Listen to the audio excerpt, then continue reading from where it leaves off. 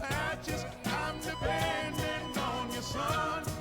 I've tried to do my best. It's up to you to do the rest. I can still hear Papa when he said, patches, I'm depending on your son. The sun is all left up to you. Alright, let's get this shit. Dude, I'm missing rolls, man. Fuck.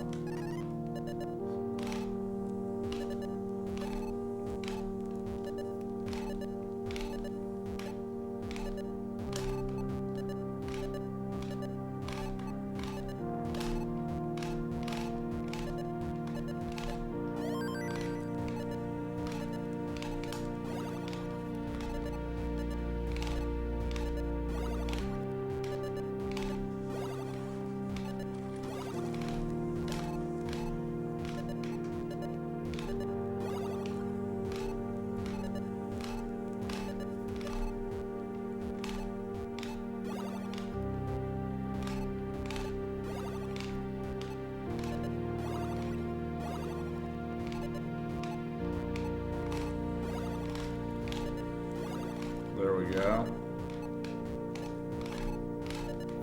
Bang. Did you rebuild your NES controller, or are you just running it how you got it? I did put different pads in it.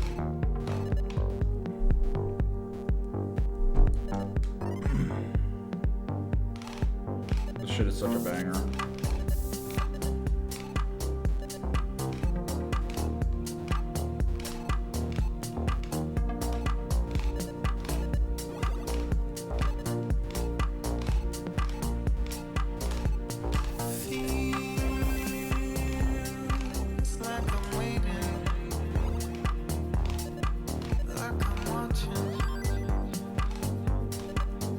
Good booms.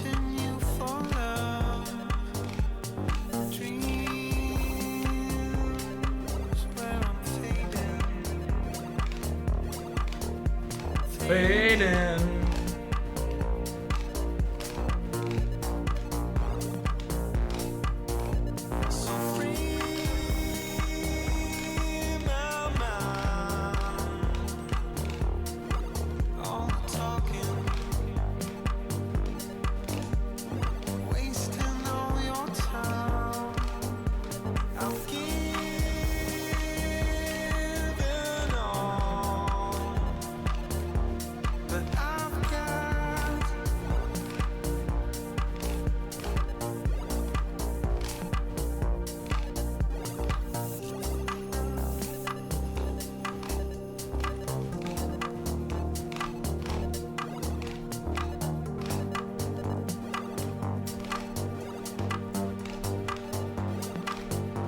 Bruh.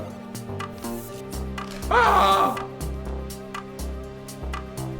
Holy ain't. We're getting Grubby coaching today. Holy. I'm gonna learn how to desecrate the groves in the best way.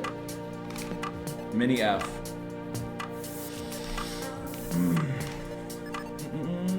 I'm one of the ones recommended from that rolling tutorial. I got mine from the tournament organizer for Monthly Tetris. When he visited for Austin Tetris. Blessed me with some beautiful pads.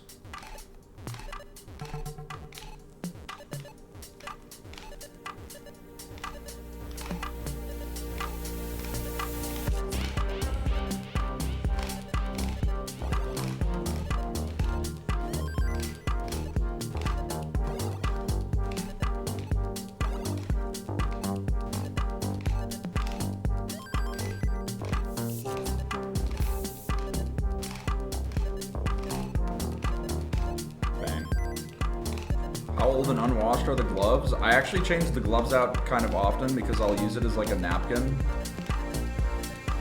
Because I have like a lot. So I'll just replace, like once I use one as a napkin, I'll just throw it away. And then, because I had so many extra, I was like, I don't need these many gloves.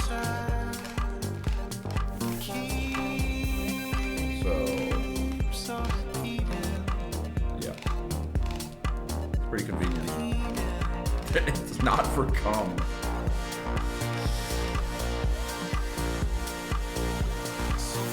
It's like if I'm eating like a pizza or something and I'm like, oh man, I don't have any napkins, fuck. Oh, I have a glove. Easy.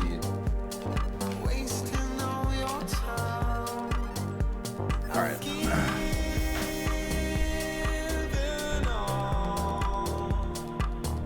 It's time. Meow, meow, meow, meow, meow, meow.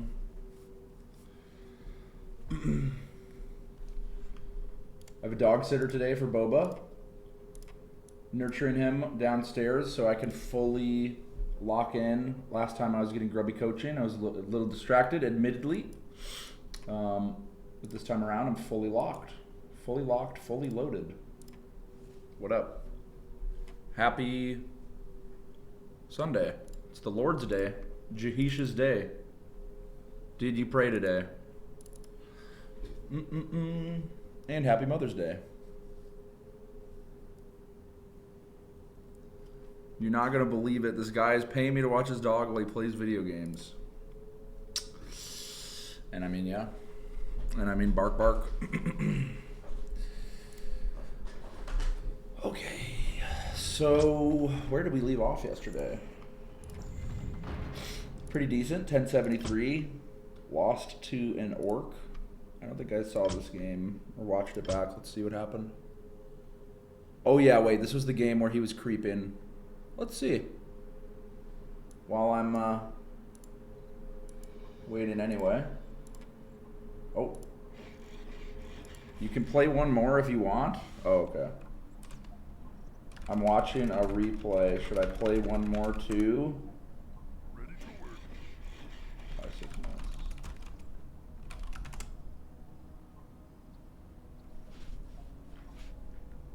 All right. Yep. We're talking with Grubby soon. I think he's starting up his stream and shit too. Okay. So we have Simply versus Kagami here. Night Elf versus Orc. And this is a matchup that Simply's been... Oh, sorry. You can't see. This is a matchup that Simply has been kind of struggling with as he's been going through his Warcraft journey. But we've definitely been seeing improvement from him. He's been getting better at the harassing. But we'll see how this game unfolds. Obviously, this is just the beginning. One burrow. Thanks. One barracks. Thanks. Smacky Brown, thank you for the sub.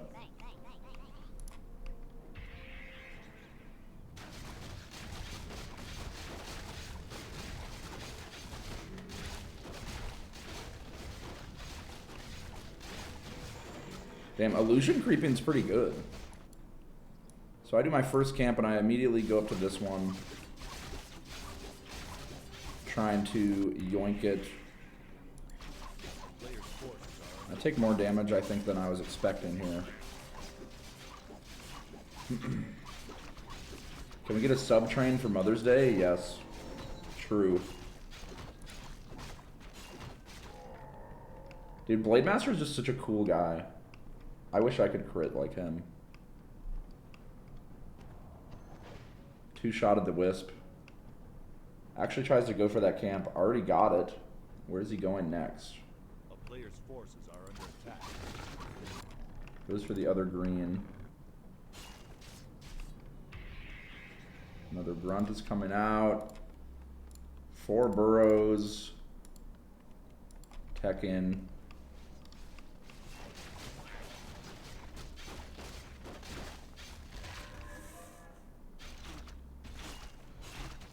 Okay, this trade was pretty awful. Again, the archers are just a liability. I literally give him my entire army, basically. But I zap the shit out of him, forces him to go back. Maybe. Maybe he doesn't need to go back. He's a Giga Chad. He's controlling his illusion. Is he going to do this? He's waiting for his mana. So the mana burns actually went crazy. He's bringing his Witch Doctor over. And especially in a game like this, you know, Simply's definitely going to want those Dryads with Abolish Magic because we're going to be seeing hexes coming out from the Witch Doctor. Yo, thank you, everyone. I appreciate it. We're analyzing this matchup Simplies between him and Kagami right now, but I appreciate it. Hey, if you love the stream, make sure to drop a follow, drop a prime. 3.3 versus and 1.6 versus 2.9 and 1.4. So the levels are kind of similar. He really is just gapping me because he killed my archers. Kind of deflected him there. Scouting's decent. We got a couple scouts around.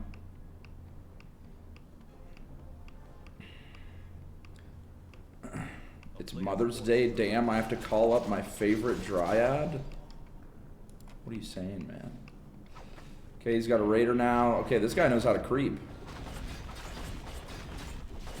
Dude, the illusion is so tanky. Is the commentator playing the game now? No, he's just commentating. Thanks, Yo, Eels, thanks, thank you for the 9 thanks, months. Thanks.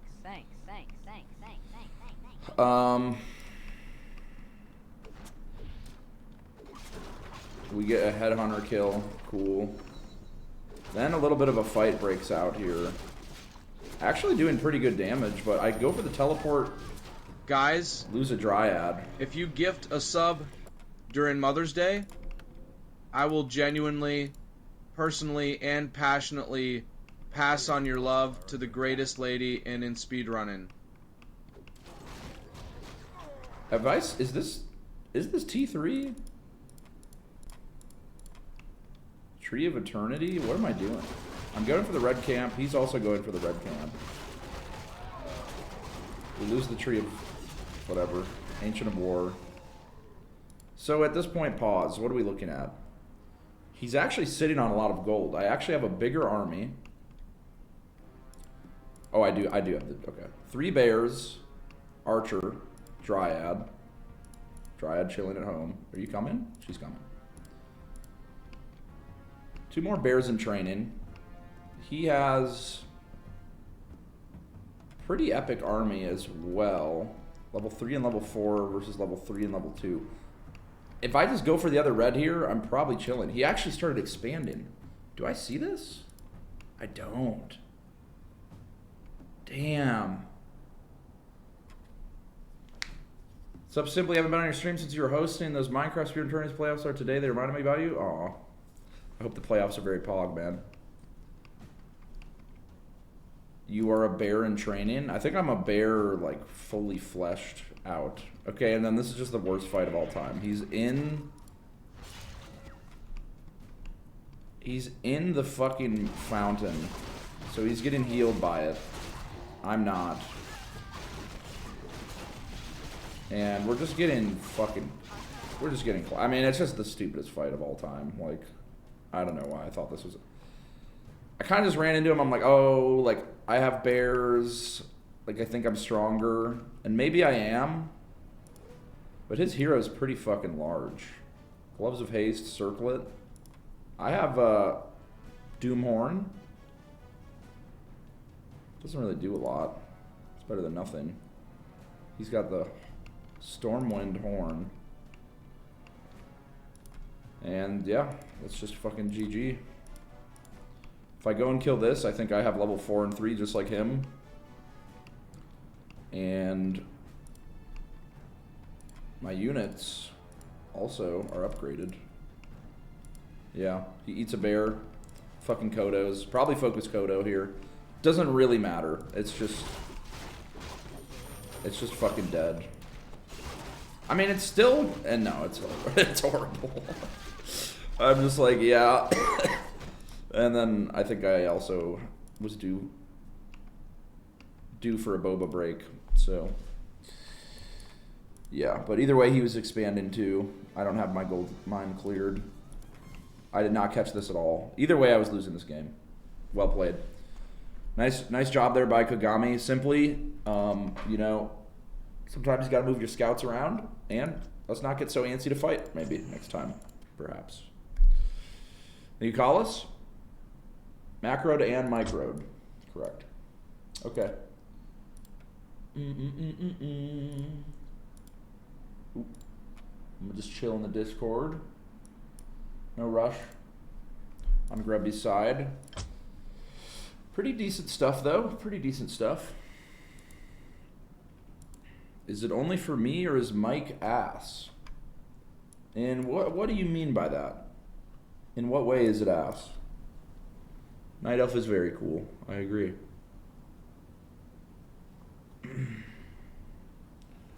It was a good effort from Simply. I mean, he's doing pretty good. He also, you know, he was at the end of his stream. He typically, at the 4-hour mark, not sure what happens, seems to really lose his focus. So, you know, it is what it is.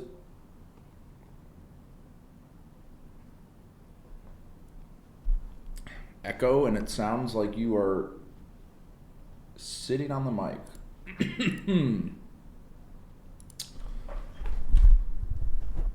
Maybe you are in an echoey room. There might be a little echo, actually. Drinking Matrix goo. Dude, have you guys never seen a protein shake? I don't know why this is like such a crazy concept every time I drink this shit. I see Dog. I haven't been around for like a month. He's with the babysitter downstairs right now.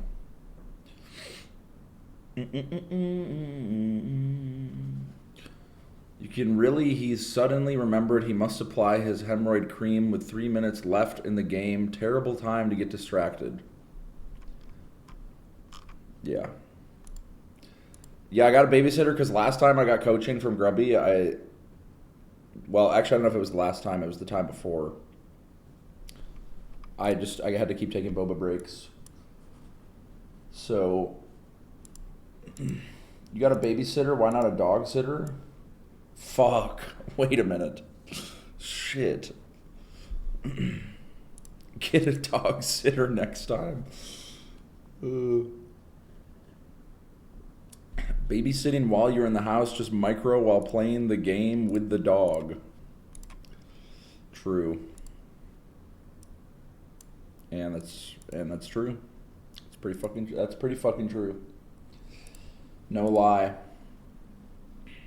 Let's take a look at the other competitors in the tournament. Where's everybody chilling at? Yamato's chilling at a crisp 1320. Damn, Tyler. What happened to Tyler? Has he been crashing out?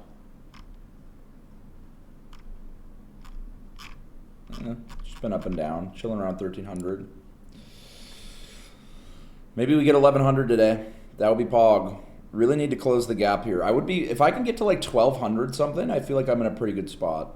Hera with 328 games. Crazy. Hera's gonna clap so hard.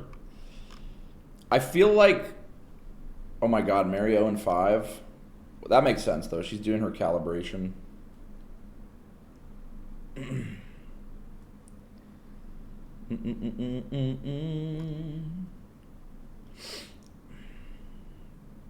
Got any topics in mind you want to bring up in coaching?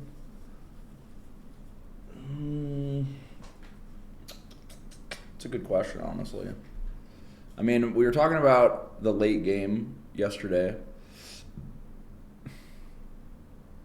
I want to know if I need to know other builds, or if like this build I'm doing is going to be fine.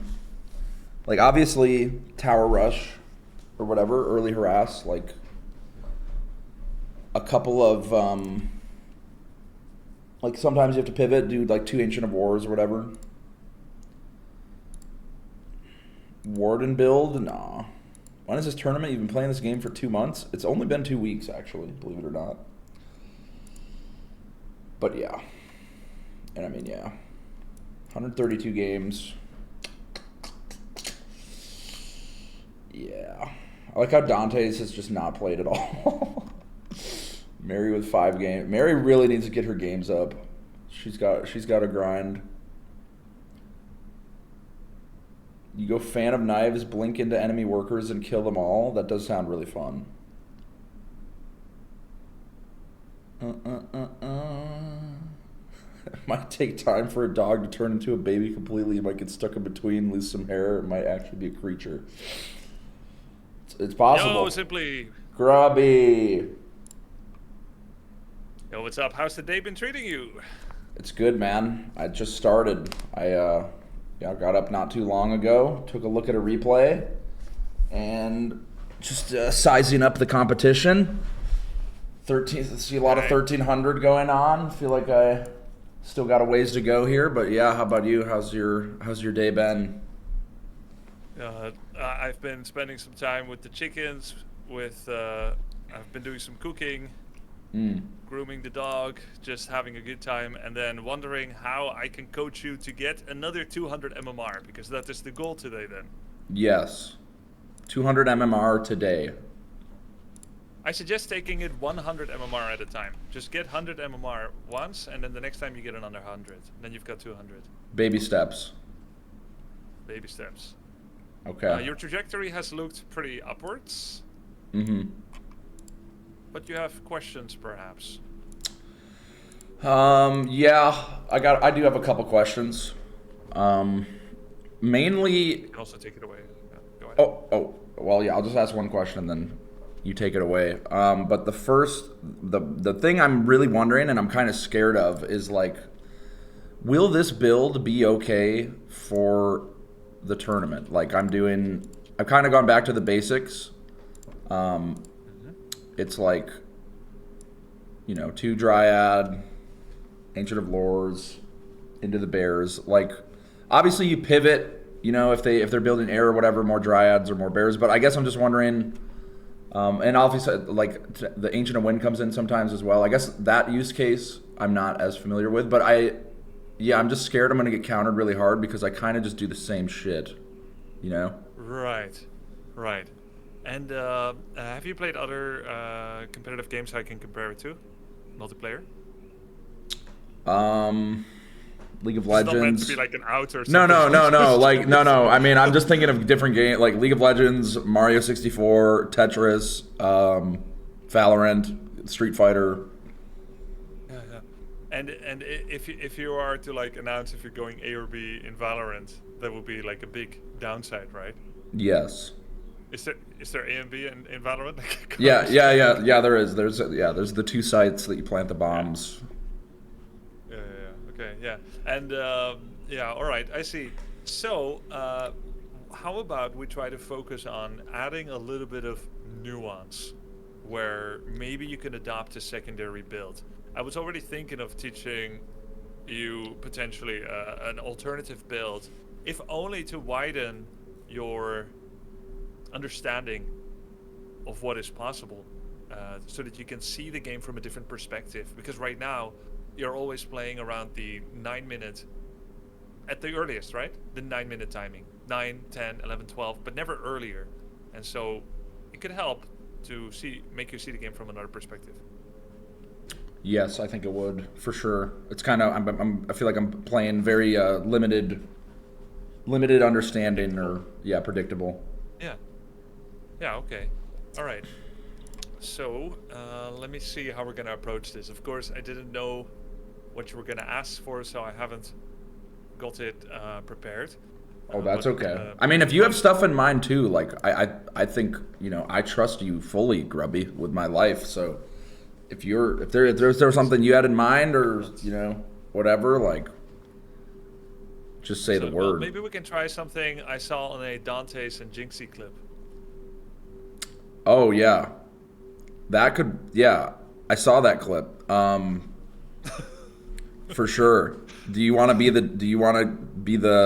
No. What roles are we doing here? I just. But if we were doing roles, I would be Dante's. Just saying. But okay. All right, for sure. That's what I was hoping for. But yeah, we don't have to do that. Oh shit. I didn't expect you to call my bluff.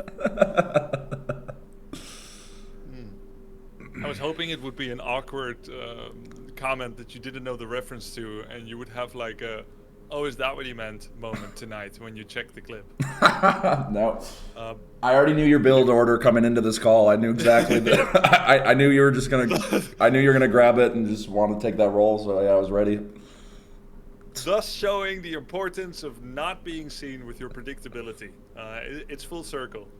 Yes. Okay, so there are various all-ins that one can do. I'm gonna go ahead and just do a little notepad with my bag of tricks with Night Elf, and if you see something you like, you just point at it. Okay? Okay. Are you? Oh yeah. Let me open that up.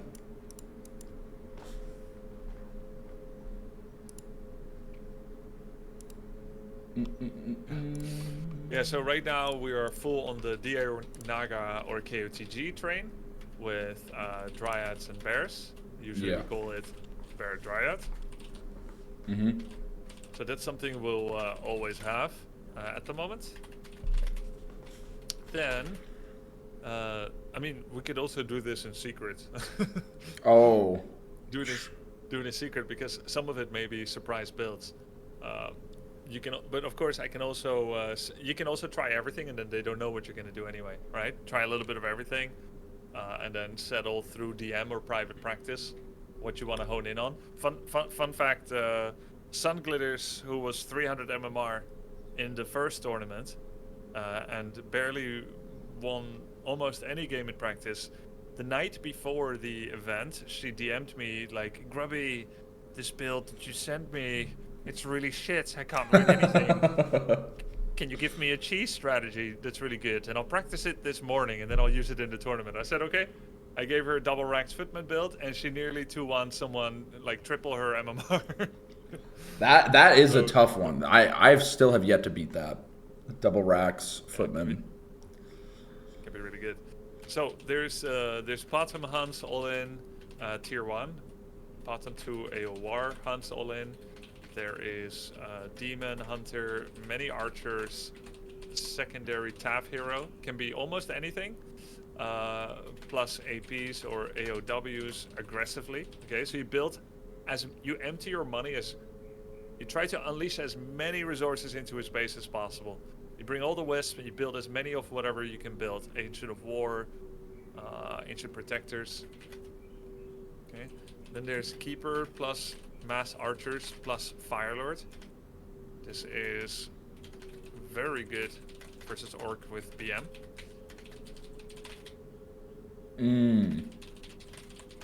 Okay, so you probably don't know what Firelord and Soulburn do, right? I played against Ompi in a custom game, and he did this build. I don't know if it was Keeper of the Grove, but he used Firelord. And yeah, the silence was just, it was so toxic because I couldn't mana burn him. He was early expanding. It was just like something I've never seen, but it felt like very oppressive. Yeah, it is. And look, if you look, I wrote here what Soulburn does. God damn. I didn't know it lowered attack too. But okay, that's dispellable, I'm assuming? That is dispellable, correct. But some races don't have dispel that early. And so if you use this on, for instance, a Blade Master, where he would normally rely on Windwalk and Mirror Image, those aren't possible. And then if you have Entangle, especially if it's Entangle level 2, someone is effectively almost rooted. It's not, almost stunned. It's not quite a stun. The only thing they can still do is Invulnerability Potion. But if they have no items, it's essentially like a really long stun. Because they're silenced, so they can't use abilities. They can't auto-attack because of Entangle. They can't move because of Entangle. Ergo, they can't do anything. Yeah. Yeah, Soulburn's insane. Yeah. That, out of all of these so far, I think that one is the one I'm probably like, I just got so owned by Ompi. I don't know if it's like actually not. Maybe I just like I had no idea what to do. But that one, like I've run into the Priestess of the Moon one, and it seems really bad. But maybe people have just been messing it up because like it's never worked. It's always been like a clap every time when I've run into that. Okay, yeah. It's funny because some people they will choose certain builds because they lack game understanding, and it just simplifies it for them. Yeah, it does seem pretty straightforward. So this is an attraction for brutally efficient, ruthless killers, but it's also attractive for brutally noobish, clueless, idiots because now you don't have to think about bears, etc., etc. Yeah. It can be good. Okay. Then there's airplay. It's a little bit more advanced, and usually it'll be KOTG first. Pox is playing this sometimes. It is originally the Jens build, Okay. who's a 2700 MMR Night Elf. KOTG plus Potom. Really? One AO War, one AO Wind, Archers, Tier 3, Marksmanship, Hippos, Hunter's Hall, Attack Upgrades, Strength of the Moon. So the one that you normally never got yet, not Claws. The arrow one on Hunter's Hall? Correct. Yeah. Pox will 90%. I'm receiving word from Icy System. Pox will 90% play this in the Night Elf Mirror versus me. He learned that build for me specifically. Is that true? No way. I can't confirm or deny that. Sounds like he will then. You're welcome to study. Yeah, I got some stuff. When is the bracket coming out? Is that going to be like the day before kind of thing, or like? Have you not looked at the rules? Like the announcement? I watched the announcement video. The format. Yeah. Yeah. So how are the brackets determined? Oh shit. I know I know there was the 4v4, but I don't know. The Clan War winners get what? Simply. They get to pick their seed. Oh, so when are the brackets coming out?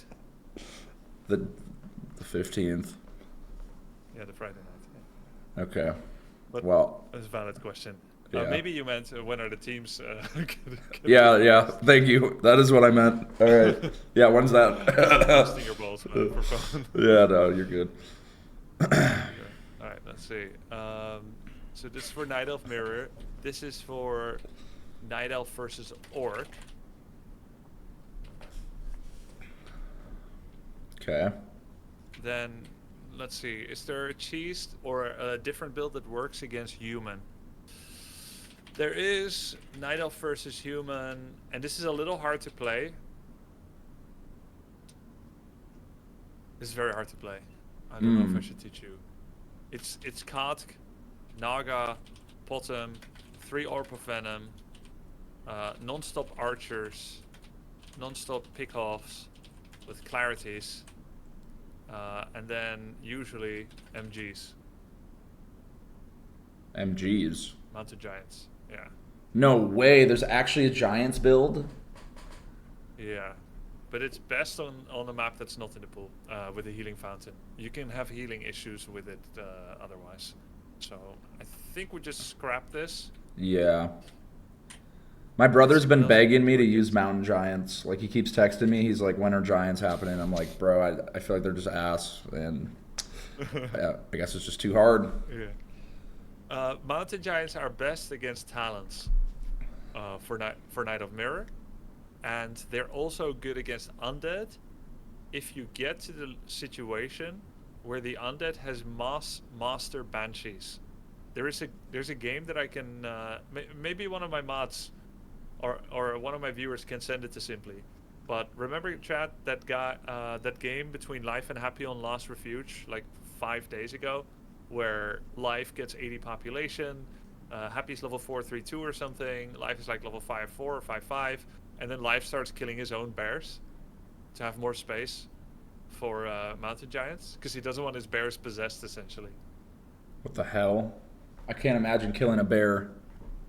I know, but the thing is, I didn't even know that it had got to the point where you kill your own bears. But he was essentially on 80 population, he's got like 4 bears, and Happy is camping 1 base against 2 until he has enough to make 70, 75, 80 population. This is like a late game thing that Undead does. If you're very patient and very desiring of the victory as an Undead, even when you're against an enemy expansion, like a Night Elf expansion, you just don't go over 50 and you rely on the insane death trap that the undead base is, there's this saying in Warcraft 3 simply, which is never attack an undead base. I've heard that, and I've felt that. Anytime I play undead, I'm basically like, yeah, this is just going to be a long game probably, because I can't. Yes, I that's cannot why- just go in their that's why base. Yeah, that's why Night Elf has to expand to win. Like eventually, you establish an advantage and then you expand, because the alternative is that you have to go over 50 and attack the undead base, and then you die. Yeah, and it's just pain. So, undead sometimes just wait until gold mine is empty, and then at 21 minutes they sell half their buildings and they make their final item purchases. They're on 80 population, 12 banshees, 2 statues, 2-3 destroyers, 7 fiends, and 2 A-bombs with disease clouds and a meat wagon. Right? And then they come and possess all your bears. And if 40% of your army is bears and they all get possessed, you lose.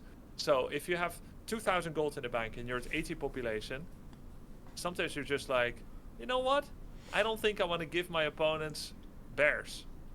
And so you start killing them and replacing them by mountain giants. Here's the cool thing, and this is probably what your brother knew all along simply. Mountain giants have an upgrade called resistant skin, and it makes them have hero type interactions with spells. That means they get ensnared less long, they get entangled less long, they get storm bolted less long, they get hexed less long, but also they can't be possessed or Kodo devoured. Oh my god. Wait, Yeah. So a they're- Kodo can they're your devour a ultimate tank giant? unit. Yes, if you don't get resistant skin upgrade, and it takes ages to digest. Wait, digest? Wait, did they eventually die in the stomach? Wait, holy shit! Wait, what do you know about Kodo Devour? Nothing. I mean, I just know that they just make No. my bears disappear, and then I can see. I Then can where do you think they see. go? I can see them inside the Kodo, around the Why? map, Why can you? Why can you see them? because they're in the Kodo's stomach. And then what happens? Then I go kill the Kodo and get my bear back. Right. And are they any worse for the wear? To be honest, I don't really know. I guess it makes sense now that we're talking about it, but I never really put 2 and 2 together that it hurts That's them. really cool. That's so cool, actually. I think it's 4 HP per second. Digestion. Do they still have regeneration in the stomach?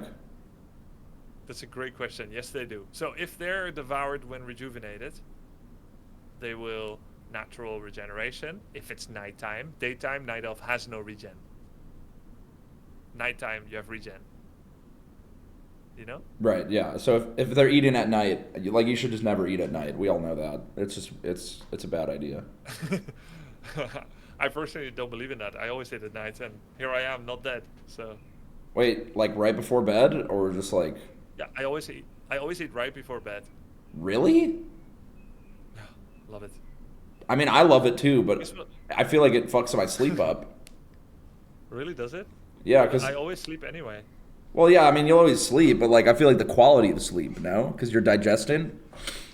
But maybe you're just built How do you know differently. the quality is worse if you always do it and you have no reference frame for not doing it. Because sometimes I don't do it. Right. So then, You have found this to be true for you?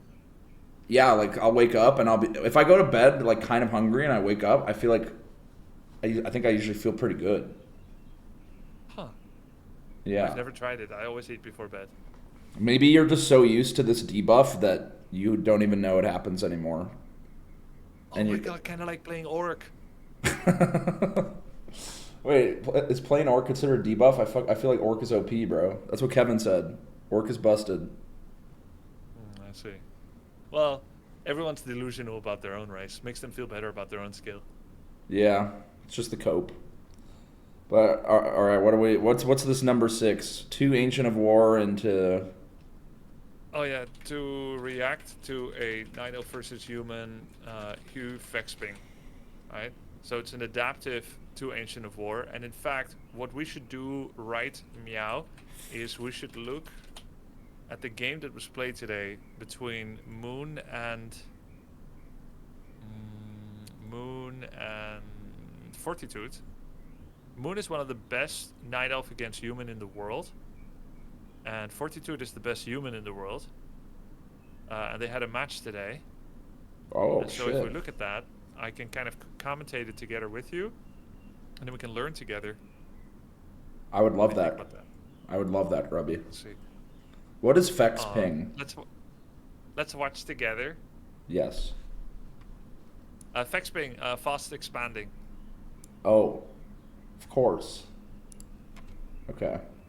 So Moon beat Sok 3-2, and then he played against Fortitude. Do you want to watch the whole series and learn like a lot of Night Elf against Human, or do you want to focus specifically on the odd builds? It's your call. I think honestly, yeah, watching some high level play with you holding my hand would probably help a lot. Because I think sometimes I'm watching the high level games and it's almost like they're too high level for me to comprehend exactly what's going on. So I'm down for that. And okay, cool. And if you want to move on to the next game, ruthlessly interrupt it, and we just go. You're the boss tonight. I'm here to help. Okay. Okay, sounds good. All right. So we're reversing the roles. Yes. Yes. Exactly. All right. Cool. I don't think there's a lot of. I think I'll just put it on 2% for ASMR. But of course, I'm gonna cast. So thank you, Neo, for your casting in the game. But we're gonna have to talk over him. I don't suppose you'll be hearing a lot, but we're just gonna talk over it together. Mm-hmm. Yeah. So this map you don't have. It has reduced use in a way, but we can still kind of And there's also Warden. I propose we go through the first game in hyper fast highlights, so we don't spend too much time on it. What do you think? Yeah. Down. Yeah. So, okay. So it's Warden first. What Warden often does, if you can see my cursor, can you? Mm-hmm. Yeah. Wait. So Oh, he already has an yeah. Ancient of- Sorry. Okay. He has an Ancient of War already, but he's making a second, and that's because Warden needs to accelerate her creeping greatly in order to be effective. She's more farm dependent than a Demon Hunter. By farm, I mean like farming, like in Dota or League of Legends, like getting experience. Mm. Like she needs more creep power than usual. She's willing to delay her tech, whereas Demon basically is not as requiring of setting up Ancients of War. So the first thing you should notice here, when you watch pro games, just assume that everything they do is for a reason and is therefore optimal. And so if someone is creeping a gold mine, the elf is always going to be there. So they're going to scout, they're going to try and understand when that is happening, and they consider it unacceptable not to be there when the whole thing begins. So sometimes you're gonna have games where you wonder like about your creep route and this and that, and then you're like, oh, he has an expansion for 5 minutes, right? Unacceptable at the pro level. It is considered the greatest opportunity to harass an enemy while they're trying to expand. And if you're not there, it's usually just lost condition at the high level anyway. And I think at your level, it's also true. Like you have to be there when they start making the gold mine creep happen. Okay. Okay. Yeah. This is too high level. He's constantly making archers while using one of his Ancient of War to tank and try and not last hit. And he's actually going to get level 3 in Absentia, and then send his Warden 3 with level 2 Fan of Knives in before Arcane Tower finishes. This is very difficult to do. The timing is insane. 420, and he walks in and starts doing Fan of Knives level 2. Okay, so Damn. very fancy, and that actually wins him the game. It's over. Wow. Yeah. Holy hell. Let's go to the next game. So this map should be more familiar to you. The map is Hammerfall. Oh yeah, this creep camp has been taking me for a ride on Elf. Which one? The one that he's trying to do? Well, it looks like he's going for the gold mine. I do the orange one that's right next to the base. That one has been taking you for a ride? Yes. I mean, it's getting better, but it's like I just sometimes like I always have a wisp repairing the ancient. Sometimes the elementals are just sitting so far away. That's the problem. I don't understand how to kite them back so that my ancient can always hit the ranged guys. Yeah, so basically, you know about the maximum chase distance that creeps do? I mean, I know that, yeah, eventually they'll run back, but I don't have like a good intuition of it. Because, Yeah. yeah, the archer usually ends up taking some hits too from the fucking crab, and it just pisses me off. Okay. Okay. We should look at that camp together. I'm gonna make a note of that. Okay.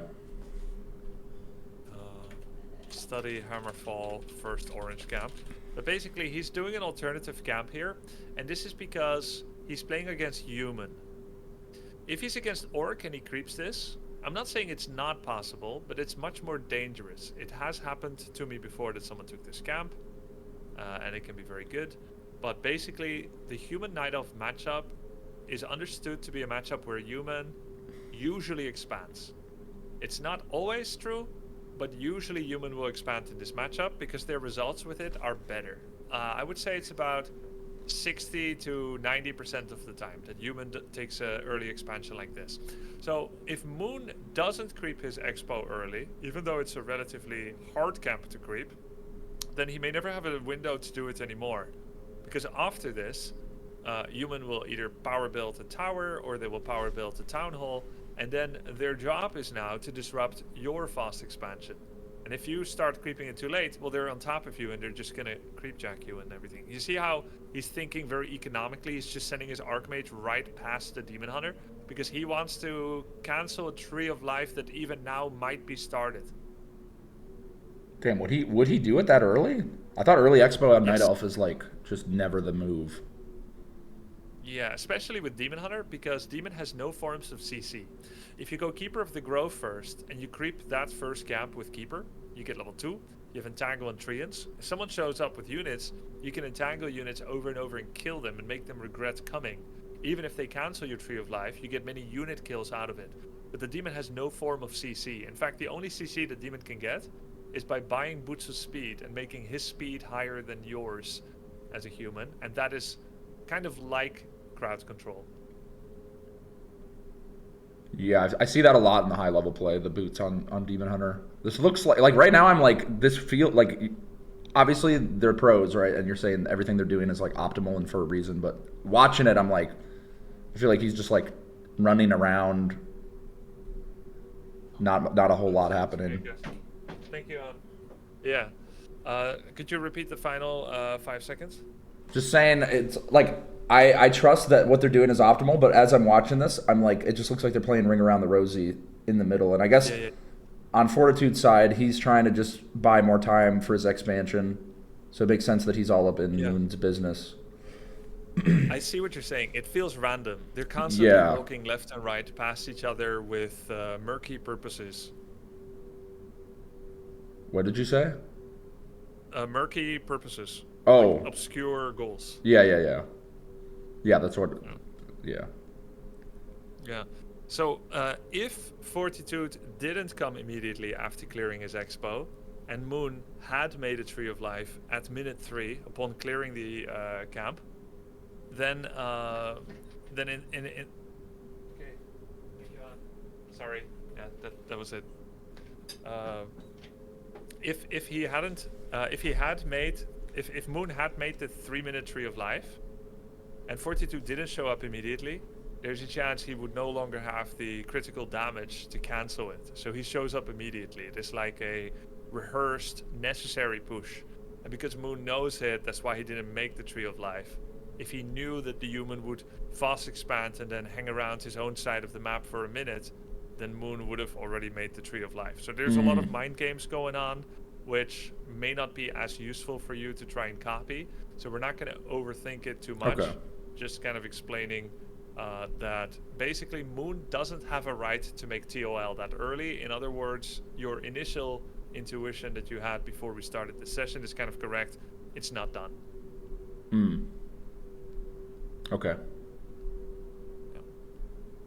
So now basically the reason Fortitude is contesting this nearby creep camp is because Moon, he wants to stay near Moon's expo and check it regularly to check if there's going to be a counter expo.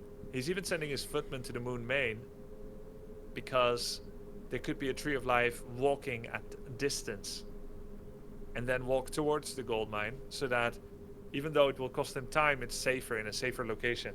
And this is a trick you can pick up. You don't always have to make the Tree of Life only on location. Sometimes you make it somewhere safer and less expected. It finishes, then you still need to uproot and walk, but at least it's not so easily cancelable. Yeah, I have seen that a couple times. It seems like the coolest thing about Night Elf build-ins. You can just walk them over. Yeah. So the game plan for Moon is very similar as usual. You'll note that Moon hasn't really had a lot of success in killing peasants. So Moon neither has a counter expansion, nor has he killed any peasants at the Fortitude expansion. And my hypothesis is, and it will yet remain to be proven, is that if you don't kill any peasants and they get their Arcane Tower up, and they made sure that you don't counter expand, even though you might be teching to your favorite Bear Dryad, it's not good for you. I think normally, theoretically, you kill 0 peasants, you're behind. And maybe you're hurtling towards a loss. Yeah, that's kind of the vibes I'm getting right now. The fact that this expansion's just up. So because he is uncomfortable with that game state and that conclusion, which almost is like a foregone conclusion, he willingly tanks the Arcane Tower with his demon, even though that's a very taboo thing to do. Arcane Tower is horrible to walk into with a hero. Yeah. As maybe you have gathered. Got some peasant kills, though. That was kind of nice.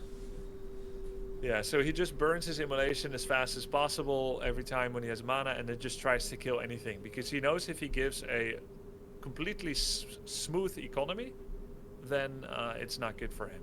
The one thing we can say that Moon has done so far is that he has farmed a bunch of items. The 2 turtle camps in the middle of the map, the green camps, they drop Claws of Attack, Claws of Haste. He got both of them, and these are important force multipliers for Demon.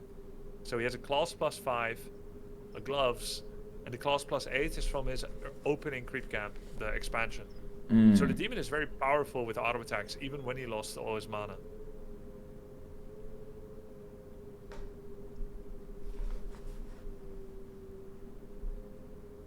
Oh my god, he's back. And so he actually sent his Demon in to basically block the footman for a bit so that his archers don't repeatedly get hit. And he's gonna go back in. The Arcane Tower by itself does no damage if you have no mana. But yeah, it didn't work out. So he made a counter expansion during all this.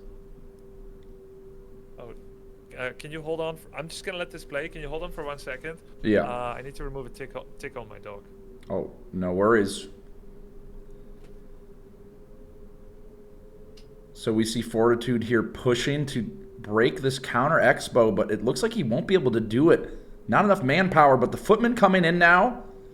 Big immolate here from Moon. Pretty strong defense. I don't know if they're going to be able to take away the expand right now. Archmage kind of low. Tree of Life finishing. A lot of damage. The cancel from Fortitude. That is huge value.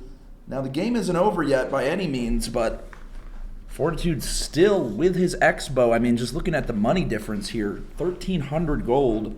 Obviously, 2 heroes on Moon's side. But now all the footmen healing up. Going to be a tough game for Moon as Fortitude continues to fortify his expansion. Moon's back, tanking the Arcane Tower. It's a war of attrition, and Grubby taught us this. You know, if the human gets the expand, then you're going to have to kind of just slowly whittle them away, or you get the counter expand. But I'm back. Welcome back. Please keep it up. It's way more exciting. Moon on the chase So, here. I heard it. I heard it through my headset actually from a distance that the expo got cancelled. Yes, it did. It was a very close one. Very, very close. Like his Archmage almost died, but they just barely canceled the expo right as it was about to finish. So many footmen. Yeah. That's all he can make for a while, right? And that is his tool to remain ahead economically. And this is why actually immolation is key at the high level, because you probably play mana burn evasion. Yes, but I've been told for ghouls and for footies, immolate. But I don't think I go immolate evasion. I'll go like immolate mana burn, and maybe that's trolling. That's how. Oh yeah, I see that Moon actually has immolate evasion. Interesting. Yeah, that's what I was wondering about too. I was like, damn, when mana burn, I thought mana burn was just Biss always like just draining the Yeah. heroes. But I mean, hey, it's Moon. What can I say? Yeah, he's correct. He's the best at Night of Against Human, I think, in the world, and always has been, except when I guess he was in a slump or something. So him going evasion immolation is respecting the footman. If he went for immolation mana burn, that would have been obviously to address the heroes. But you can see how footman heavy Fortitude has played, and the Yes, evasion helped him to squeeze in more value in the early engagements. I see. Fortitude is going to go for Rifle Caster. Note how Forty is still on 50 population. He's got a lot of money. It's not a mistake. He just wants to gather up a little bit more income before pushing straight from 50 to 80. Right? Whereas Moon is getting his Adept upgrade now. He delayed his Tier 3. Note, the game time is almost 11 minutes and Tier 3 is just finishing. That is because he prioritized repeated attempts to counter-expand. And also he prioritized some Dryads. So the Dryads, by going like 4 Dryads before his first bears with Abolish upgrade, which takes kind of long, Abolish.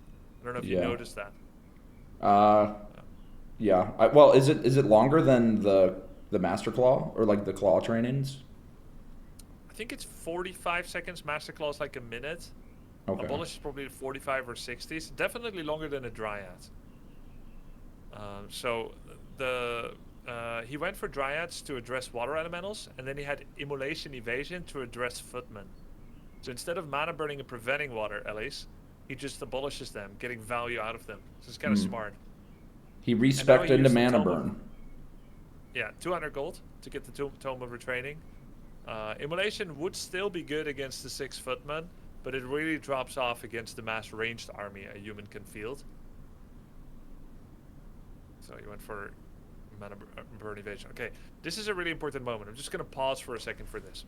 Note that human arm race has traveled far into the deep beyond 50 population.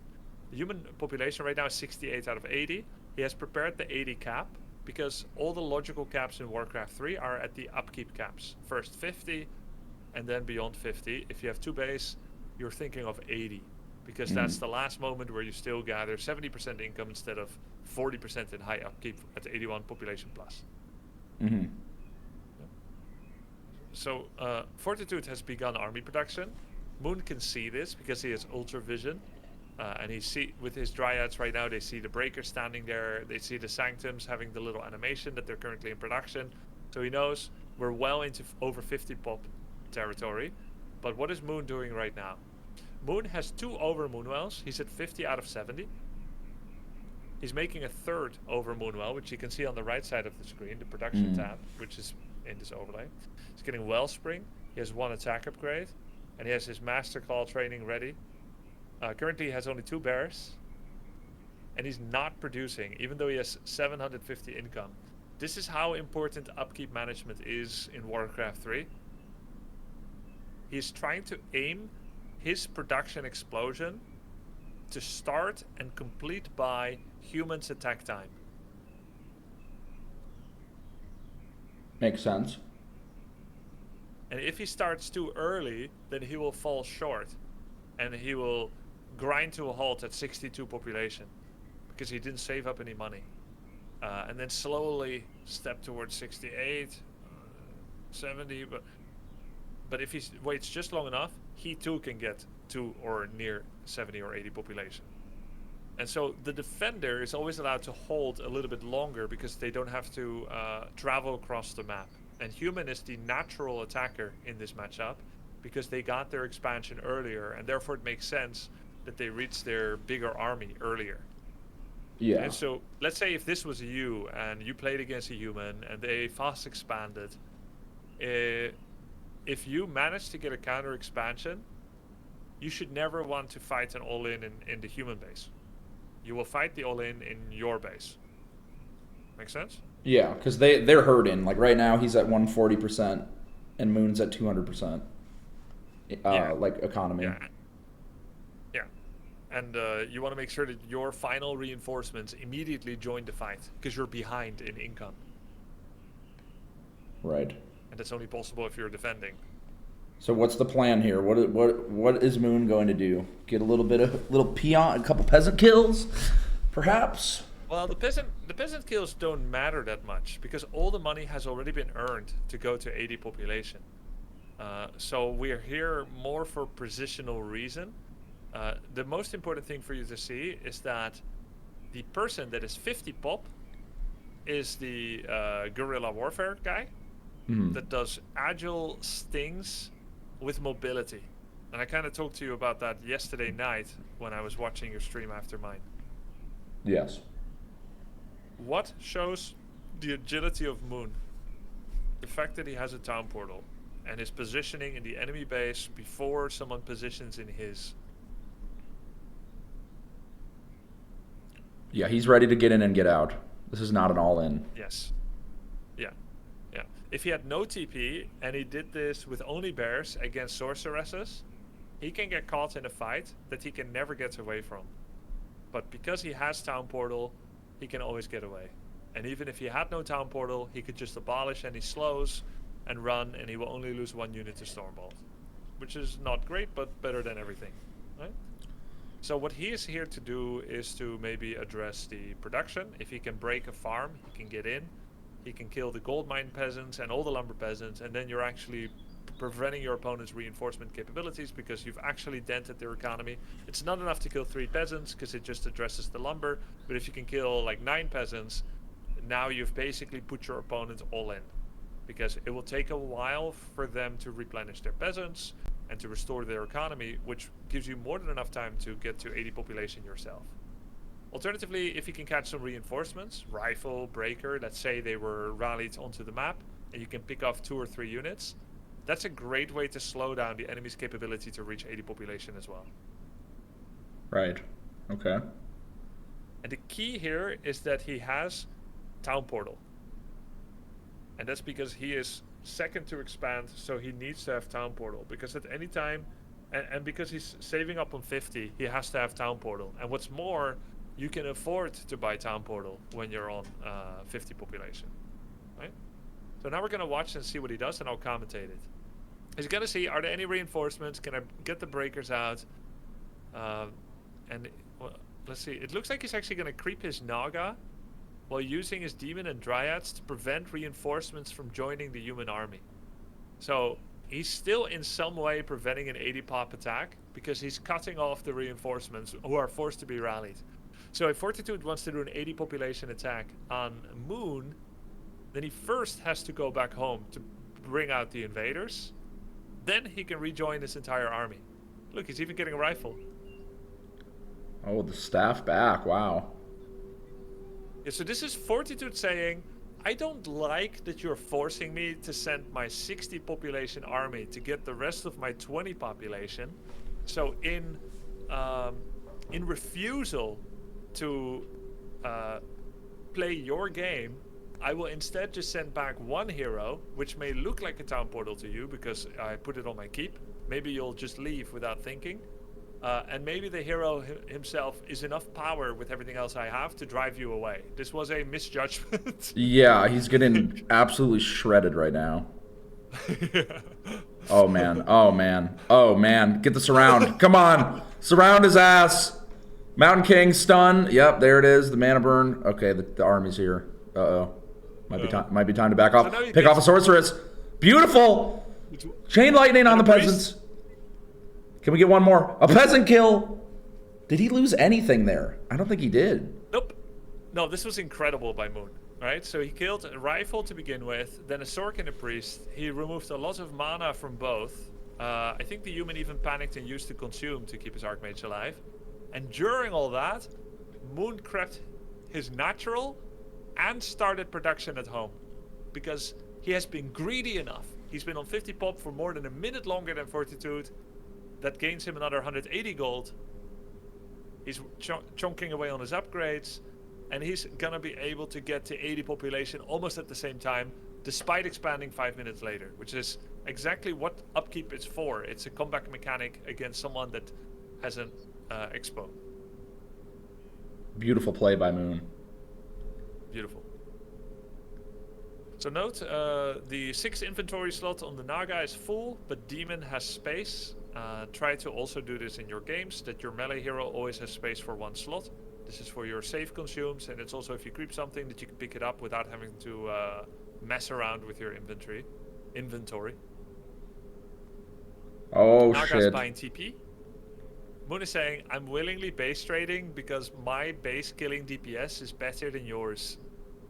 Bears do a lot of damage. He's trying to clamor for position. He forgot to roar his bears for now.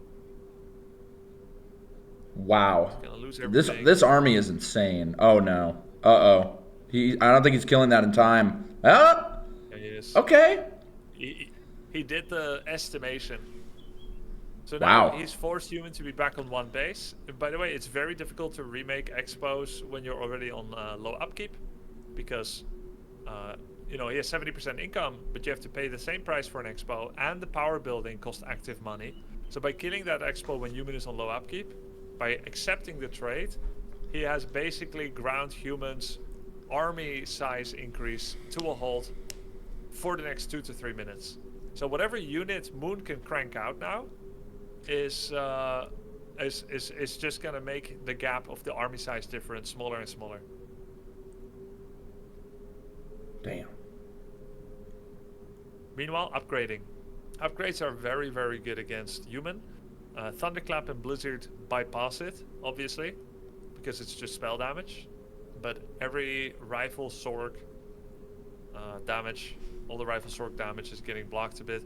Also, Spellbreakers partially bypass upgrades as well, because Spellbreakers burn your mana, and this also... Oh, no. Wait, Oh, no. Well, he has Ankh. It's fine. Wholly deleted.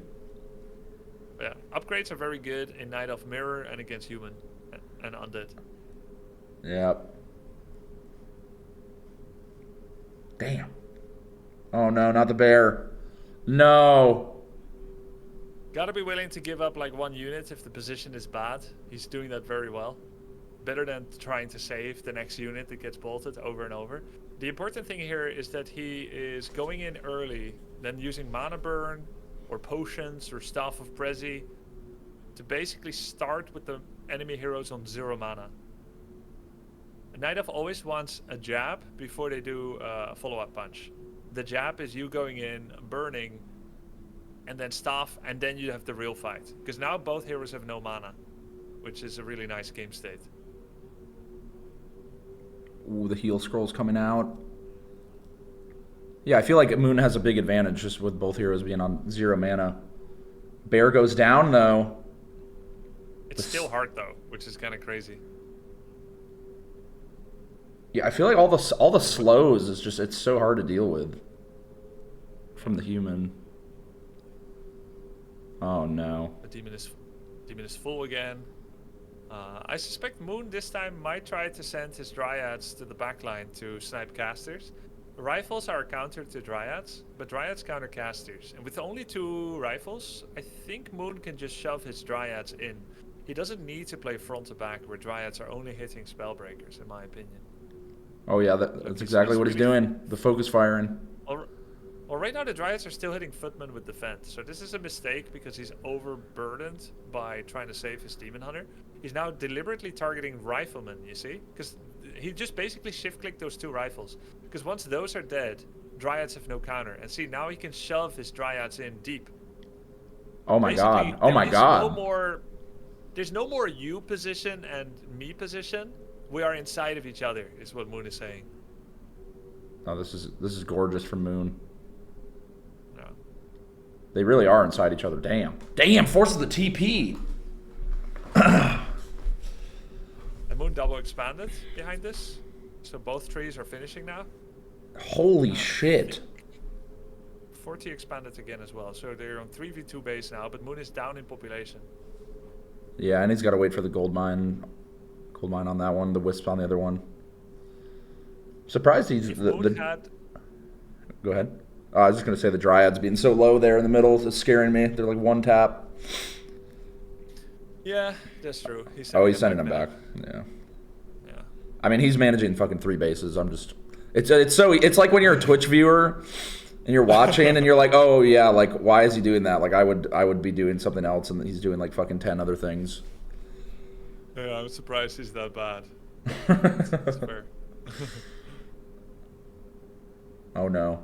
Oh no. There's no teleport on the Naga. Good. So the reason this happened is because Mountain King had Mana Potion. And so even though Demon does a Mana Burn, goodbye. And then he staffs the Demon. The Mana Pot lives after Mana Burn. Note how... Okay, just look what he's doing with the Demon Hunter. There is a obvious window where you get bolted. Now you're in range of Stormbolt. So if you keep running in, by the time the bolt lands, you're by the tavern here. Yeah. And you see that he has enough mana for Stormbolt. Maybe you can recognize it. Stormbolt is 75, so I think it's like here. Mm-hmm. So he's running in, and before he gets in mana burn range, he gets back because he sees this army here. If the bolt flew, he would be here, and then he can get surrounded. So he's like feinting to go in for a burn. Take 2 more steps, and he can mana burn. But instead he goes back because basically Bolt has more range than Mana Burn, so he does not fill himself with the arrogance that he can get Mana Burn off before Bolt. And if he turns around by the time the Bolt has been flown from the Mountain King hammer, then he will be really far away from the Mountain King by the time the Bolt lands. So they're just doing a little dance. But if it has more range, isn't it just like really scary to even try to Mana Burn him? Like, because he's probably... Which is why he didn't try. Yeah. It's why he only pretended to try. It's exactly what you're saying. Yeah. Okay. Okay. Some bears doing some shit. So he knows human is deathballing, so he's sending bears into Expo or main to do some counterattack. He also knows that he's up a base. He's 3 base against 2. So he's also knowing that he has 65 pop, and that army looks sussily 80 pop. So taking a full-on engagement now would be the epitome of foolishness for Moon. Yeah. Just, again, it's the guerrilla warfare, even though he has the base advantage. That's why I tried to teach you last night, if you think that you're ahead in macro, in other words, macroeconomically you're ahead, but you're behind in micro, in other words, I'm not saying you're worse at micro, I mean you're behind in battle. Like, if we take a battle now, what are my chances to win? 0. I mean, 2080? yeah. Yeah, 0, 1090. 2080, 1090, yeah. So, but what is the game state on the map? Being 3 versus 2 base? 60, 40, 65, 35? Mm-hmm. That needs time. So, you need to switch your mindset to a time buying game state, where you use Zeppelin, split your army, you use Staff of Teleportation, you use TP, hit and run, you play with Dryads, which can literally not be CC'd. No slow, no Stormbolt, no clap, only bash. But he has no bash. Right, so Dryads are safe. And he's not using his bears for the fight, because he doesn't want to get wrecked by slow. How does he keep turning him invisible? What is making the units invisible? Sorcerer's second ability, Invis. That is insane. It's very good. It costs 50 mana or so. Slow is 40. So whenever they can slow, they can do that instead as well. It's very good, and it needs an answer. And usually, you either put a Wisp at the laboratory, but that takes a long time to use, mechanically speaking. Like, you have to go there to the Wisp, then click the lab, then click reveal, then click where your army is, and then pan your camera back to where you're fighting. And that's, at your level, that means 5 seconds of not seeing the fight. So it's usually better to carry a Dust of Appearance with you if that trick gets pulled against you. And the dust can be bought from the neutral goblin shop. Oh. Have you ever used it? Neutral goblin shop? The Dust of Appearance. Yes. For like whenever Blade Master is windwalking, I try to get that, but I get it from my shop usually. I kind of forgot. Ah, right. Yes. Yeah, you can buy it from your shop, and also it can be bought from neutral shop. Is That is actually something I wonder about because sometimes I don't know. Is there any way to distinguish which shop is which? Because like sometimes I go to the shop and I'm like, I want the staff, but it's like not that shop. Different. On the minimap, on W3 Champions, there are letters. This is not a Blizzard function, it's a map maker function. S stands for either a marketplace or a goblin shop. They should be distinguished actually. T is a tavern and L is laboratory.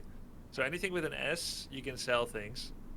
And probably you can buy dust. But there's a couple of maps, namely Echo Isles and Northern Isles. If it says Isles, the S can also be at marketplace. Okay. And then it has like claws of attack for sale and stuff. Oh wait, sorry. Marketplace is M. Alright. So when we speak of shop, it's S. Okay. Yeah. Okay, so why does Moon finally take a fight? Because his Naga got remade. He's currently mining an equal amount. He did make a third base, cheekily, on the expansion of Fortitude himself. And Moon finally reached 74 population. He's got good resources to protect himself. He could even TP out, even though he's fighting at home. He has AMS to block a Stormbolt. You ever use AMS? I've not. Does that also Okay, so bought it's a from 100 shop? gold item from your shop, the Night Elf shop. Okay.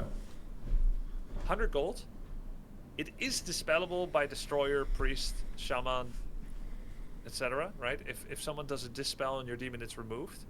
But if they don't use dispel or don't have it, then you get a 10-second spell and magic damage immunity. Juicy. But I feel like Fortitude will probably just like insta dispel that, right? But it's still nice to have. Yeah. Yeah. So he's not going to get the 10-second invul out of it because Fortitude is too good. But he can block a mid-air flying Stormbolt with it. Oh, okay.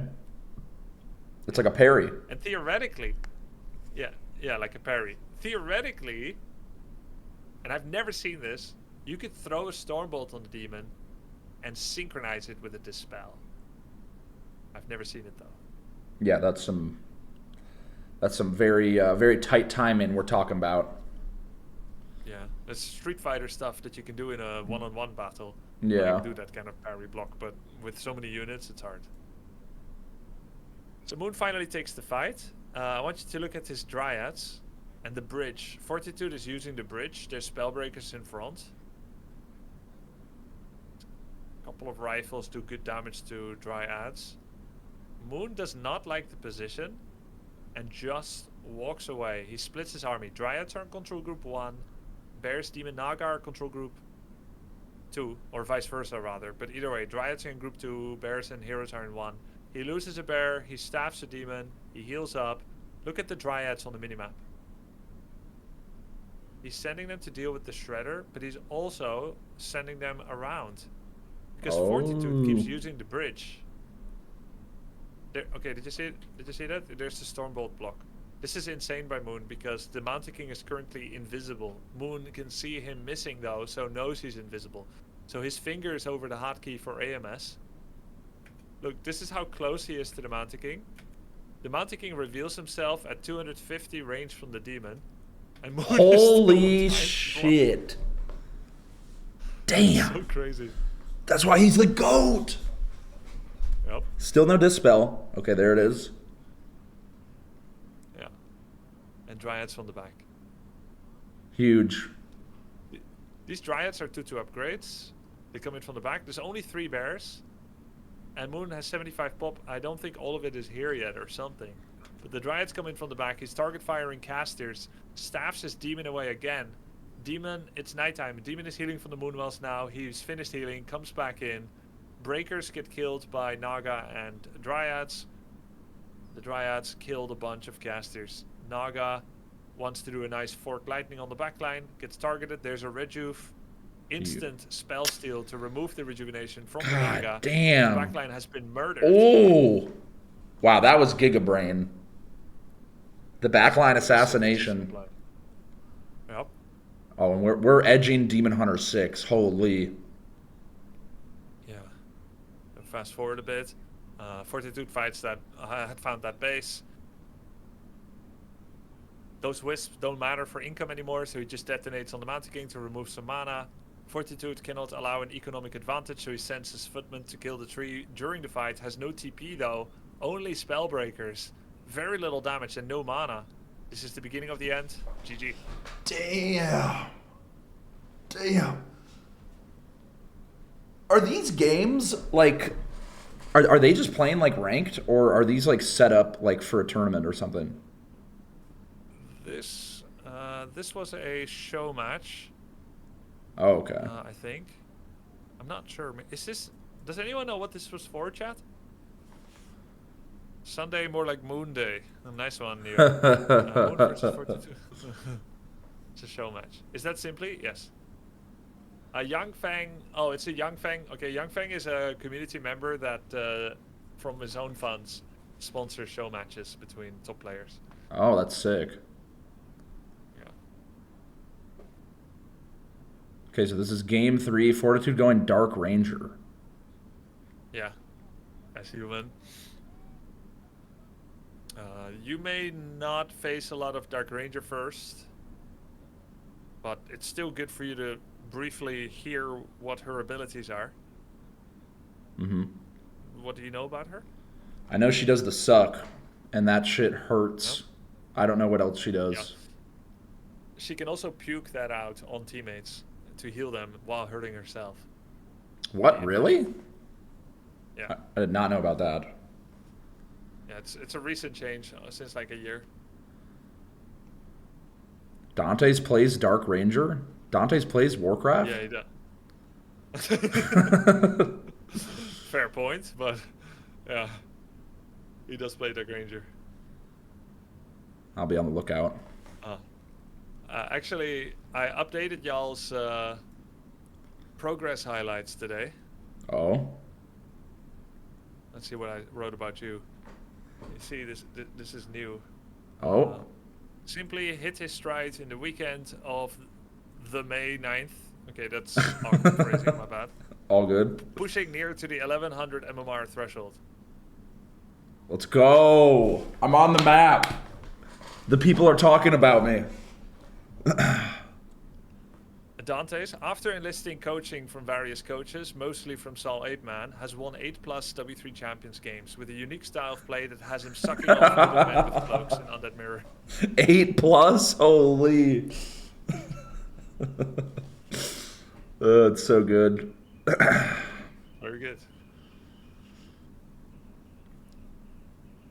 Why is he just accepting the suck? Is it just what you do?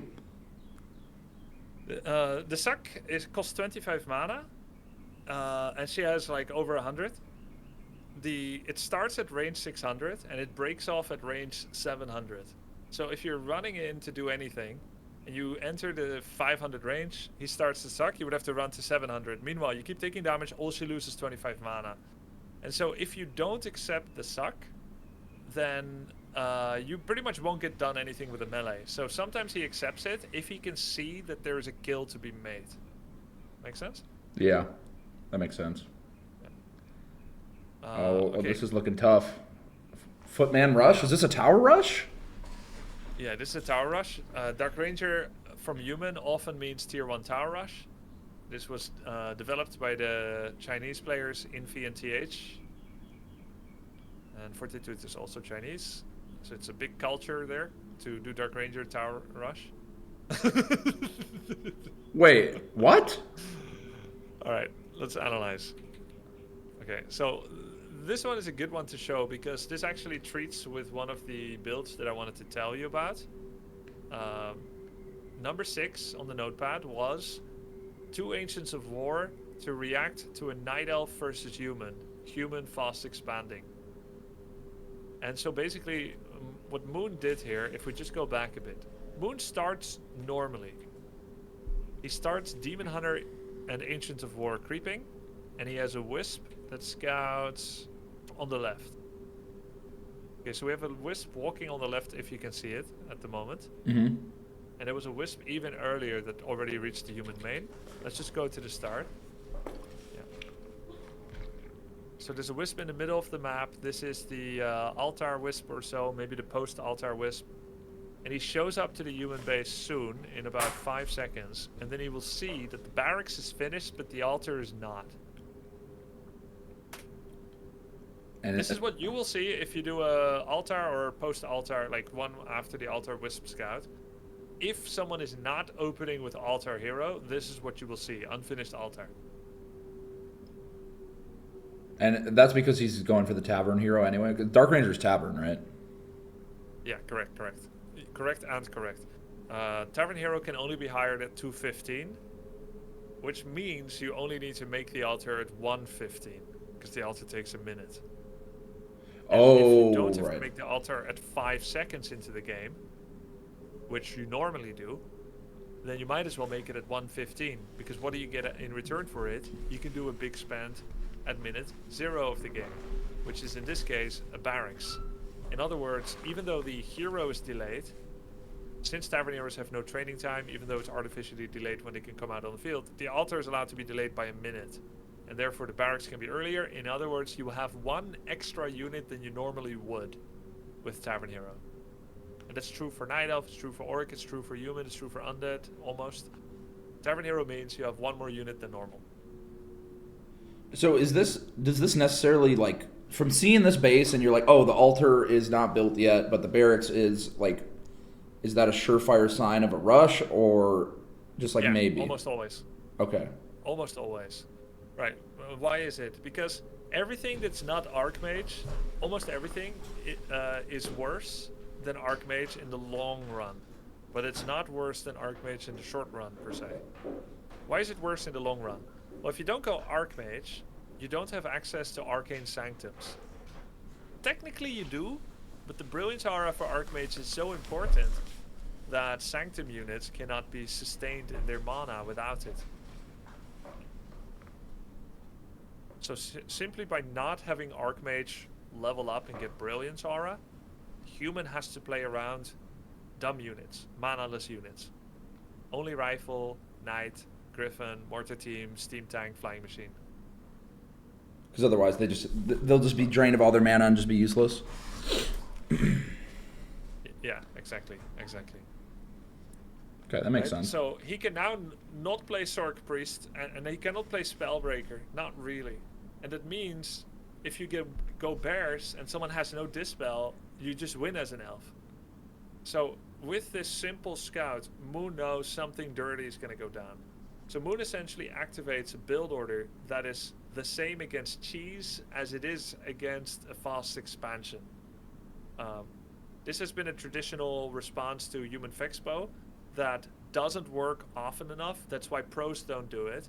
But at your level, it is going to be extremely effective. And this is one build we're going to practice today together.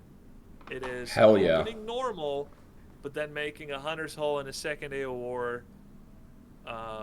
to switch into mass hunts. And are they? Is he gonna T2 as well? I guess we'll see. I didn't watch that part. No, he won't. If you go to AO War, you cannot afford tier 2. So let's talk about the unit, the Huntress. What do you know about them? She can hide in the dark. She rides on a cat. Her things bounce, and yeah, that's about it. Her things bounce. Yeah. And she's unarmored. She takes a lot of damage from rifles and dryads and fiends. Yeah, she's very squishy. Very squishy. Very squishy. Yeah, squishy thing. Bounce. Okay. And then they're quite fast, and they have the bounce damage, right? Yeah. And so they're faster. Their niche basically is to dominate tier 1 melee. They dominate ghouls, footmen, grunts, and against archers it's kind of a two-edged sword. Archers dominate Huntress if they can keep their range. Hunters dominate archers if they can get near and use Dust of Appearance.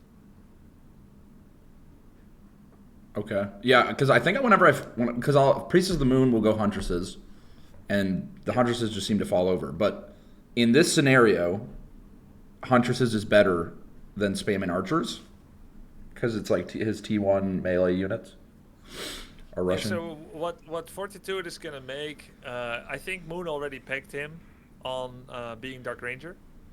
And so what's going to happen is that there's going to be a flood of peasants, there's going to be a flood of militia, there's going to be a flood of footmen, and then there will be repetitive life draining. And so Moon wants to just have a lot of units that dominate in their niche, which is against tier 1 melee. Archers kill towers better because of damage type. They kill, to be clear, unfinished towers better. The scout towers that are mid-transformation. Archers kill those better than huntresses because of damage type. But Right. huntresses win the pre-tower fight better. And so if, basically, when someone tower rushes anyone, it's not that much about the towers. A lot of people think it's about the towers. It's not. It's about winning or losing the fight within a minute. A tower takes a minute to make. And so if you win the fights in a minute, then the towers don't really matter. Because absent hero and units, those towers are going to get taken down by you. Makes sense. Yeah, because I mean, they're gonna take the time to build anyway. So he just wants to be able to win that fight, the Correct. initial fight. Now, when are towers tower supported pushes the most dangerous? If within a minute, neither side can get an advantage. If that's where the towers finish, come in and seal the deal. So you must meet tower rush with an overwhelming force, which requires you to be well informed that it's going to happen. And so any tells that tell you this could be a cheeky tower all-in, Thanks. there any tells that happen, like enemy is remaining tier 1. Here's another tell. 4 farms, but guy is tier 1. That's a heavy tier 1. Normally it's 2 or 3. And so he has 4 farms, but he's tier 1. What can a tier 1 guy do? They can only try to end the game early, or they're fast expanding. Either way, you should be aware that you're going to fight for the game very soon. Because if he's expanding, you need to be on top of it, and Mass Hunters can do that. And if he's tower rushing you, then you also need to be on top of it and have a lot of units. And we're not thinking about going Bears and Orb of Venom. No, we got to eject that from the mind. Right now it's about survival. And that's why he's going for the Hunter's Hole and Second Air War. Oh yeah, 2 huntresses being made right now as he's getting sucked. Yep. He's going to go to the heating fountain. This map is not in the pool, so this is not relevant for you, but he's making use of it a little bit. Now Human is adding a lumber mill. Human is at 6 peasants, 5 militia, running across the map. Wisp is once again going into Human main. Confirms, and right now the Wisp is at the gold mine of Fortitude. I know the colors may be really washed out and the resolution low, but the Wisp is literally inside the Human base right now. So he sees the lumber mill building. He sees there's no peasants left on wood at home. He sees it's still tier 1.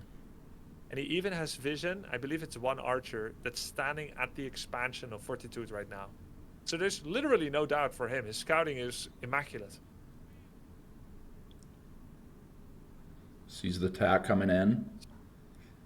So Moon just starts his second Huntress. You can see 1 has almost no visible line of production. And after those 2 Hunters are in production, with the remaining money, he should probably make an AP next to his gold mine or something. Or make another Ancient of War. All money must go towards an effective defense. We'll see if he builds any buildings or he's just going to save up more Huntresses. 3 Moonwells, not trying to tech to tier 2, which would be a complete waste of time and money. Fortitude now sees how prepared Moon is with Huntresses. Huntresses dominate tier 1 melee. So Fortitude knows he's already strategically beaten. And just leaves. It's a bit lame to leave like this. But it's just, I mean, he's just going to kill all the units. Yeah. And it's like he all in on this, and it doesn't even matter. Like, there's just no... That's crazy. Yeah. That's crazy. Crazy. Damn. Moon is going in right now on Fortitude. Going in. Okay, another Warden game. Blood Mage. Yeah, Blood Mage Warden. I think we're just gonna skip this because you're never gonna play Blood Mage against Warden. Okay, Fair. so Fortitude actually won that. Alright, let's go to this game. This is very relevant for you. This map is Last Refuge. It's in your pool. Ancient of War, same place as you build it. So you copied your creep route. It's the best creep route. That's why I do it. Creep route. This is the post-altar wisp, not the altar wisp, because you actually it leads to a slightly uncomfortable lumber situation around the time you want to make second Moonwell and the archer. If you send the altar wisp, you get there a little earlier than you need to, and you have 5 lumber less. So it's the one wisp that comes after the altar has been finished. That's the one he sends in. Goes to the human main. He just wants to see, is your altar finished and producing? Yes or no?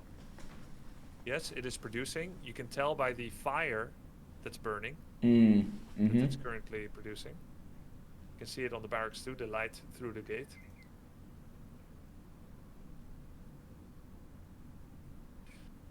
Moon has 2 wisps on the human side of the map. One that kind of sees human coming to his base, and another near enough the expansion, and will see this footman creep camp pool. So he has seen what he needs to see. Is creeping his own camp, finds a clause of attack +5.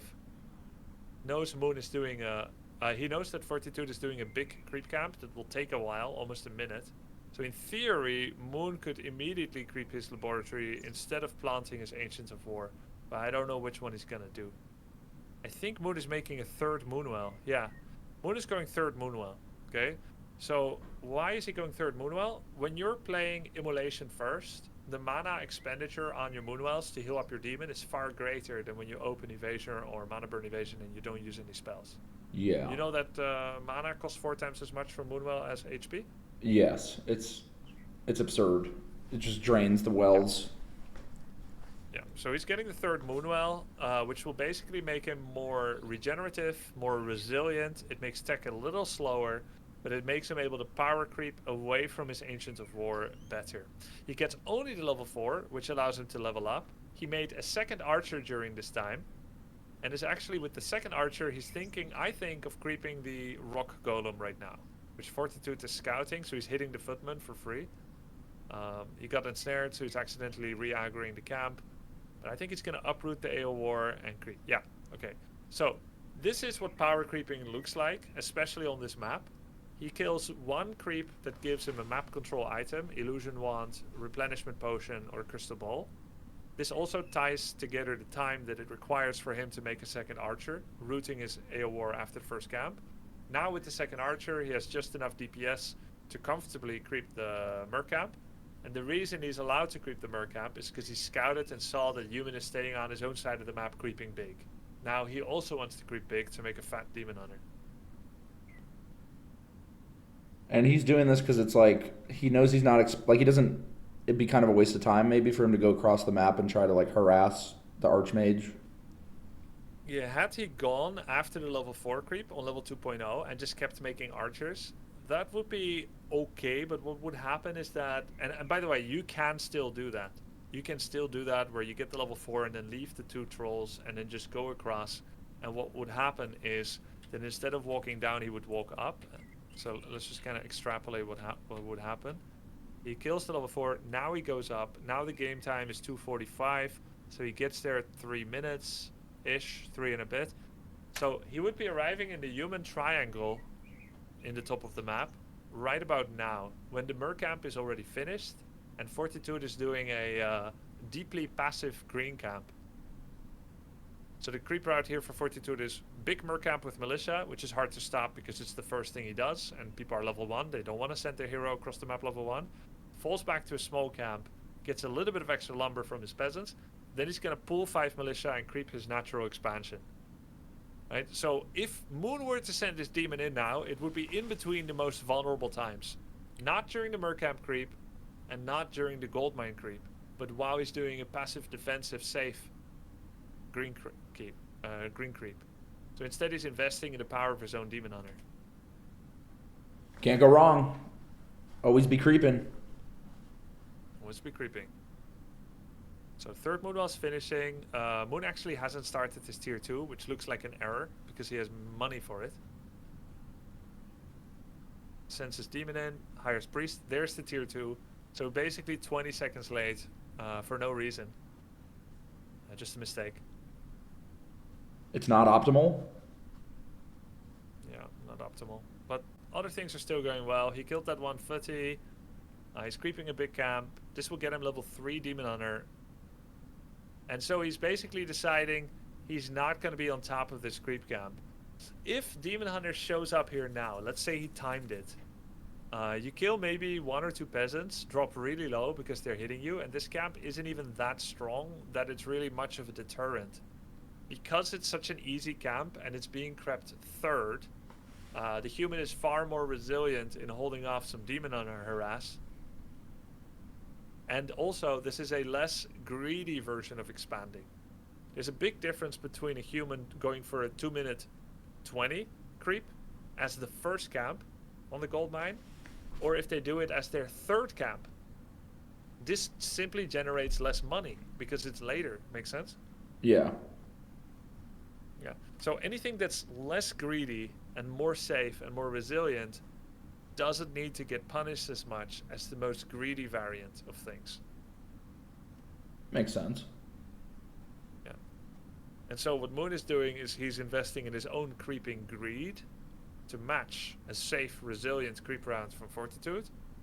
And it's like saying, okay, this window of expo is not quite as problematic to me. After you get your AM3 from the creep camp and you're expanding, you're going to apply heavy pressure with Water Animal level 2. And I want to make sure I don't have a bleeding leg and arm with a Demon level 1 that tried to get some shit done in the early game when you weren't even making yourself vulnerable to begin with. Instead, I'll have a kick-ass Demon level 3 with a bunch of fat items. And he actually got unlucky. It's Ruined Bracers. He would love like Boots of Quel'Thalas or something, plus 6 agility. He's now going to be resilient against the counterattack. And then maybe he can do like a early tier 2 counter expansion, which won't be that far apart from Fortitude's delayed tier 1 expansion.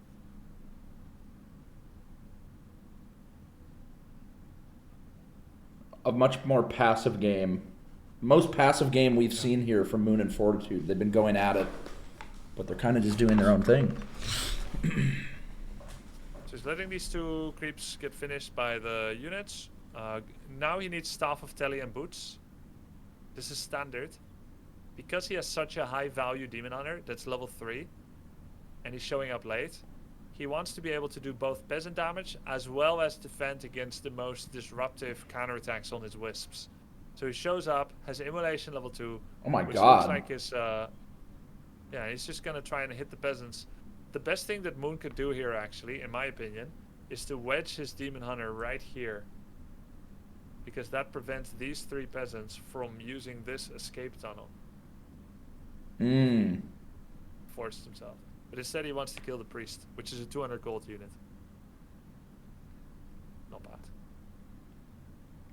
See, they're all escaping. He should have wedged his Demon Hunter more southernly. Grubby would not have let that happen. I wouldn't, yeah. Catch me dead before I let that happen.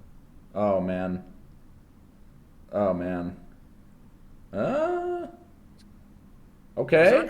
The Berserker brings the DPS. This is really good, because also Fortitude fucked up. His tunnel is 1 slot too far to the right. It's not touching the trees, so the demon can actually get through. It's a massive blunder in positioning from the building. Unnecessary error. Moon saw that, brought his units, cancelled the tower, killed all the peasants. It's like GG levels of damage. Now he just needs to not blunder his demon or units, heal up, get his Naga, and defend.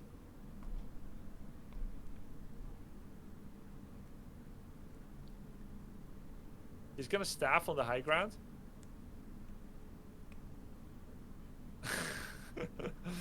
Staffing far away so he doesn't take 3 auto attacks and dies. Okay, do you see this on the minimap? Yes. Oh, is that his expand? That's a tree. Is that Tree of Life? Yeah, that's a Tree of Life. That's a 1 slot you can make, Tree of Life, which doesn't get aggroed. It's just over the river that leads to the turtle camp. It doesn't aggro from either gold mine.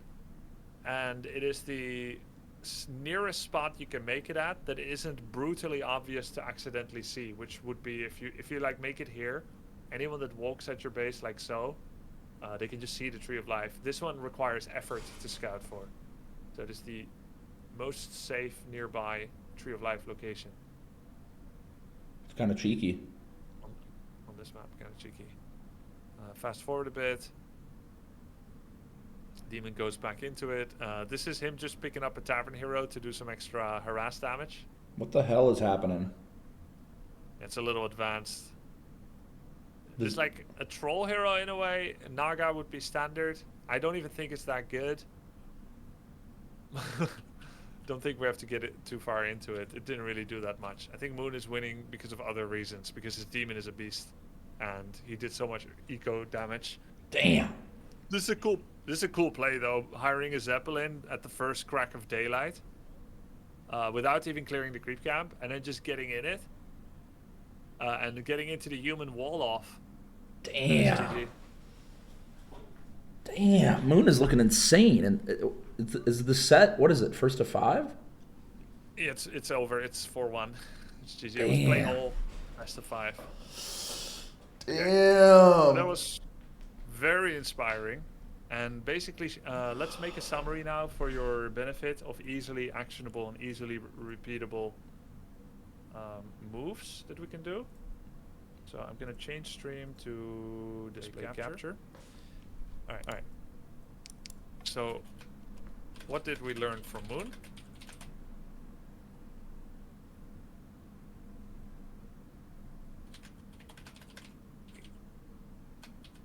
Immolation evasion spec to begin with to dominate footy peasant militia play. Reskill once you transition to fighting mid-game armies. Breaker rifle caster into mana burn evasion. Where do you get the book? Do you get it from your own shop or from the shop? Neutral Goblin Shop. Okay. And by the way, S is Marketplace and Goblin Shop, so you can't know unless you know. Got it. Yeah, the M is actually Mercenary Camp, so Mercenary Camp Marketplace, they have a different letter. Against 2-2 or 3-3 upgrades. Good versus human against low piercing count, mostly Breaker Caster.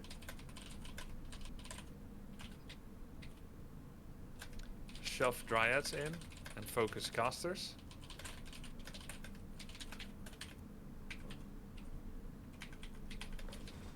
If you expand it much later, you require TP, pick off new units, initiate base trades to buy time, and get to 80 yourself.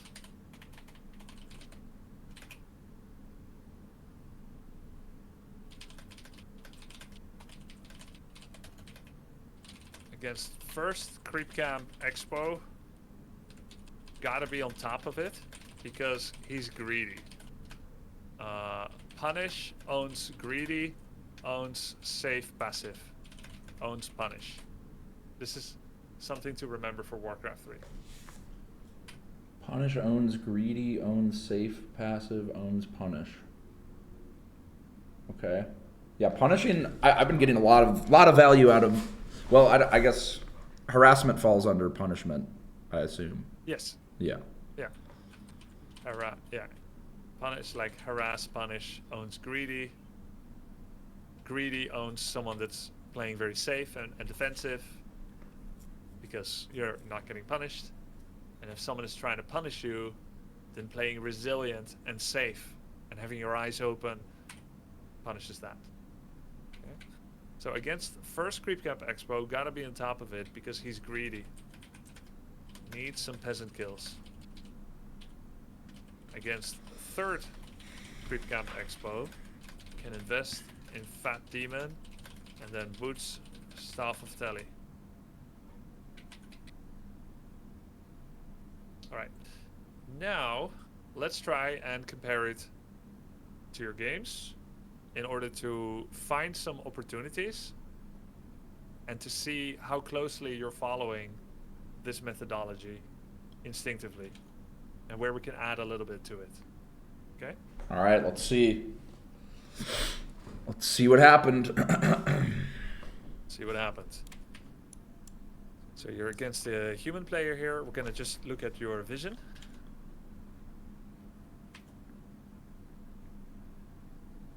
Your buildings are complete.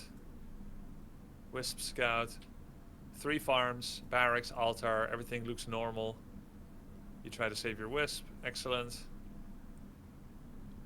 Nice. Intersection. Get some creeps. Shop cancel. Looking good, my man. Mm-hmm. Alright. Now we're not as aware if human is expanding, but this is a mental tax problem. Tech timing looks fantastic. You're kind of thinking, should I creep? Should I harass expos? You're against human, so you're just gonna check expo. Usually, when you show up here with hero without pre-scouting with wisp, it means if he's not there, you're gonna creep it, and if he is there, you're gonna harass him during it. Usually. You need a plan A and a B in Warcraft 3. If you send an army to harass and creepjack someone where you think they are, if they're not there, then you must take it. Okay. Do you like take the whole Validate your camp or time just spent. the meat? It could just be the meat. To find some value out of it. Because I've played before games, like a long time ago when I was learning the game. I'm like, I think he's here, or let's creep check him. Oh, he's not. And then I'll look for him here. Oh, he's not there either. And then surely he's here, he's not there. And eventually you realize you've been walking around for 3 minutes trying to creep jack, but your intuition is shit. And so Yeah. it would have been better if you just farmed it yourself, since you were wrong. That way you got some value out of it anyway. Okay. But what I think you're doing is, I think you're checking the 2 gold mines, and this was kind of on the way, so it doesn't fall under the you must creep it rule. Now, if this was extremely out of the way, and you went from the left side of the map all the way to the right, I would say, simply, you're making a mistake. Mm. But in this case, I think you're going to check the bottom right now, not pre-watched. And that would be correct, because humans often expand, and you're trying to be on top of it. Okay? Yes. We'll see if I check that. Okay. So this camp would normally be gone, but it's not, which gives you the chance to creep it, or to wonder, if he didn't do this and this, then what the hell is he doing? Also, where's the footman going? So either way, you got what you needed to know, which is that you found him. Now, a point on ability choice. The pro thing to do is to not pick your ability until you use it. You went for mana burn, and there was nothing to mana burn. So in theory, you should have an unpicked skill point. Now, if you're always going mana burn anyway, no matter what you see, then it doesn't matter. But if there are eventualities you want to prepare for, then it makes sense not to pick your ability until it is actually time to mana burn an enemy. In this case, it would have been real sweet if you could do immolation instead. Yeah. So that you could walk alongside the peasants, stutter step some hits in, and keep being around them.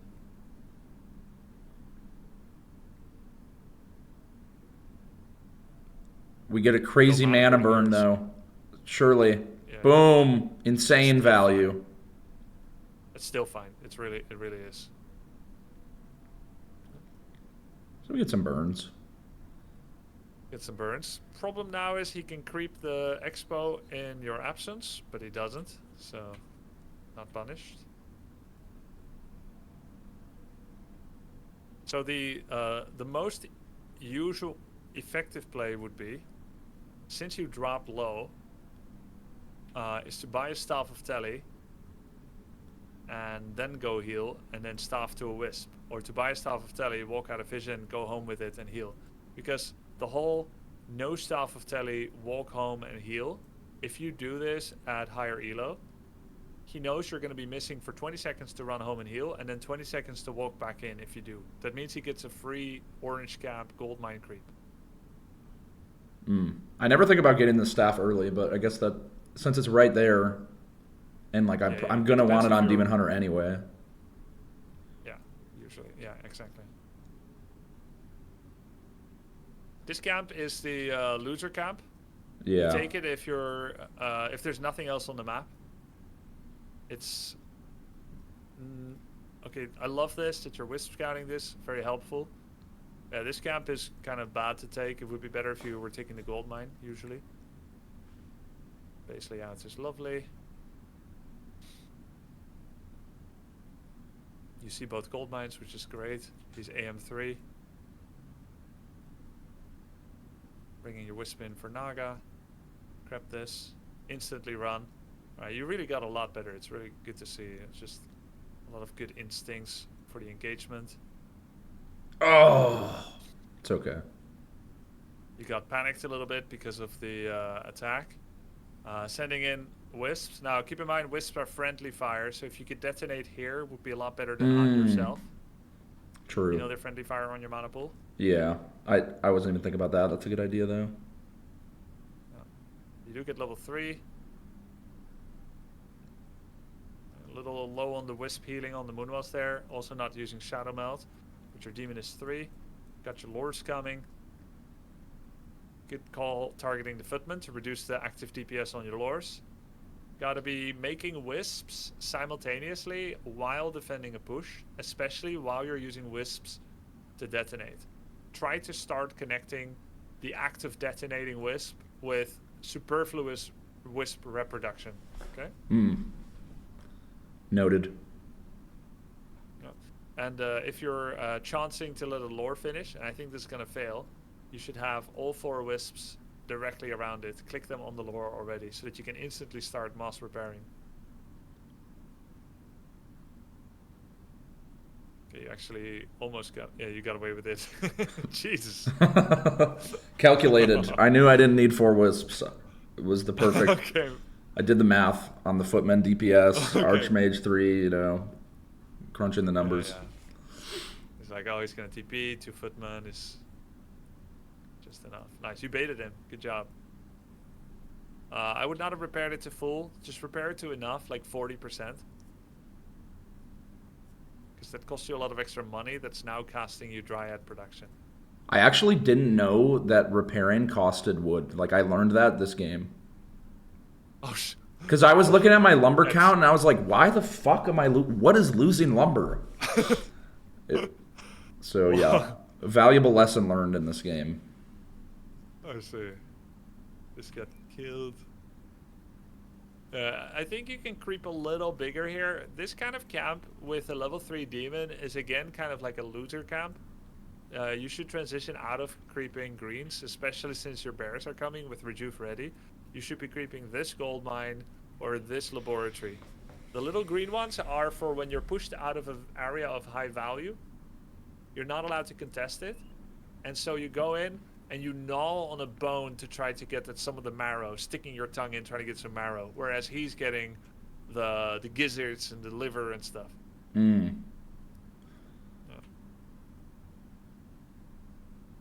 Nice. Putting Wisp again on gold mine. Ancient of War preparing for an orange camp. Lovely stuff. Is he expanding, you asked? Yes, he was. There it is. Nice map pack, nerd.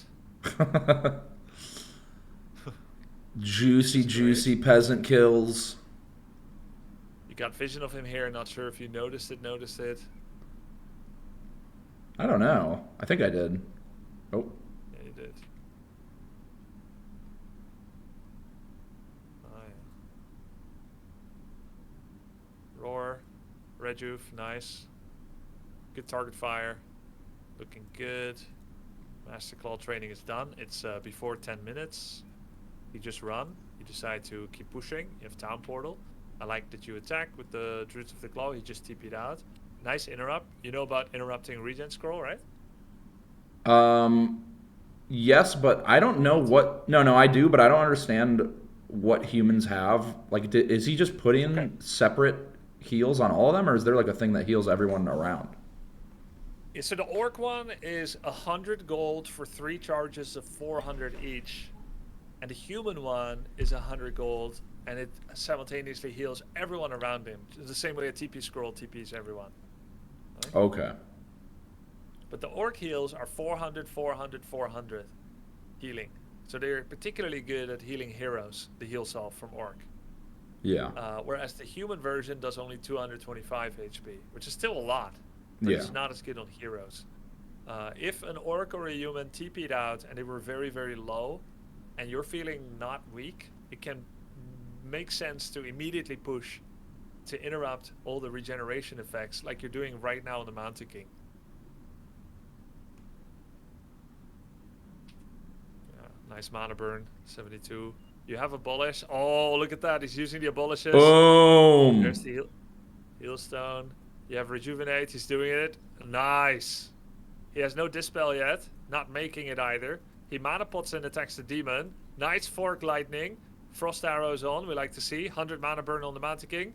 Bear's still healthy. He's pushing in. He's got a target on the Mountain King there. Heroes are running away. You take the dregs. You're still producing during the attack. Honestly, really clean. Great decisions. Nice aggressive play. And you dumpstered him. Sends his demon away. Freed the demon from the trap of your own making by moving the units. One bear got stuck, unfortunately, but you're rejuvenating and staying. Love to see it. Continue to fight. This bear should now be pulled back. And if you pull this bear back, you click him to your main on the minimap, and then stop using control groups for a bit so that you don't pull him back in. And then the next time you have space, you press your control group, use the HUD down here to shift click him out, and then press Control 1 again. I think I typically just wait. Like if I pulled him out, I think I would just wait until the bear is out of range, and then I just shift, like drag and pick them up. But I do the shift click thing sometimes on the bottom. Okay, well that's valid too. You just send him away, don't use your control group for a bit, and then you quickly box select Control 1, whatever is there. That works in small armies. It gets really tricky once you have 24 units. Yeah.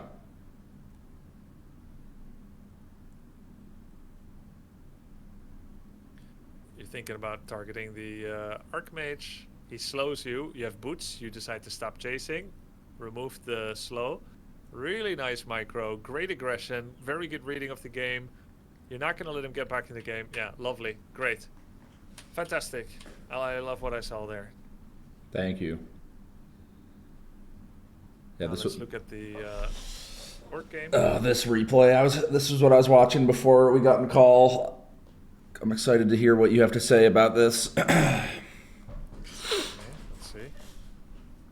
So didn't really get to discuss the comparison between Moon Fortitude and you and the expansion timings, but I'm sure it'll come up if we play some live games where I don't live commentate. I don't want to live coach you. I want to watch and then keep notes, and we can VOD review after if you're down to play some games. Sure, for sure. Okay. So we'll first watch this. I'll leave you with those thoughts. Then I'm going to eat something for like 2 minutes, and then we can do live games. Okay? That sounds fantastic. Great. All right. So let's see. You're doing the Wisp Scout, Demon Hunter Archer Standard. I do have a question here. Yeah.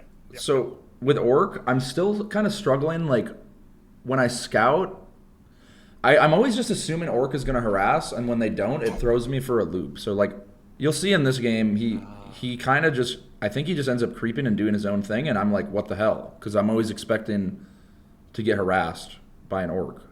I see. Makes sense. So let's see. This is a little bit racial knowledge that you don't have because you never played the others. And this kind of tournament format, practice arc, doesn't really allow for you to casually discover the game by yourself like most of us did way back when, where we're like, I don't know what race I like. I'll play a little bit of everything over the course of my entire childhood, right? So you don't have that time. Yeah, a little bit of a gap there. So I'm gonna try to help you with it. Okay, so what we see here is barracks, singular burrow, altar, no war mill, no second burrow, but also no voodoo lounge. So this can be one of 3 things: blade, grunt, windwalk, immediate harass, without items, because he has no shop. And he can do that, and then even though he will burn his mana and a little bit of health going for your wisps, he can then walk back either to a proxy voodoo lounge where he gets his heal solve clarity, where he goes all the way back home, which is not as good, but it can happen. So basically, he's saving money on no war mill, no shop. He's going to tech very fast, so he gets a fast second hero. But he's opening with Blade's Windwalk to harass your wisps, and then falling back, getting his item. He creeps this, then pops Heal Solve Clarity, and then maybe he goes to your base again. But you can see how like a proxy voodoo would be better for that, because then he only needs to travel back halfway on the map after harassing your wisps. Does that make sense? Yeah. I know it may feel a little random to you, but you're just gonna have to trust me that it makes more sense for someone to proxy their launch a third into the map or halfway into the map if they harass you without a voodoo launch. Yeah. You're saying like Okay, so that's seeing this might like I don't necessarily know for sure because maybe the shop is being built at a proxy spot. yeah, or later. Like if he does this, you see my mouse, right? Yeah. And I You see the drawing. the epic pen, if you will. Mm-hmm. Okay. So if he goes from here straight towards you, and we continue that on the minimap, that takes him like 25 seconds, and then he harasses a bunch of your wisps, and then he goes back again, and oh, sorry, that's a penis. Yeah. Then that takes 25 seconds as well. If he just goes back only halfway, then he can save a lot of that trip. Let's say he goes back over here, and it takes like 10 seconds, and then he can go back to your base in another 10 seconds. It just saves him 30 seconds. So I'm just saying, if he does a delayed shop that comes after tech, it's better if it's proxied, because then he can attack you for a second time much faster. Okay. I've yet to see the proxy, So that's option one. but that might be a higher. Might start to see that It's more. hard to see. Yeah. Yeah, maybe. That's option one. Option two is he's Farseer and Grunt, which doesn't go early shop, because wolves can tank, and he's ranged, so he doesn't trade health as much. Anytime Farseer sees a demon, it just runs. Whereas a Blade sees a demon, and he's like, yeah, I'll trade with you. We both do 400 damage to each other, and then I go get a heal solve, and I'm full again. You burn your Moonwell, and then we do it again. Now you don't have Moonwell. That's a Blade thing. But Farseer just runs. So if Farseer just runs, then he's not going to take damage, and therefore he doesn't need Voodoo. But this could be Farseer Grunt. And the third option is, it's Blade and Grunt, but because of the lack of Voodoo Launch, if he wants to creep, he will drop really low without an ability to heal. Therefore, it must be Mirror Image, which can tank creeps. So your job right now is to find out, is he Mirror Image? If he is, your wisps are safe. Forever. Yes. So Is he Farseer? Or is he neither of those? Then my wisps are in danger from Windwalk Blade. Now what's your question? Like, should I hang my scout around his altar? Yes. Okay. Yes. You can put it right here. Or here. On this tree. Because he's going to walk like this. He's going to start creeping it. Maybe he'll be like, hey, stop watching me, you perv. And then if you can get away on time, that's great. And if you don't, that's not great. But you'll probably at least know what he went for. Okay. If that's too much APM during Ancient of War creeping, you can put it over here. It sees a bit. You may not see enough. But once you have enough mental faculty freed up from finishing your camp, you do one of these. And then this with shift. Okay. Right? So you finished some creep, and you're about to start a full HP creep with your Ancient of War next. That's when you can shift click like this, hop, and then go back. Gives you some time to think. Yeah. But now let's see what really happened.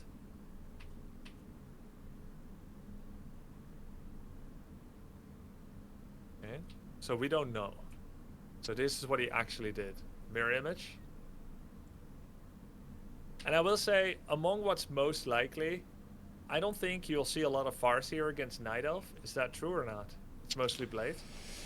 It's been kind of split. I've seen a fair amount of Farseer, but I usually am able to dumpster them because, yeah, mana burn or just detonate their wolves. Like, they'll come harass with the wolves or something, and yeah.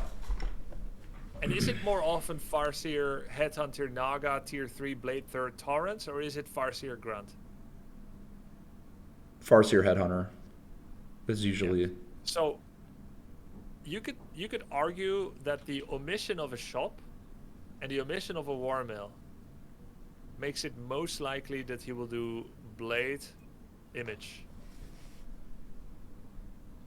Because the shop is best for keeping the pressure up. I kind of explained to you how this takes 25 seconds and then this takes 25 seconds. If he has no shop, he needs to go home. Let's say people at this level don't proxy their shop.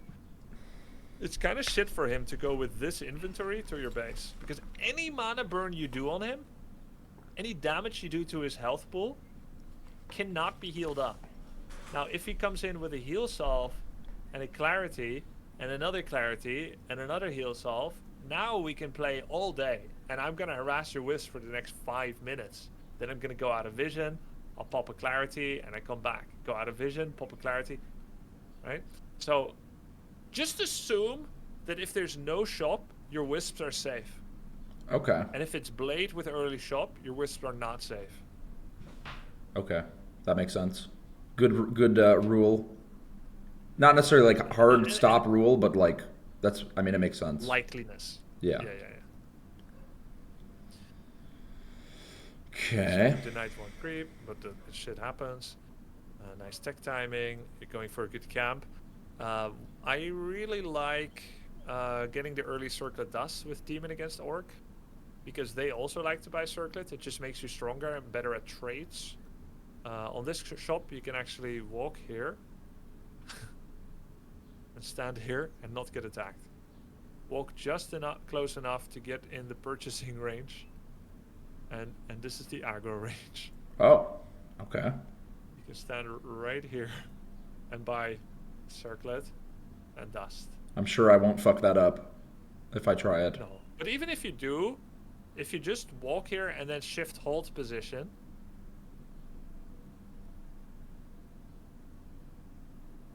at least when they aggro you, your demon doesn't additionally walk forward and aggros them, resulting in more claps. If you shift hold, the worst thing that can happen is they get mad, walk to you, you inch close enough to get circle dust, then walk away. The shift hold will save you health. Okay. What do you think about that? So if you hold, the ogre won't come. I don't get why that. Like I get. No, they will come.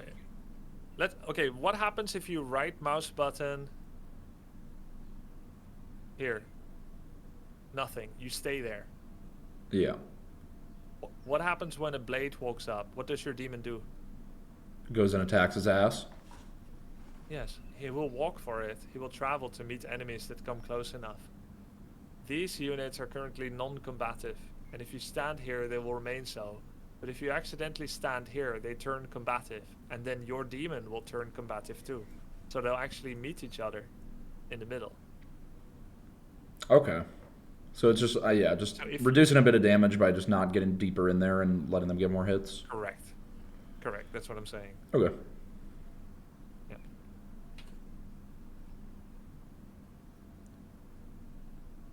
This is what we see.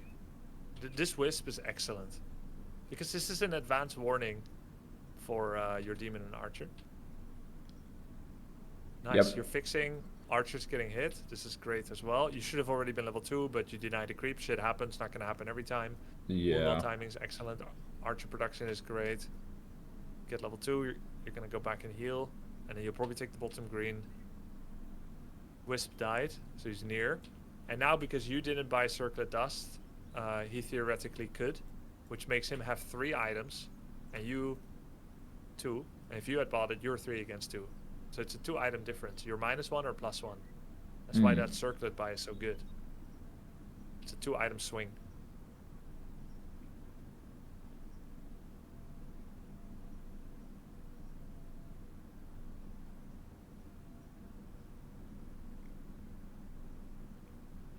This was rough. But if you can, quickly click Blade. And if he has no dust, just Shadow Melt the compromised archers. Okay. Yeah, because I just lose these Shadow archers Melt for free. Yeah. You're not Shadow Melting enough in general. and it has a fade time. This is cataclysmic. This is a cataclysmic outcome. You shoved archers deep into territory unknown and didn't press the I'm invincible button.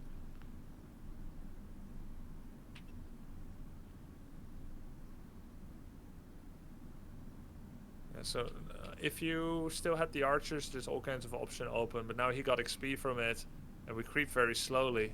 I would argue that if you lost all 4 archers, or 3 out of 4, you should start taking a disruptive role. More The harassment. smaller your army... It's the same concept as I told you about Moon being 50 against 68 population fortitude. You are now the guerrilla warfare, because your scaling is worse than his, because you lost all of your tier 1 DPS. And so if you could walk at him and make your 12 population waste time for his 16 population, no, sorry, 19. This is 19 pop, this is 12 pop. If your 12 pop doesn't creep, but his 19 pop doesn't creep either, that's a win for you, because he's doing everything you're doing better. With the exception maybe of this Ancient of War creep, which helps a lot. But you gotta mostly think now in terms of disruption.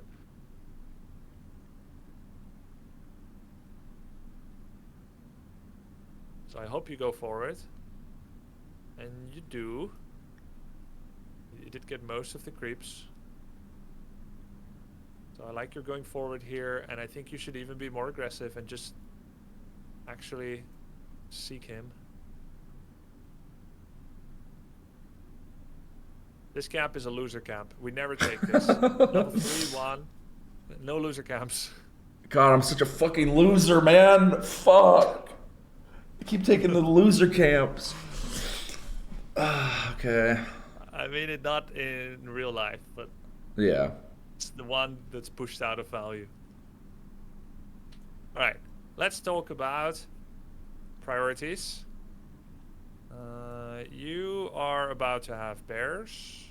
You already have bear, but you're still with a lot of money and low population.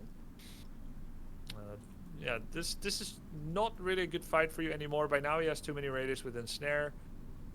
You can't kill anything here. I think you can try to just get as many mana burns on Shadow as possible and entangle as many raiders as possible. And then see if you can like target a raider down, but you're gonna lose every dryad if you stay here without killing anything. Good TP. Save the dryad. Good TP. Alright. Now you need to get as many bears as possible. This should be a bear. Is it just your goal to always have 2 dryads? Is that what I'm seeing here? I think I was going dryads because I saw that he had the Spirit Walker. Yes, Spirit Walker. But I guess they don't really do that much to them. I mean, they do loads of damage to bears, the walkers, but you still need bears.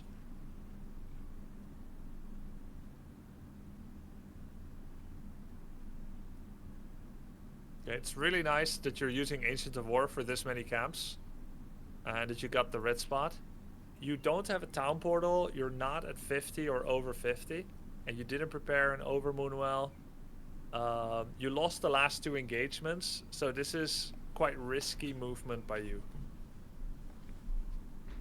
Yeah, this was kind of the beginning of the end, as you'll see. Yeah.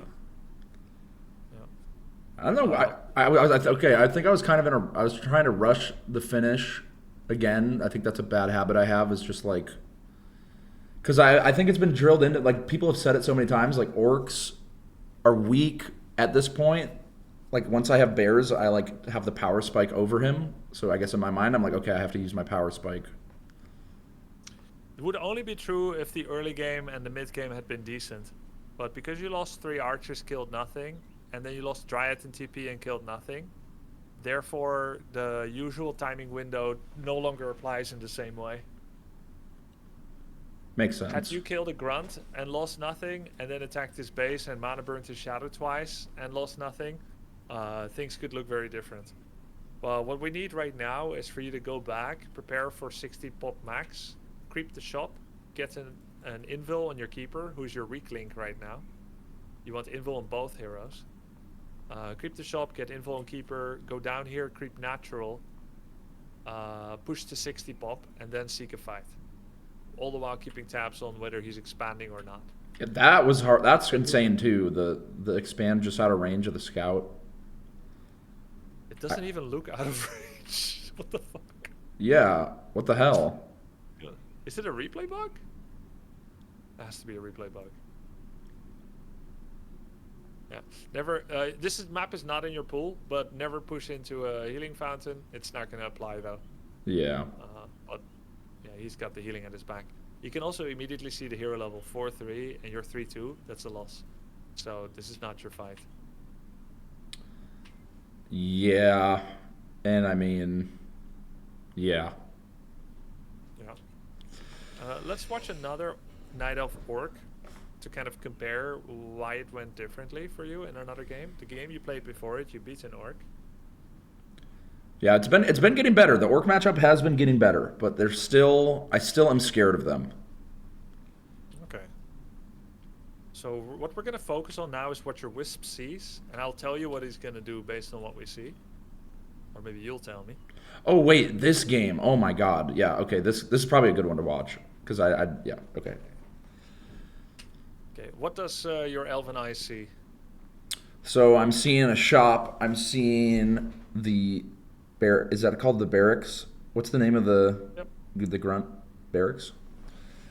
I am seeing that he might be going harassive Blade Master because of the shop, and there's no War Mill, so probably not Farseer.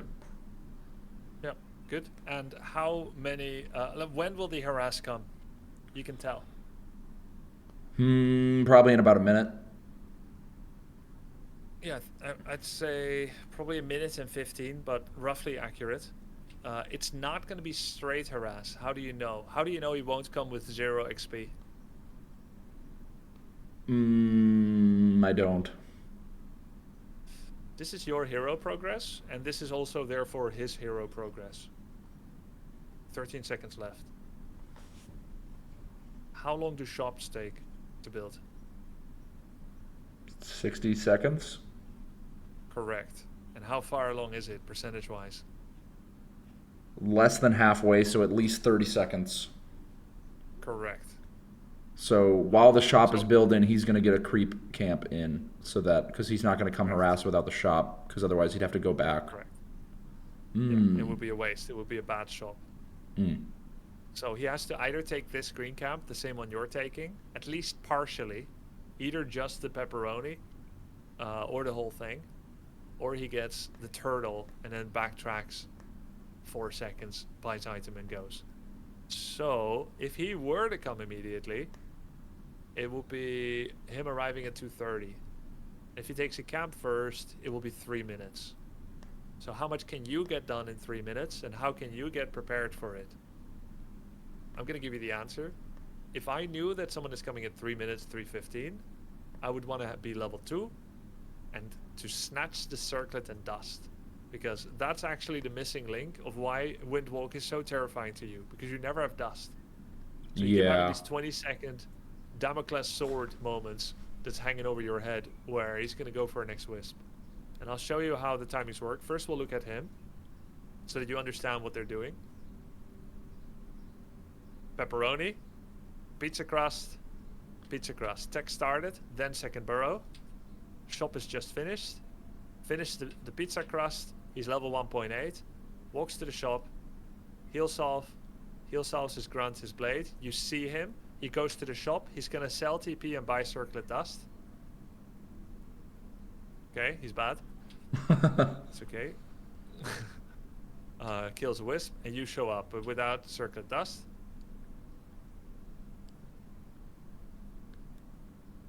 Okay, you don't know where he is with the Windwalk. Normally when you're next to someone and they Windwalk, you dust. That's 75 mana for Windwalk, and you burn him, which they expect is not possible.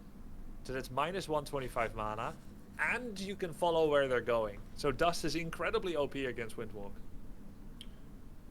At this point, do I have the economy to like? I don't. How much is Circlet plus Dust? Is that like 200 gold? 275, 200 for Circlet, but Circlet is the same power as a level up, so it's really freaking good. If you buy Circlet and he doesn't, you level up and he doesn't. And if he buys Circlet, then he levels up. So it's a 2-level differential between you two. Of course, it's also a 400 gold sum. It does mean you have fewer archers, but in terms of raw trading power, just you and him going at each other raw, you have so much more power if you buy the Circlet, which is a zero-sum game because there's only one for sale in the early game. So if you're going in raw, you need a Circlet. Yeah, exactly. Put a Circlet around it. Mm-hmm. Your head. Sprinkle some dust on it. Yeah. Okay.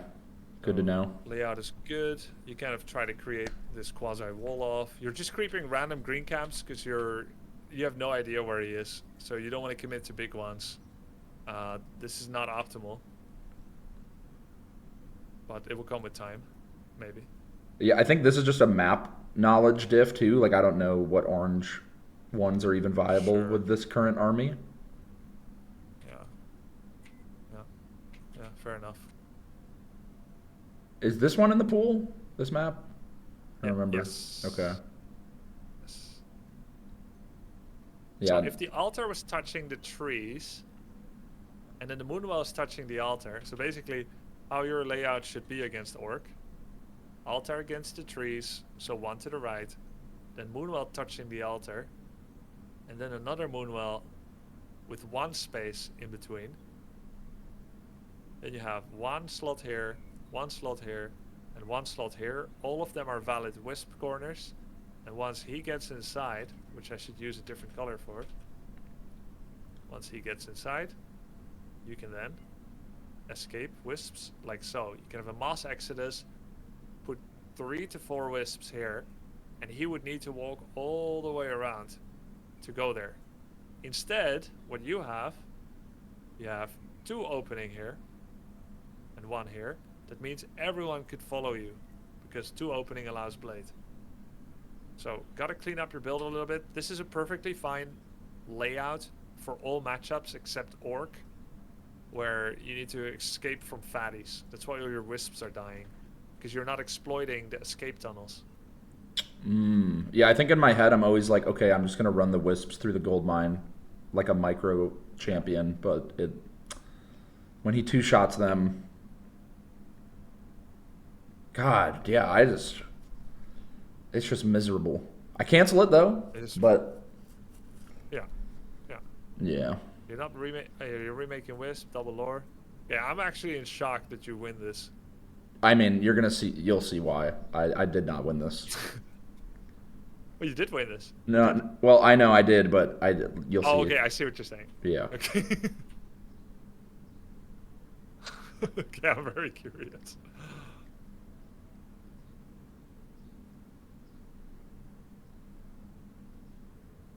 Wait, this is so bad for you. What is going on? Oh, he just let your demon get away? Okay, entangle. Okay, this was super risky for you. Yeah, you don't really know the map, fair enough.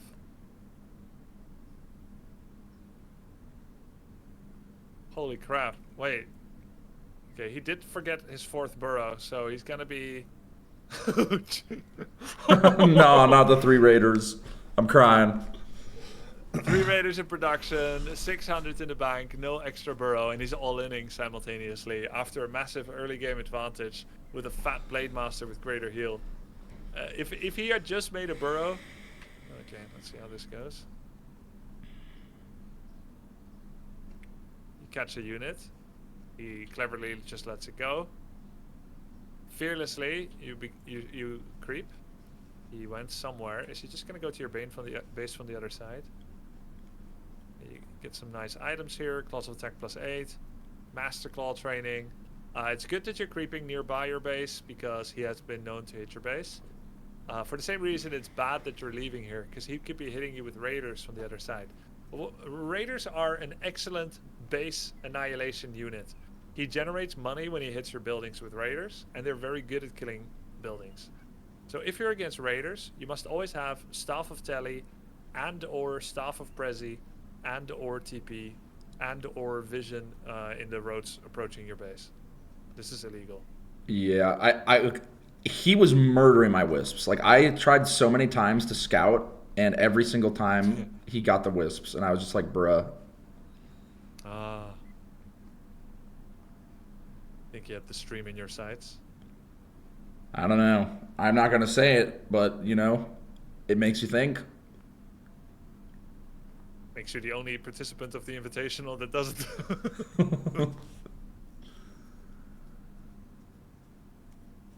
So I would love for you to creep this laboratory. It keeps you at home and safe while still doing something valuable. And if you send a dryad up and then just pull the camp down and you farm it here, then if he's already spying on you with the invisible blade, it will force the issue rather than this state of uncertainty. Let's see if you do that. Did by staff. Pre-roaring is great. Just pre-roaring at random times is super nice. Just in case you get into a fight. Oh! Okay. Does he have pillage? He does. Bro has 1400 gold in the bank. Okay, nice, getting some kills. 2 raiders for free. Here you can... He has shown what he likes to do, so you need TP because you could just lose your base. If he had run around the Rosie and he goes in for your Tree of Eternity. So normally what you want now is items of mobility, TP and Staff of Tele, Staff of Prezi, and you also want Nature's Blessing, just in case they try to go for your Tree of Eternity, which is the Juggler. Nature's Blessing? Yeah, Nature's Blessing from the tree. Do you ever get it? No. Okay, it's 150 gold. It's 150. That's not at 5. It's 150, 200. It gives +5 armor on all your ancients. Oh, damn. Very good. 5 armor is like 30% EHP, effective health. Okay. So if in a matchup where someone's constantly fucking taking my buildings down, trying to attack. Correct. That's when you get it. It also makes them faster when uprooted. They go from like glacial, like maybe 100 speed, to I don't know, like 200 or something. Oh. The numbers might be a little off, but it's very good for like getting it as your gold mine empties to move your main tree to an expansion. I don't know if you've ever done that yet. I try to, but usually by the time that happens, the game is ending, or it's about to end. Like it's very rare I get them to plant. I see. So yeah, he's just in my ass again. It's just like constantly, and yeah, I probably shouldn't be leaving. It's because you don't know the paradigm of this build. So mass raiders can never beat bears. And so what he's looking to do is to get to kill your buildings, which costs you money, while generating money with the pillage upgrade. It's a passive that gives him half the money of everything he killed. Damn. Yeah. So if your Moonwell is 180, 40, and he kills it fully with raiders only, he gets 90 and 20. Of course, there's also some Blade Master hits, so it's usually less than that. It's per hit. That's his max. Yeah, it's per hit. Exactly, it's per hit. So he'll get like 4 gold and 1 wood per hit. It's all percentage based. So if he had something that could hit it at once, he instantly gets this. But of course, he doesn't have it. Okay. This mass raider stuff often gets combined with towers at home, or into mass producing Kodos at home, or like an expansion. If he had been pumping like 6 to 8 Kodos now, it's going to be very hard for you because of how much value he generated by killing buildings. But you're occasionally getting some raiders, which helps. Ultravision, yeah, your list of things to do against lamers like this is Ultravision, Nature's Blessing, and mobility tools. Like TP stuff? Or like Correct. boots of speed. TP, staff of tele, staff of press. Yeah. Where would you put those in the build order? Like, is this post T3, pre T3? It's kind of context. It's no longer build order related. It's like you said, context related. It's recognizing he has 0 walkers.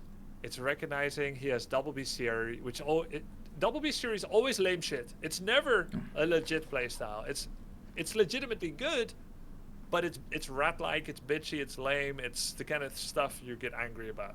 Yes, I was getting a little angry, I will admit. Yeah, it's bats, it's wind riders, which are both air, and then it's mass raiders, which is hit and run, which is what he's doing. Right? Okay. And then of course Kodos, which eat your bears. Yes.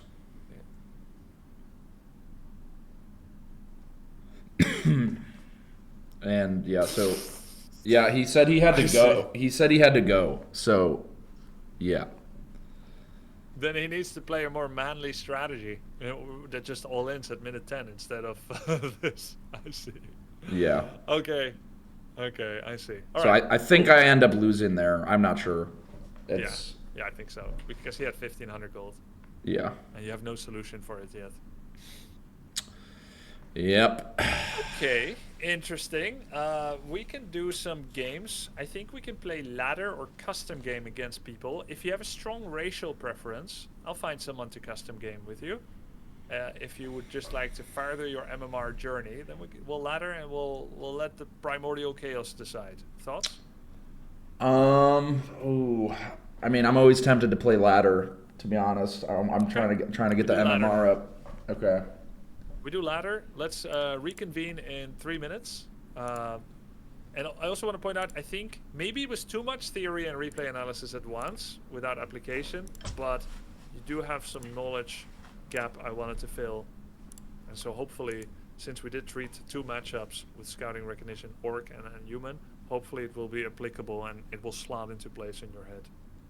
Yes, I think it was good. I think there's a lot of good points in there that we covered. Okay. All right. Then I'll see you in 3 minutes. All right, see you in 3 minutes, Actually, Grubby. You can start ladder right now. Well, I'll just watch. And we'll I need talk a after. bathroom break as well. Unless, if you need a bathroom break, simply take it. Thank you. All right, we reconvene soon. Yeah. Love you.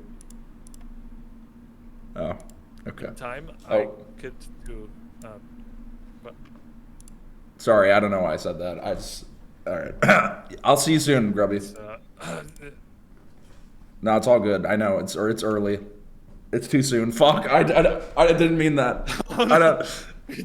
You did it again. No. Oh shit. No. Simply, it's over. I like you too. I like it too. Thank you for saying that. Thank you for being authentic and genuine and just speaking the truth. I appreciate that. Thanks. Appreciate having you as a friend. All right. I'll see you soon. Okay. All right. Okay, chat. I'm stroking really quick, and then we'll do this shit. I gotta use the bathroom. Go back. When I start making love, I don't just make love, I be stroking. That's what I be doing. I muted to my stream, and he heard everything. So that's fucking awkward. I muted the wrong thing. I stroke it to the woman that I love the best. Oh shit! I still didn't mute to it. Let me ask you something. What time of the day do you like to make love? Have you ever made love just before breakfast? Have you ever made love while you watch the Late Late Show?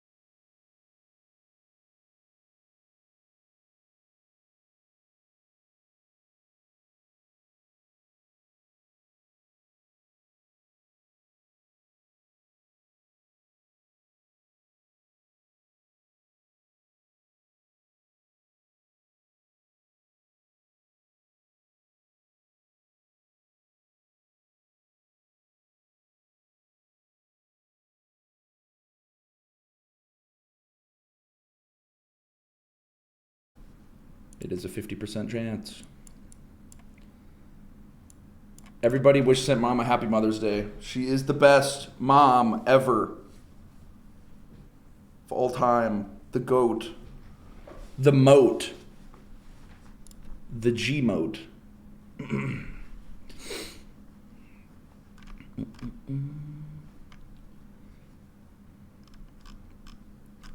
I don't jump in the cage and pretend to be the dog. Yeah, what up, Slip?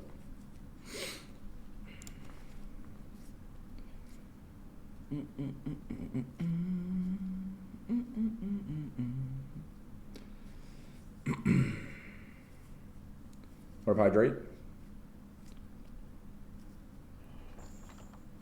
Oh, I hear the chains.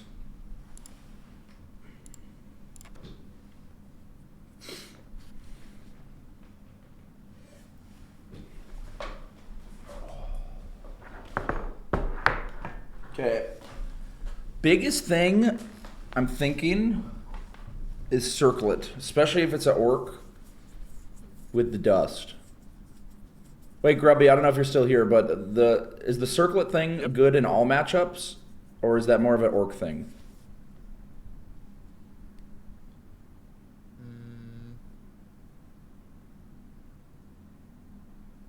It's always good for demon, always. But it is especially good if you're expecting imminent trading, where you're just whacking each other. Okay. Yeah, I guess I don't understand when exactly I'd want to go circlet. Yeah. Yeah. Remember this. Buying an early circlet reduces archer count. Because you want all the same stuff you normally do. Hunter's Hall, Lore, Tier 3, second hero. But now you have a circlet. And maybe you'll even buy a Boots and or a Staff of Telly. So if your plan is Boots and Staff of Telly, like Moon did on Last Refuge against Fortitude, you really can't afford a circlet. You're already spending 400 gold on Boots and Staff. Right? Yeah. So if you're buying a circlet, it's going to cost you archer count. Archers creep well.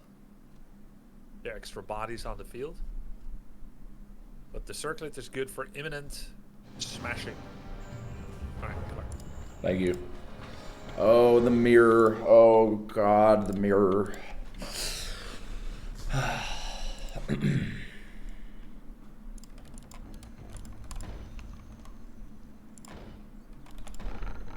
Oh, what the...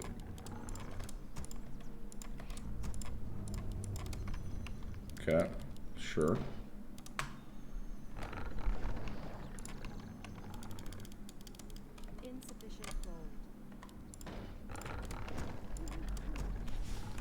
Drop a good luck. I'm feeling myself.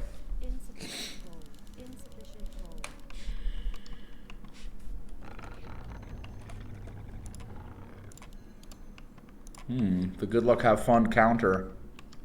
That's an interesting opener. Maybe he's going priestess.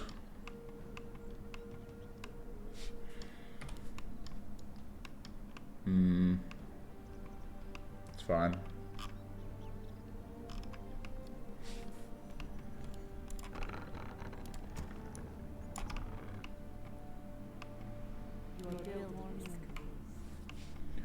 Your building is complete.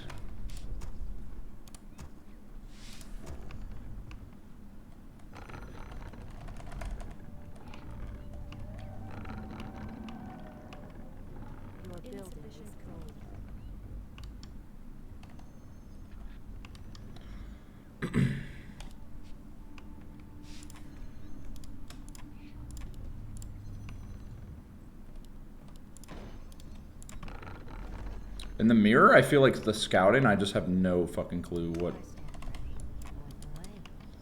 Like, I feel like every Night Elf opener is the exact same looking.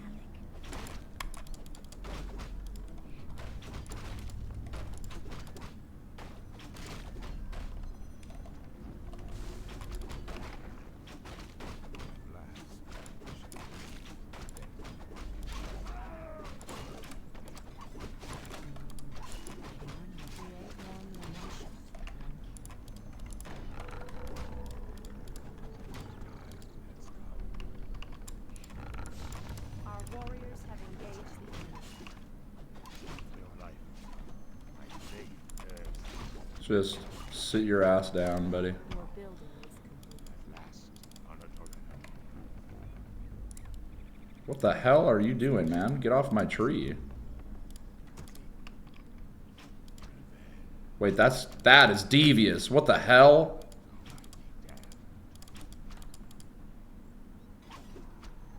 Yeah. Whatever.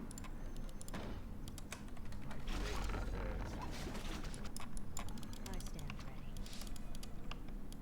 Priestess, holy shit, I called it. It's always Priestess, man.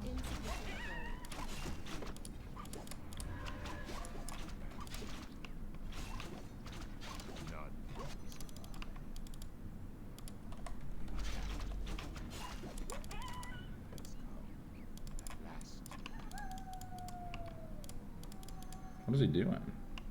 I stand ready.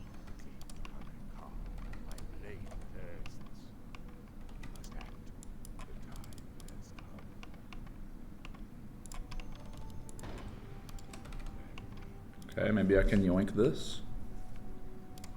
Potentially. A cheeky yoink.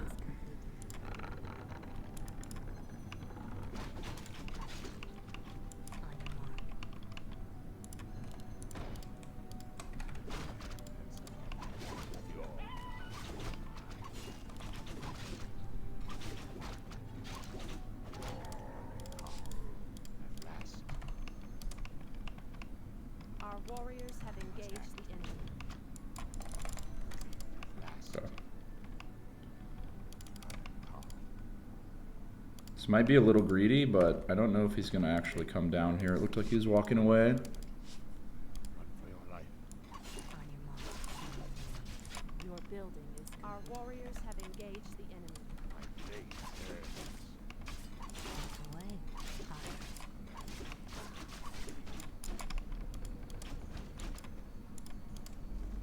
Oh.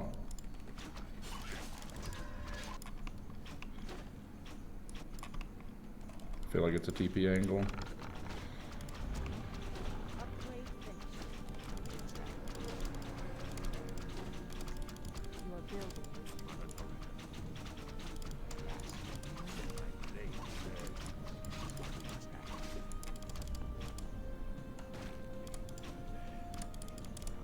Oh. Oh.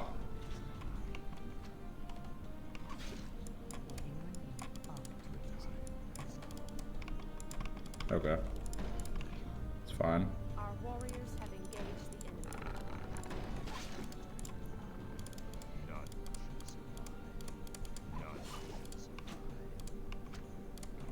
I'm gonna see if I can maybe snipe. Oh. Yeah, I'm gonna see if I can snipe a lore. I didn't get Naga. Oh, nope. Nope.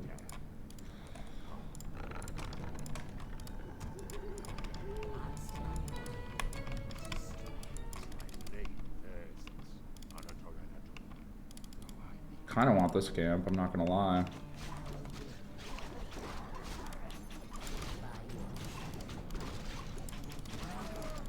Please don't hurt her, man.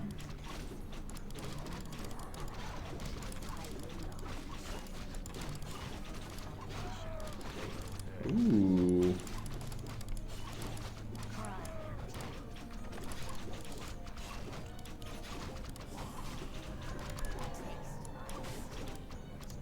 Our warriors have engaged the enemy. Your building is complete. Your building is complete. Is it time?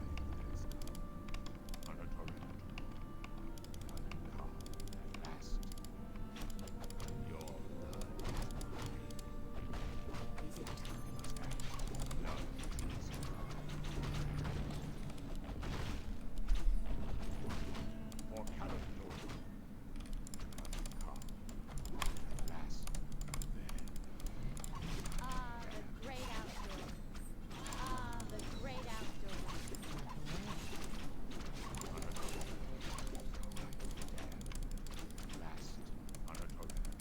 I'm trying to block his ass. Oh no. Ancient of Wind. Okay.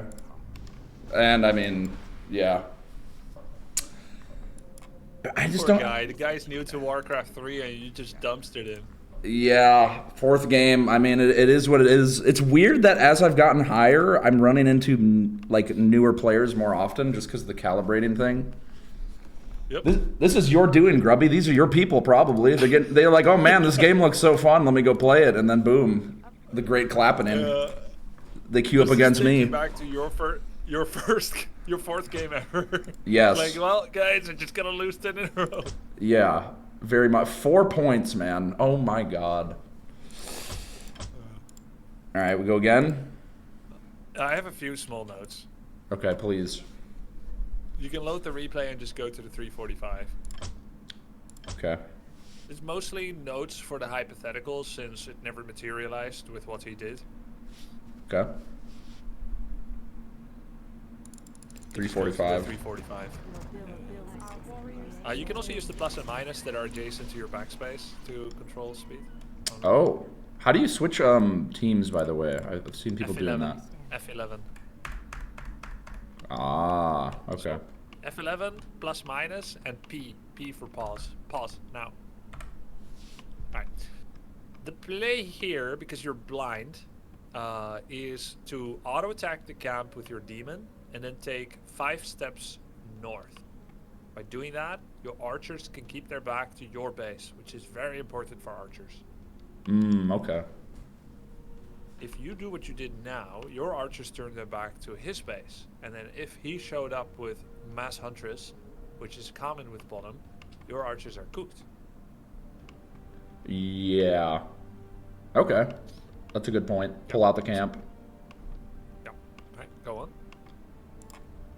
You can go to the 415 mark Oh. after you walk south. You see how exposed your archers are to would-be attackers. Okay, pause. You are now near the goblin shop, and you have seen bottom and 1 archer, but you don't know if it's like mass archer or mass huntress or just a reasonable tech. I was wondering what you were thinking at this point, what you think it is. I'm just assuming it's priestess and then spamming huntresses, because that's all. That's what I've seen. Every time someone goes priestess, I see huntresses. Yeah. Okay. So what's gonna happen then is that he will launch an attack somewhere at the 6-minute mark before you have your lores finished, before you have dryads. He will come with like 5 or 6 or even 1 more huntress, and you will end up TPing to defend your homeland. And you will need Dust of Appearance, otherwise huntresses can't be taken down. And you're near the goblin shop right now. Oh, true. That's a good point. Okay, so yeah, in the Dust. mirror, it could be very useful for dust as well. Yeah. Always Dust against Blade Windwalk, always Dust in Night of Mirror. Okay. Makes Then sense. you can Shadow Meld freely and he can't. Which is pretty good. And now another question. Is this a situation for Circlet, yes or no? And why or why not? Based on your best guess. No idea.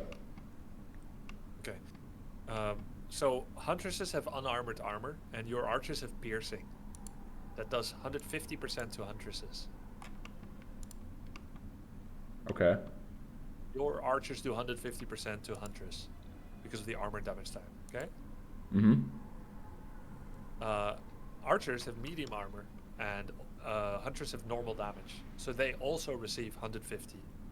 So you're both butter to each other, but you're also both a hot knife. So if your archers are in good position, they will destroy Huntress that try to funnel through a small choke. If they're in a bad position, they'll get annihilated. Numbers of your army really matter. So if you buy a circlet now, then you will have less DPS with your archers. And so it's not that good now. It's best now to archer max, so that you have as many as needed to hold the potential imminent huntress all in. So maybe a 5th or 6th, maybe even a 7th archer here is not a bad idea. Yes, exactly. And then you can get away with only 1 lore, with or without tier 3, an exploratory 1 lore, because 2 lores generally, that's when against a good Night Elf, if you have double lore and you start Dryads, that's when their glaive throwers start coming in, who dominate Dryads. By that time, he'll have whittled down archer count with his hunts, and then glaives come in to kill your Dryads. Bears are too far away against a true all-in. So double lore is not needed. You just need to survive 7 archers, 1 Dryad, and then even a tier 3 tech with a single lore, and then slowly getting your bears out, then adding a second lore, that kind of thing. Once you have survived the early attack, would be ideal. Okay. Yeah. So don't buy Circlet. It will cost you archers. Archers better. Ah, I see. That makes sense. But do buy Dust. Alright, Yes. that's all I got for you for this game. Let's go next. Okay. Good job. Thank you. Run it again. Let's See you go. after. Yep. See you on the other side.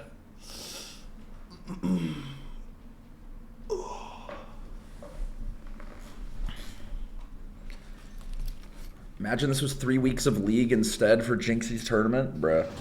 Ain't no way I'm playing League. Ooh, human. Okay.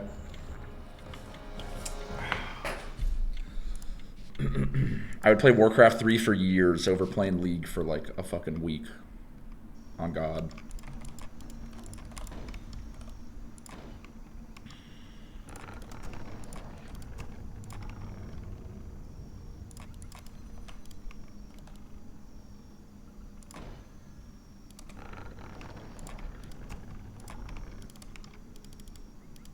Insufficient gold. Good luck, have fun. No smiley face. Don't want to be too nice. Insufficient gold.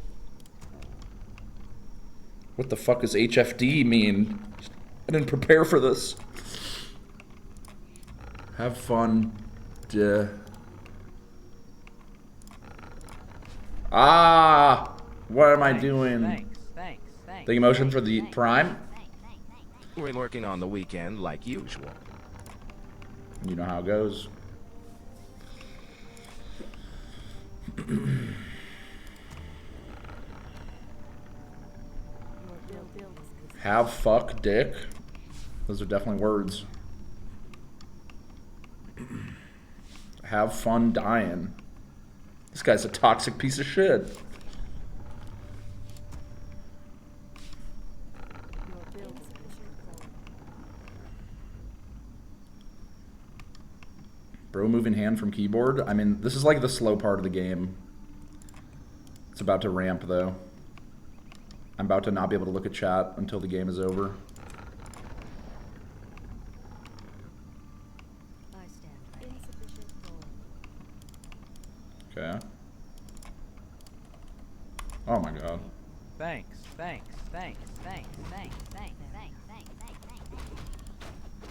Trying running and hired spent a goal. Thank you, En Celeron. trouwen of the near scenes a 3 out of mind. Appreciate that.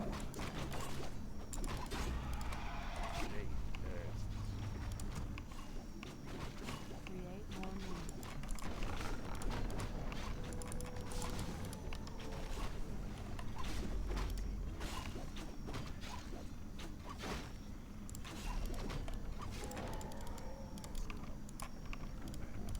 More lumber is your building. More lumber is required.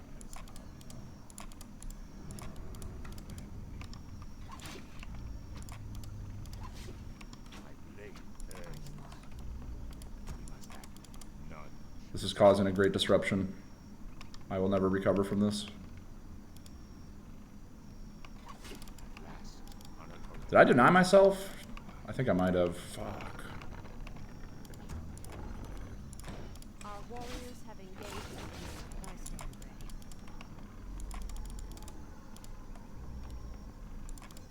What is he doing?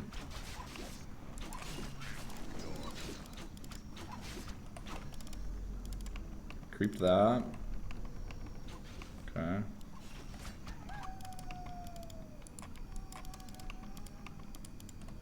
stand ready.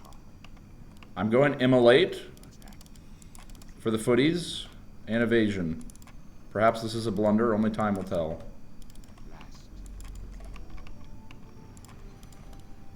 Hunter's Hall coming in.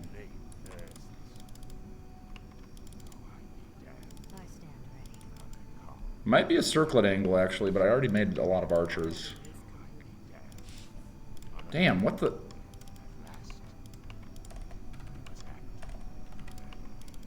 Where the hell? These are loser camps. I don't know, maybe gold mine?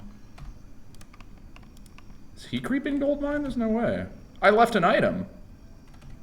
What are we doing?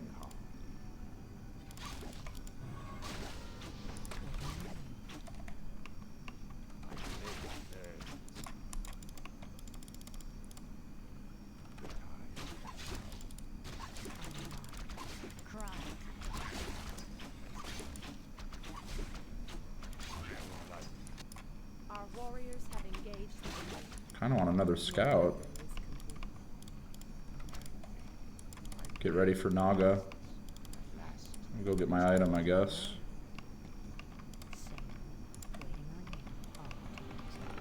Upgrade finished.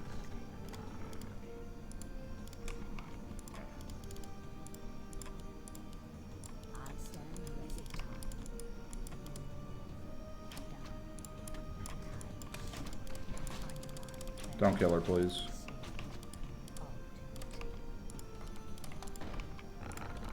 We can't build.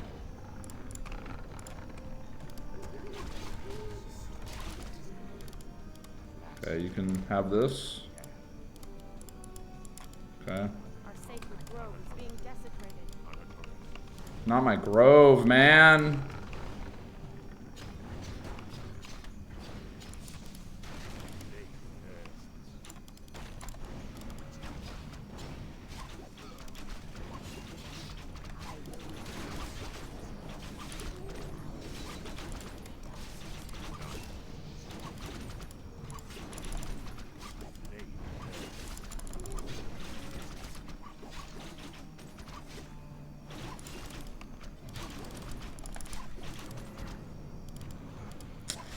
Wow, that hurts really bad. Damn.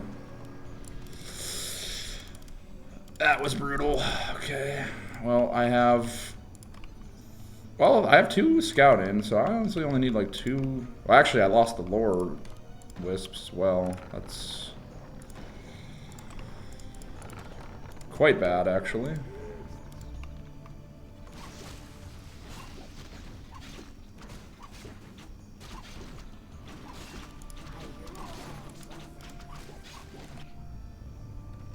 Yeah.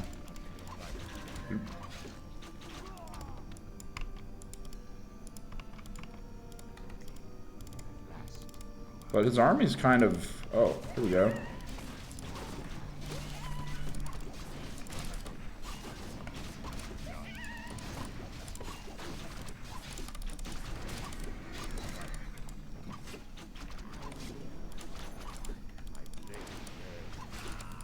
Oh, sorry, man.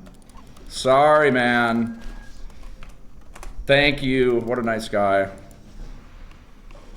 Let's go. If I didn't find him there, I was so cooked. I feel like that was a lucky win. If you're gonna hire agents to snipe you and then give you free wins, you should make it a little bit less obvious.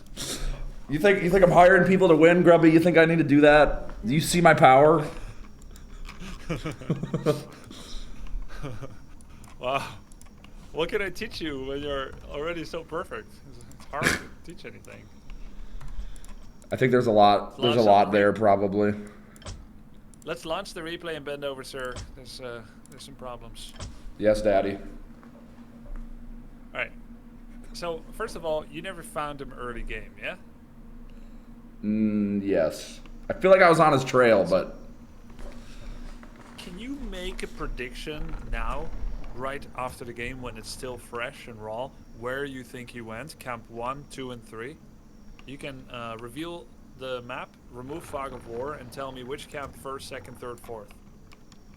I think he went here first with militia, and then I think he went here because I was like looking. And then I think he went here. Okay. And yeah.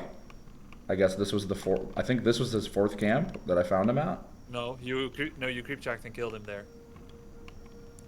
Just Well, no, next that's to- what I'm saying. I feel like that was his fourth camp. Or Okay, so the camps you just highlighted give you level 2.5. So those couldn't be it. There must be more. Maybe he took the murlocs in the river in the north east. yeah, I did not look at those these. Those murlocs, or the one that you just highlighted, bottom left of the shop. Yeah, this one. Could be this. Okay. Alright, let's first just follow his view. I want you to understand what you're up against. Fog of War, his view, F11. Your building is complete. You just made a guess, now let's see what happened. Okay. Go a little faster. Ready for action. Ready to work. Ready for action. Ready to work. Okay. So that was this is the first. So militia is like humans, Ancient of War creeping. Correct. Got it. Okay. So he does Undead that. has Ancient of War creeping as well, because Undead's lumber unit is also their tier 1 military melee. So they can sacrifice lumber income to pull more units than you otherwise could have in ghouls. Right. Thanks. Okay. I think that. It's I the think. only one. Thanks. Sorry, go ahead, boss. I was just saying. Yeah. I think. That That was his second. Yeah, with Sapphire thing with Prime. Okay. I predicted Yeah, this is the second third. down. Let's Yeah, see. you predicted that. And I just wanted to point out, Orc has no militia creeping like the other 3 races. And this is part of the reason they need to get more out of harassment. Oh. Right? They have to kind of be aggressive. Of course, Mirror Image can kind of change that, where they do just creep. It's not Yeah. as fast initially, but it speeds up more and more as the blade gets stronger. Yeah. That makes sense, actually. I knew orcs were the most harassment based, but I thought it was just like I didn't really think it had like I think about that. Oh, okay. So since he was in Oh. your base, kind of from the north side, it made sense he did northern camps. True. So this Yeah, is 'cause still at not this level up, so time- he still has some Damn, I'm right next to him. time you were- Yeah. And so the breakdown, the problem here is that you didn't scout well enough. You gotta have 1 or 2 wisps constantly sentineling around the map. Yeah, because my wisp right now is over here, and that's it. Yeah. You need 2 wisps on the map, always, against human. 1 near a gold mine, and 1 checking where he actually is. Okay.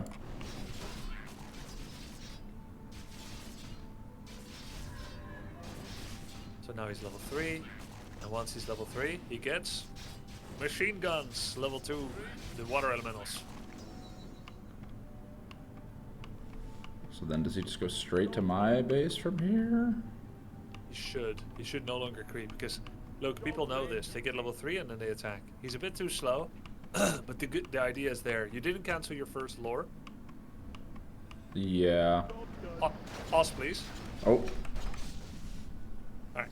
So, what are 3 steps you should immediately take when he starts doing this? Cancel buildings, move wisps far away, and go home and tell him to stop. Yep. Those are all good.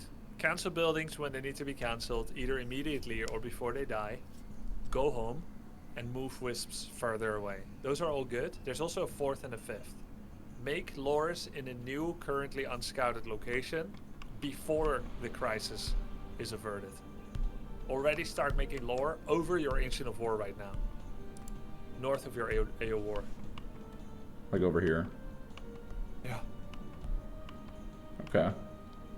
Because if he stays here for a minute, then you start your lures after a minute. But if you make it now, they'll be done when he leaves. You think I still go for 2? In this situation? Well, yeah, this is a normal harassment. This, the only thing that you can say now is that he didn't expand.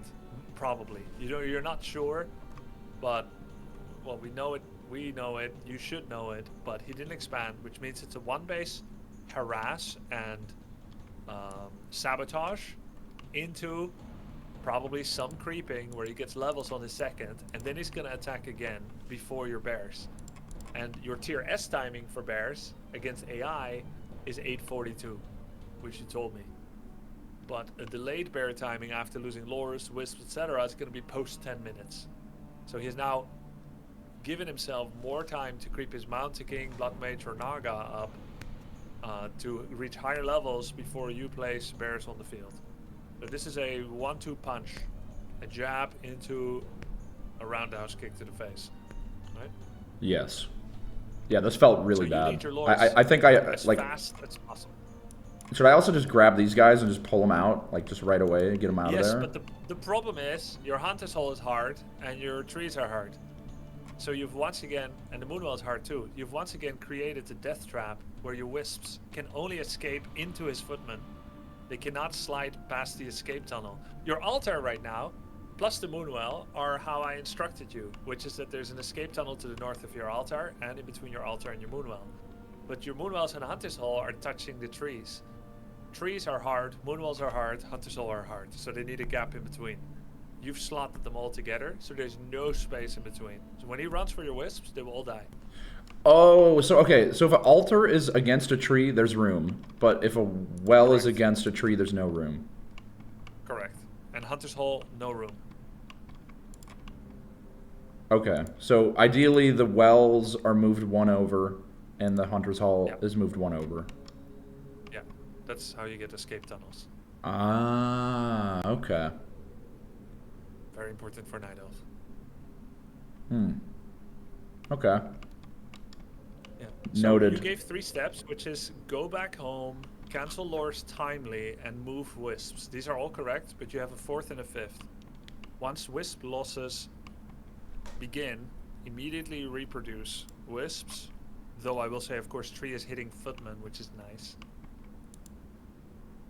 It's a balance between remaking lost wisps or allowing your tree to slap footman. Your main tree. Right. Slapping is good, but not falling apocalyptically far behind in wisps on lumber is also good. Right? And the 5th one, remote lore creations, remote lore recreations. You see that wisp over your altar? Yeah, that should have been a lore. Up there. All right. So that's the 5 things you need to do when you get attacked. Yeah. So 2 takeaways from this game: better response against debilitating pushes like this, and the second one is 2 wisps on the map to scout for expos and creep routes. Okay. That's it. Everything else was perfect. Sweet. Yeah, no, this... I think I never think to rebuild... Like, I feel like that's something I knew, but I have never put it into action. But it's like, yeah, he's so busy trying to do shit here that it's like... These guys could have already ran, but they all die, Yeah. I think. Also, you went immolation, evasion, which is a counter expo response. Don't do it 1 base, generally. If he's not... Is there like a time limit that's like... If they're not expanded by this time, like, you... Because I guess in my mind, I'm like, I don't know for sure that he's 1 base or not. It's a black hole of uncertainty for you. An infinitely open time window where it could happen at any time. Yeah. It makes sense. That makes so much sense as someone newer. I'm so glad you say that. Yeah, so 3-minute, insanely greedy expo. 4-minute, stable, resilient expo, 4:30. By 5 minutes, it's not happening anymore. Okay. And then from 7 minutes onwards, it can happen again on tier 2. So Okay. So... Okay. 5 minutes, the Fexpo is gone, fast expo. Right, and then if it's later, it's like, it's not even as big of a deal because I'll start to have bears and then I could just Correct. run it down. The worst expo timing for an opponent is like if he starts expanding at 8 minutes. Because you're getting your bears in his base by 10. And so he won't have benefited yet. Okay, that makes sense. So like I don't need to be scouting as like vigorously post 5 minutes. Like if I haven't seen it, like obviously this this guy probably should have moved over here, but it's like okay, these creeps are still here. If there's nothing here, I can kind of just assume one base Andy. Let's say from like minute 7 and 8 you can start checking again for tier 2 expos. But by the time 4:30 has come and he has not touched his creeps on expos, it's not going to happen in tier 1. So then the skill order here should have been just immolate into 2 mana burn. If you're using immolate to expedite your first 2 creep camps, that's valid. But since you hadn't used it for your first 2 camps, it's better just to go mana burn evasion, I think. Okay. I guess I was thinking like footman. Get immolation. But it's mostly, like tier 1, one base human makes anywhere from 2 to 4 or 5 footmen, and then it's rifle ranged. And tier 1 expo human makes like a bajillion footmen and peasants, so it's a pretty big scale difference. Okay. In other words, you need immolation far more against the spamming barracks of a fast expo. Remember, if someone fast expos, they gain money, but they lose several minutes of tech time at this elo. So for several minutes more, they can't make Sorks, Priest, Breakers, Griffins yet, because it's all delayed. But they have more money, so where does that money go? It'll just be in their pocket. Instead, they can make 12 footmen. There's 2 reasons there's way more footmen from an expo guy. 1, he has the money. 2, he can't make anything else yet. Is rifleman tier 2? It is tier 1, but it's generally considered not ideal to just weave in some rifles while expanding, because expo already costs a lot of lumbers. Okay.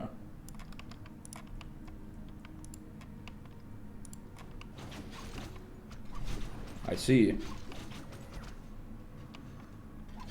Sometimes to save a wisp, you can also just quickly build a moonwell if you think you're not going to make it to the oasis or to the gold mine.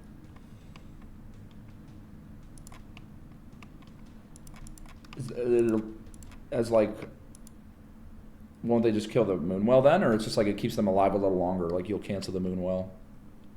Yeah, let's say he's like TPing. The 4 footmen are still chasing a wisp that's 20% life. It's gonna die soon. Bam, you just smack a moonwell. He can no longer cancel it. But otherwise, yes, you're right. He could just cancel it if he still has the full brunt of his army. Okay. It's good to know. This was something I forgot about, but that's gonna be, I think that'll be pretty huge. It's just having having a gap, because I think I just saw pro players, like in my mind I'm like, oh, they just put their wells next to their things, and I wasn't thinking as much about the interaction with the trees and the great outdoors. The difference is unit producing structures spawn a unit around themselves. That's why Blizzard gave them a rubber band that places them further from other structures. So altar, lore, war, wind, they produce units, therefore they leave a single gap even when you touch the tree with it. Right. Like the altar, like I told you, has an escape tunnel. The Tree of Life and the Ancient of War, they all have escape tunnel when they touch the trees, even though you can't see it. But Hunter's Hall and Moonwell don't produce units, and therefore they have no leeway around their building footprint.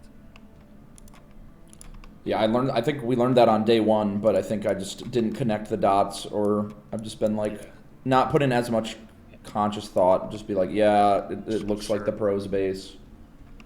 Yeah, there's a lot to think about in Warcraft 3, and no one blames you for that. But it will help if you can start implementing it. No, I'll definitely be doing that. Except I can see the use big time. Like here, all these wisps survive, or they at least live a little longer, waste his time a little more. I can probably get him to TP before he kills all of them. Yep. Okay. You down for more? I'm down if you're down, Grubby. I'm down, simply. Let's go. Let's go. Okay. Potential peak moment. Oh. Oh, yeah. Oh, cool. Yeah, you can search. You can search. I'm just filling the time until you find. Then I'll shut up. If we find an undead player, I rate expo risk high. Right. So the same concepts that you have against human also apply. In that you want to be there as they creep it, if possible. You want 2 wisps on the map, not 1, so you can keep track of scouting, creep routes, as well as expo timing. And the same timings apply. 3-minute expo, hyper greed, 4-minute, safe, resilient, slow. 5 minutes, it's not happening anymore. Okay. And undead as well is like a good, usually immolate is the move. I think undead mana is extremely valuable. Like, Archmage summons elementals that you can detonate, but undead mana just hurts you a lot. So, mana burn is valuable. It's human. Alright. Alright. Good luck. Thank you. See you on the other side. Hammerfall. This fucking creep camp. Here we go.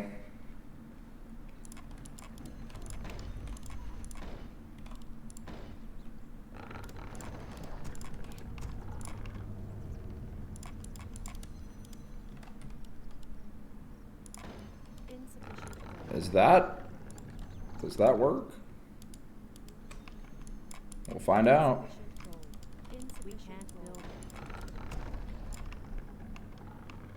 Maybe.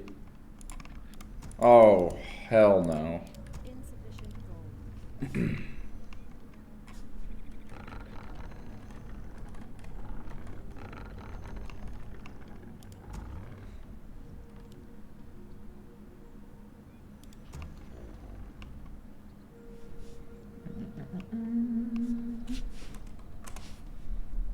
Just a light good luck today. I guess I could have fun.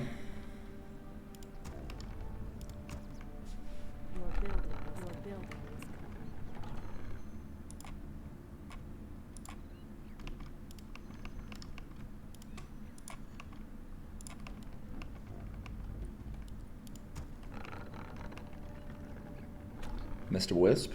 Oops.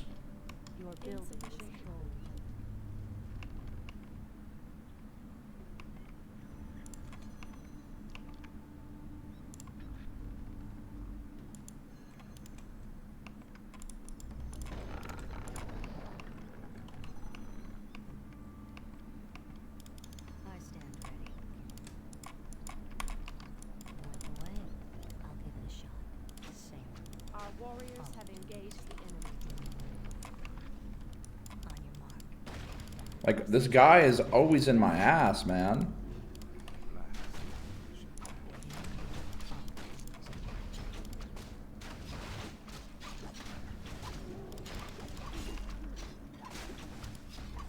My poor archer. This is just a mess.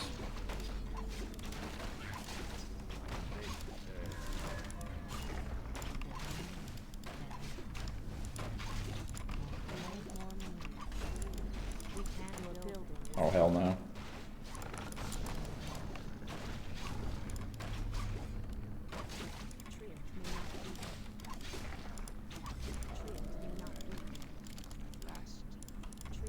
Just fucking plant yourself, man.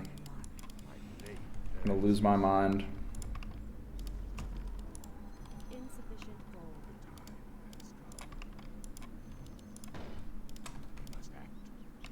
Okay. Would like another wisp. Down here. I stand ready.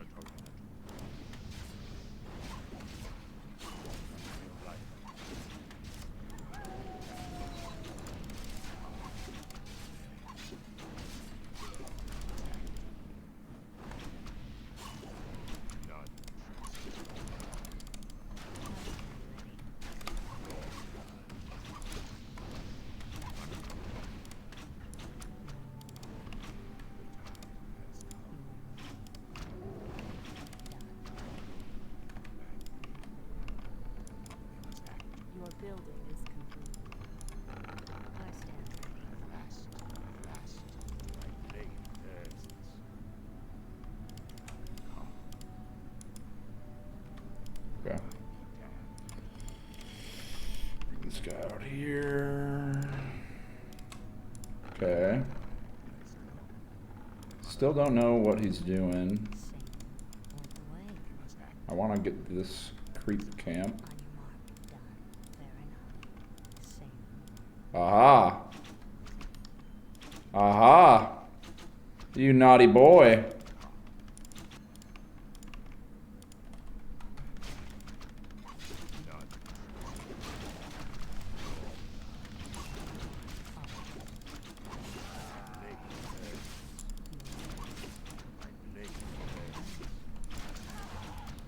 No!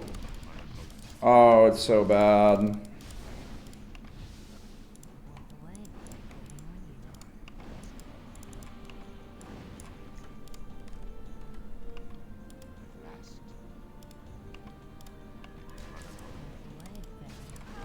Can I kill myself? Fuck. Okay, so in this case, I think this is like a Huntress's angle.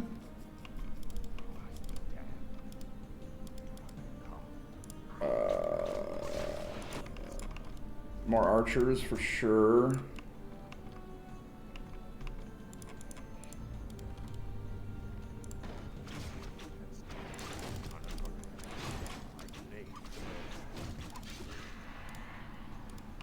Okay, I think I have this problem where I fixate on the expo. I'm gonna try to not do that. But I'm just gonna make a bunch of archers. We'll get the dryads going. Bears on the back burner.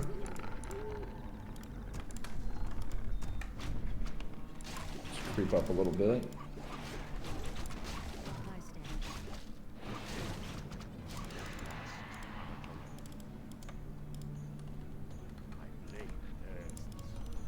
Oh.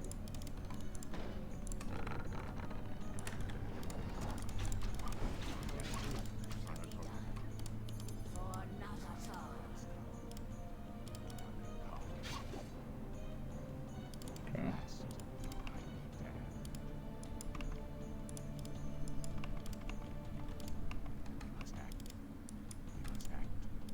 Research basic. Your building is complete.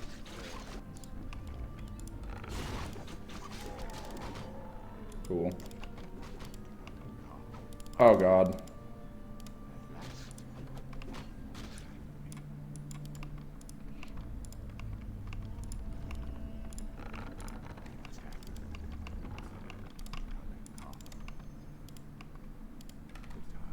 Is he coming to my base? I can't really tell. The great outdoors. Ah, the great outdoors. Your building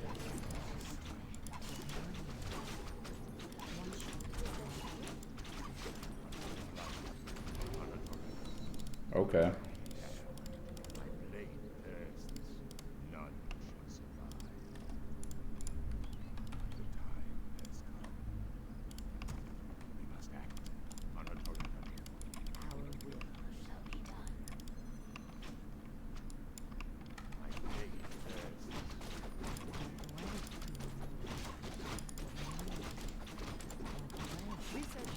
What are we doing? create more meanings. Oh no. The great outdoors. The Moonwell situation is horrible with it. Bring these back. Okay.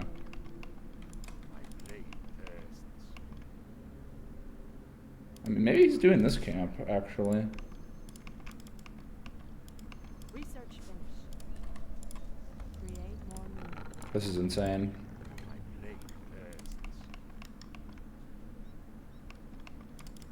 I mean, I don't know. Maybe we force him to come over here. Am I scary?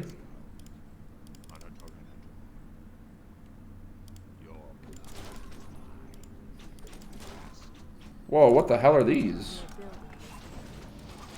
building. Your building.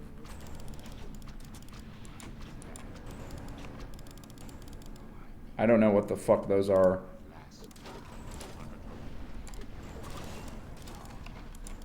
Upgrade finished. Our warriors have engaged the enemy. For the tree. Aim dead center. Never before seen tech. On your mark. What the fuck is even... I don't even have a shop. Oh. Oh. Grove is being desecrated. Oh, my sacred grove. Oh god, it's being desecrated.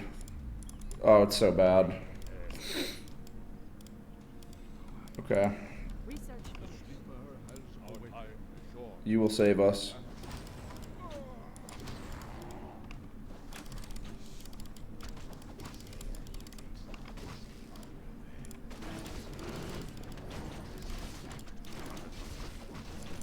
What is nature's law?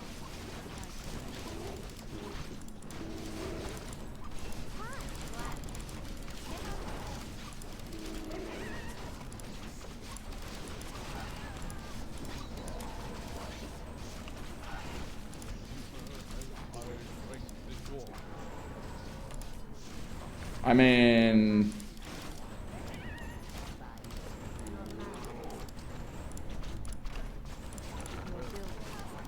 This might not be that bad. We get this on you.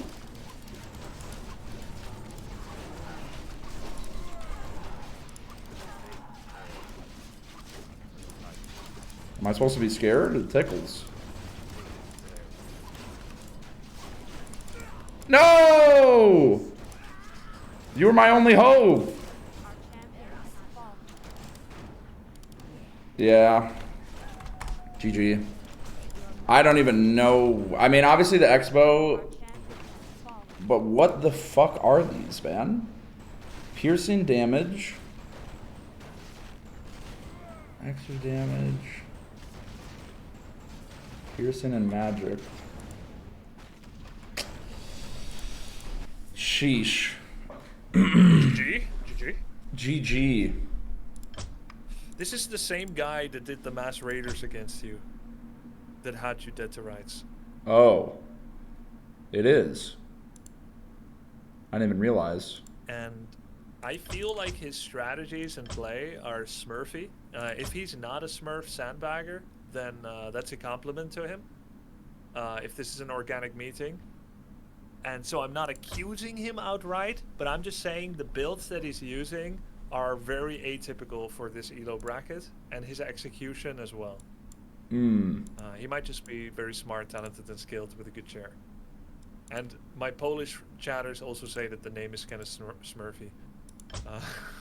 I just get a see. feeling for it. So don't feel bad about getting mogged a little bit. Yeah. Being oppressed under his aura. I think there are some actionable points for you and me, so we can launch the replay and take a look. Okay. But I also want to lead and point out that I think you did the battle micro really well. Like, I was kind of impressed, even though you had no chance because of the expansion and the playstyle. But like, you hit the rejuvenate when he had the air in your base. You read his attack timing every time, so you're always in your base to defend. So many things. So many things you did well. But Thank some you. things we did talk about in the theory graph. Yeah, sorry, I should leave space for you to talk. No, you're good. You're good. Thank you. That's fine. Some things we talked about didn't quite come to fruition. Among other things, being able to counteract an expansion. Go ahead and press F11 to see what he's doing. So he did the rock golem pull. Pretty good mechanics for this ELO bracket as well. Then he went single hero, which is almost always kind of Smurfy because single archmage is not a good build. But the fact that he can do it and then just, you know, come up with a winning strategy is very atypical. People that are learning the game don't go single archmage ever. It's always the second hero, so unusual. But either way, he's creeping this, he's got a fast expand, and theoretically, because this is the early variant, you need to be on top of this. Now, you lost your wisp to the first footman. Try not to lose it. And if you do, kind of have to assume maybe that he's expanding. And now if you could pause for a moment and F11. Alright, so you went from the orange camp and you walked to the left of the map and then you went right. But you didn't creep anything on the left. So it was a little bit like searching for a purpose and meaning. Yeah. Yeah. So, Well, I think I went to my just, Moonwell, but even still, it's faster to go right if from there. he crept the gold mine, and if I told you, if I was in the game and I said simply you just lost your wisp, his footman direction makes it very likely he's creeping that gold mine on the middle right. And so we have to assume that he's expanding, because if he's doing this 3-minute timing expand, I told you before, that's the greedy variant, and it requires to be punished via harass, right? Yeah. The 3-minute expo in particular must be attacked as fast as possible. Ideally, while he's still creeping. If you can't get that, then as soon as possible, the earlier the better on his peasants. And if you were to choose an angle of walking, starting at your orange camp or your Moonwell against someone that did a 3-minute expo on that location, how would you walk? Yeah, probably right down, top, middle. Okay, so now let's think a little bit about the perspective of the human player. If he crept that gold mine, the safest thing for him to do is to stand at the gold mine defensively, AFK for a minute while it finishes. He needs to stay on top of the town hall. Or he can do something valuable nearby that maintains position and vision of the gold mine. And so this creep camp that's outside here is the most likely thing for him to engage on, because it keeps him within range to defend the gold mine while still doing something valuable. Yeah, I think when I saw him here, I didn't even, like, we meet and then I don't even realize that this has already happened. Yeah. Remember, I told you, humans expand 60 to 90% of the time against Night Elf. So you should just assume it's happening. If they crept the mine, they're expanding. Is it always going to be this one, or do they sometimes do this one? You don't really know. No, but that's where your wisp died, so it is the most likely. And in fact, this one is easier and more valuable to creep when they do the footman pull that you saw him do. Well, you saw it in the replay, you didn't see it. Yeah. Your correct movement would most likely be the north side of the map, past the goblin shop, over this bridge. Because then, if you walk as far right as possible on the bridge, you're least likely to be detected on time for him at the most obvious secondary creep camp, where he is right now, the Hydra and the Turtle. Now you walk through him. If you walked via the north side over the bridge, you would walk past him, and you have a better angle on peasants.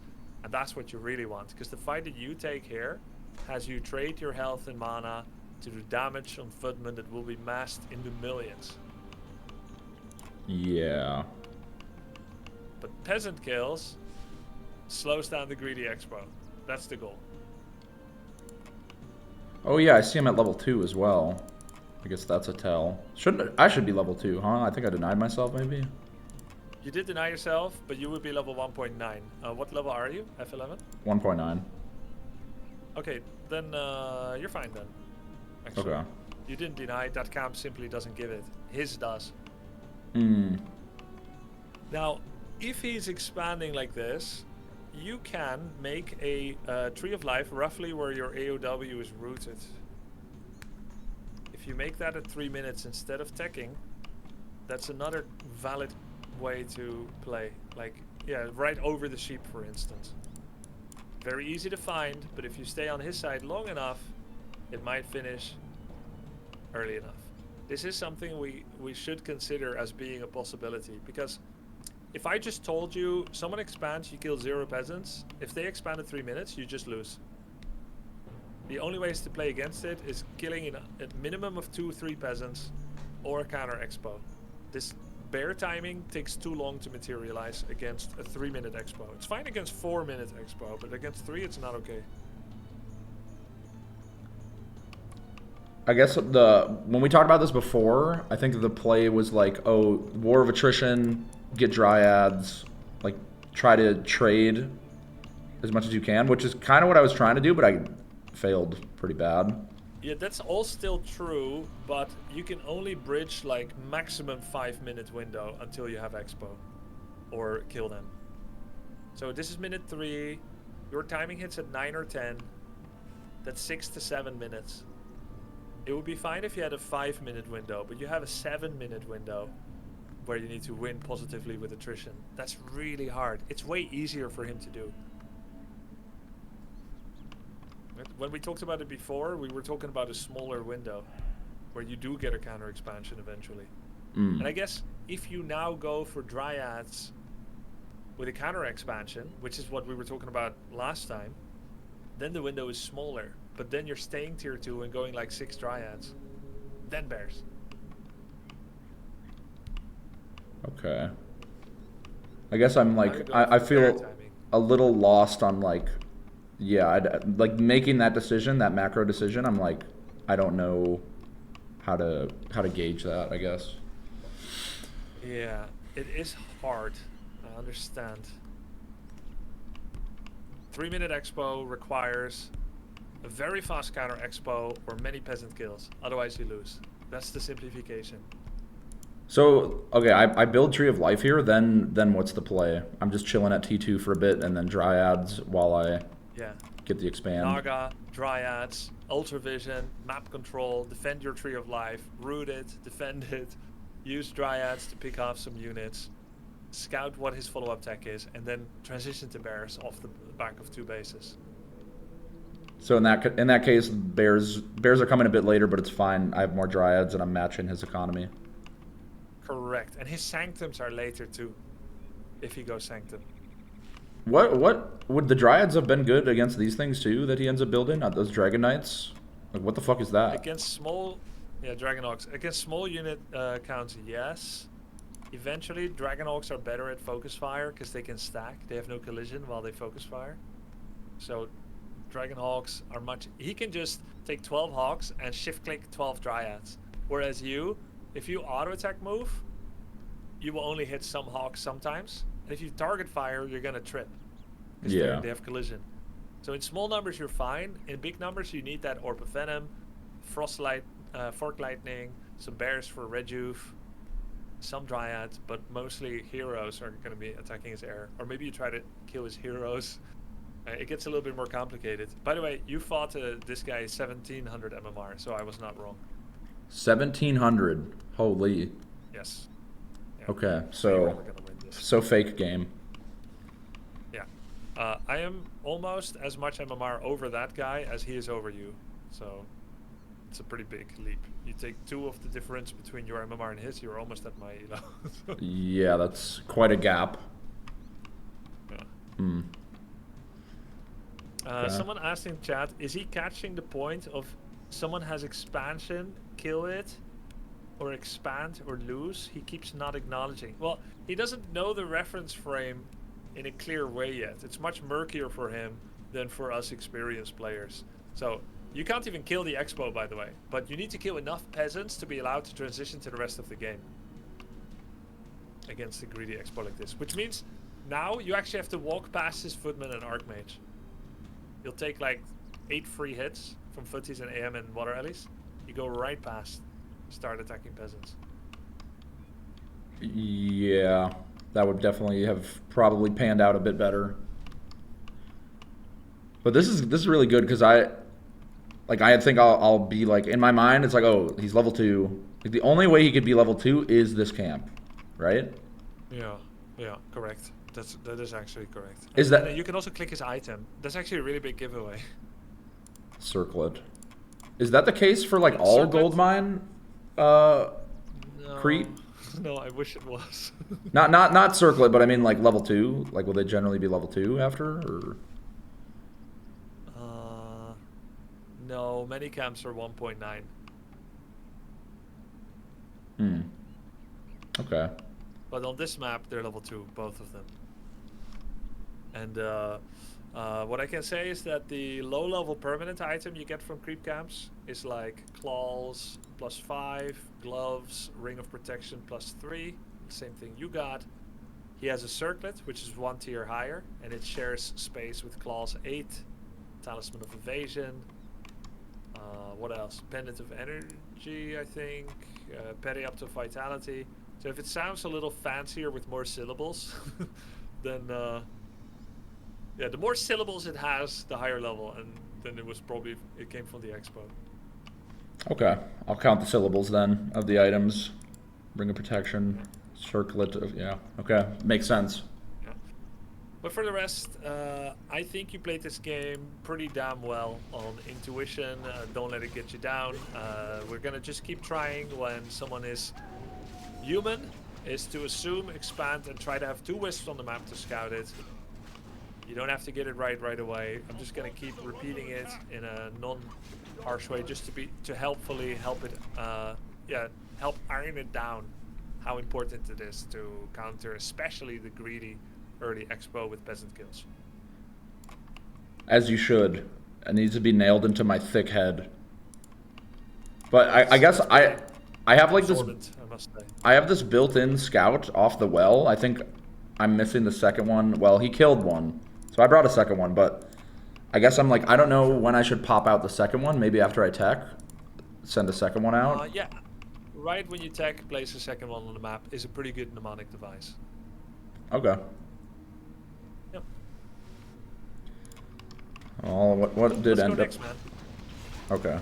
Do you think there was like what? Yeah. Once was I just too late here? Like I start hitting this, but it's like it's upgrading or something. I would say you're already in a pretty bad game state because you were pushed back and you get that 20-second walk, 20-second walk problem. And also, actually, you could have cancelled this tower if you are willing to lose an archer and you have no false movement like hitting the peasant now. If you had fully dedicated archer demon to that tower, you would have cancelled it, which would be not bad for you. Yeah. Well, yeah, I won't think about it too much. Just the takeaway. Yeah. Human's probably going to expand. Try not to lose the wisp. And yeah. Okay. You down for another? Your Moonwell, by the way, was let's go another. Your Moonwell was corner to corner, tip to tip with the wood. So it was Tip still to tip, even diagonal is still a full wall off. So you can aim your Moonwell, and if there's any red, you must aim your Moonwell until it fits, and then go 1 hex away from every direction, horizontal, vertical, and diagonal. Okay. Yeah, I saw that and I was like, maybe that's also caved in. Yeah, I heard you contemplate it, and your instinct in this case was correct, that the location was not correct. All right. Okay, man. It's a lot of fun watching you play. Just keep going. You're doing really Oh my well. god, it's icy. What the fuck? You know him? Yeah. Oh. You got this. All right. Here we go. Thank you. Good luck, Icy. You better not be watching. Naughty boy.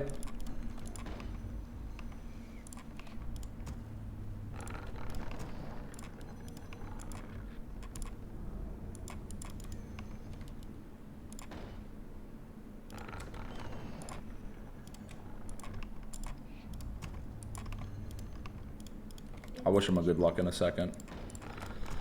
We'll get there.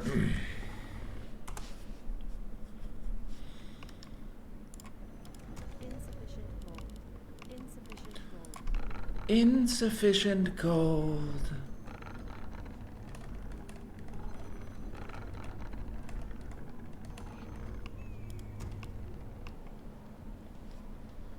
I'm playing trees, yes.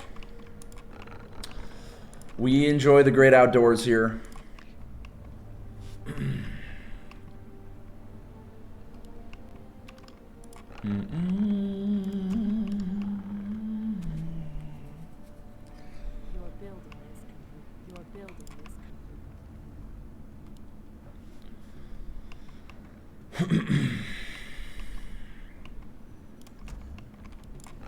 The way Icy has talked in my chat would make me think he's like a 1500 MMR person, so I'm surprised that I'm even facing him. I think I've maybe faced him before.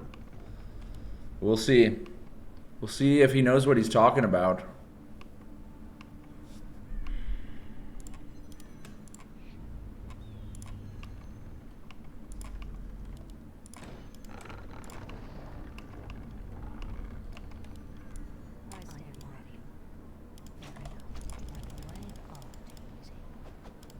Our sacred grove is being desecrated. Dude, there just ain't no way.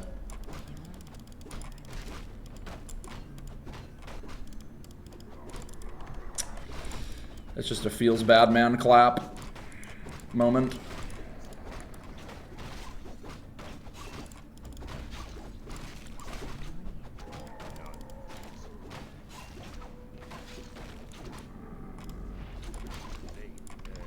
Oh my god.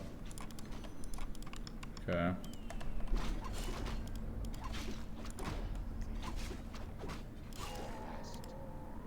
Our sacred grove is being desecrated.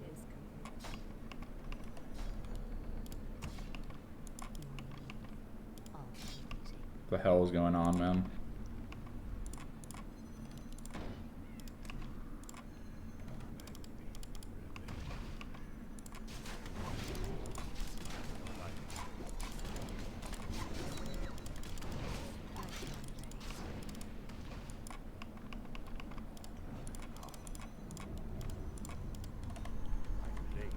Oh my god, I'm not making archers. Sacred grove is being desecrated. Oh my god, I'm not teching. No. No.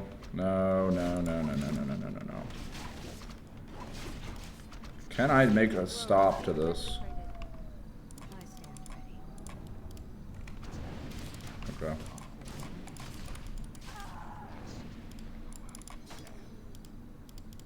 Our warriors have engaged the enemy. Our sacred grove is being desecrated.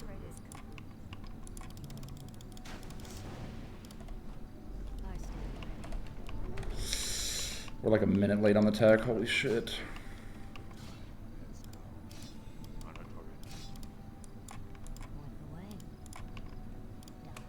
Okay, I think he's gonna try to like keep me in my base so he can get away with the expand.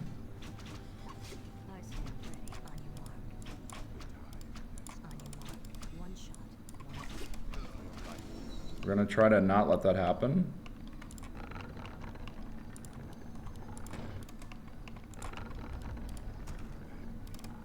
Going back for it.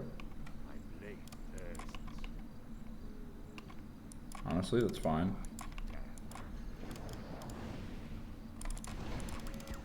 Our warriors have engaged the enemy. Our sacred grove is being desecrated.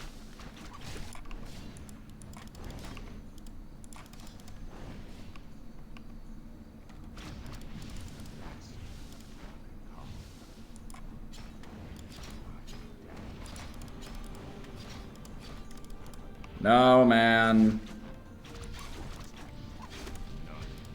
Our sacred grove is being desecrated.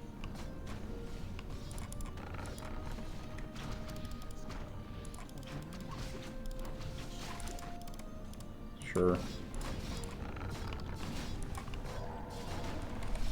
Our warriors have engaged the enemy.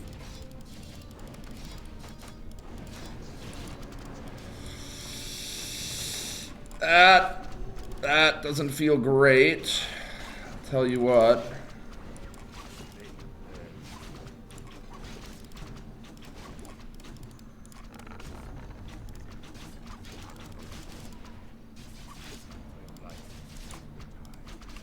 I mean, holy shit. Holy shit.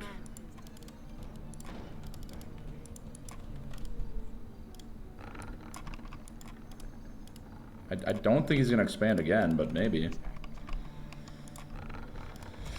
I mean, this is so fucking bad. It's so bad.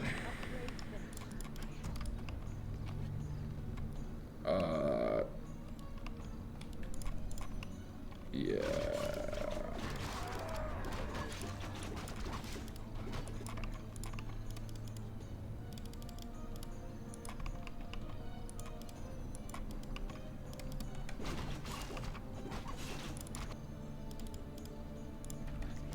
Okay. Well, we'll be training our wisps up and get one of those, I guess. Your building is Holy moly.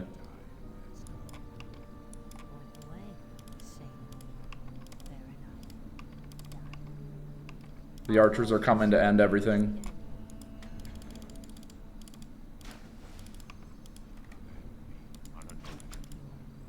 Your building cry havoc. Our sacred grove is being desecrated. My blade burns.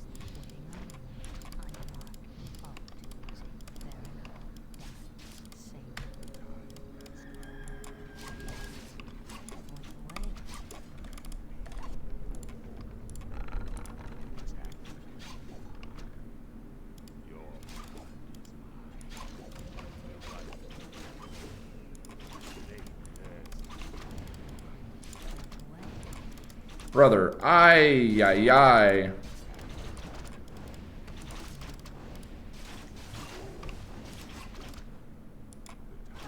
Your building. Our warriors have engaged. I need to get out of here. This is horrible vibes. The vibes are horrendous. But there's no expand. Insufficient gold. Try and get the tier 3 right now. Insufficient gold.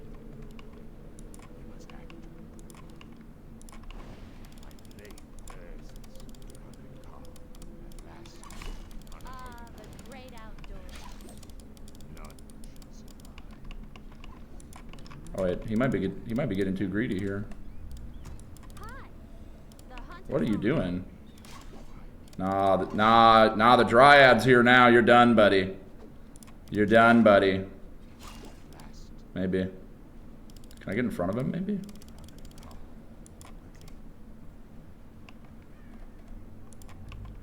This is so stupid. Okay. Well, you call it for the 500? 4 out of 5 in gold 4 out mine? of 5 gold mine. You love to see it. Research finished. W comms. Going for this loser camp because I'm a fucking loser.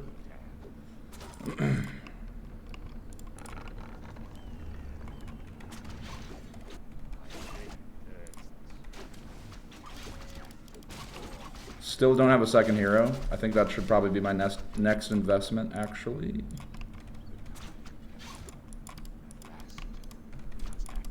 Get his ass. Okay. No expand there. Research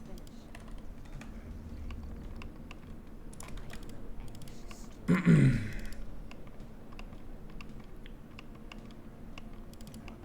Could probably creep something a little bigger now. Insufficient. More lumber is required. The lack of wisps is disturbing. Are we being invaded? Your build. More lumber is required. Oh, my wood. I'm game. Let's make this call.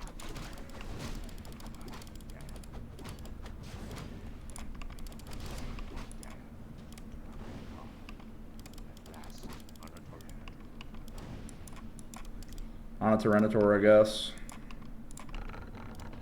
We need hella wisps. Like 4 wisps, More lumber is required. at least. Okay, he's kind of big. Hi. Glad. Kind of a large person right now. I don't have a lot going for me. Let's get this, I guess. Got scouts at least. It's not horrible, but...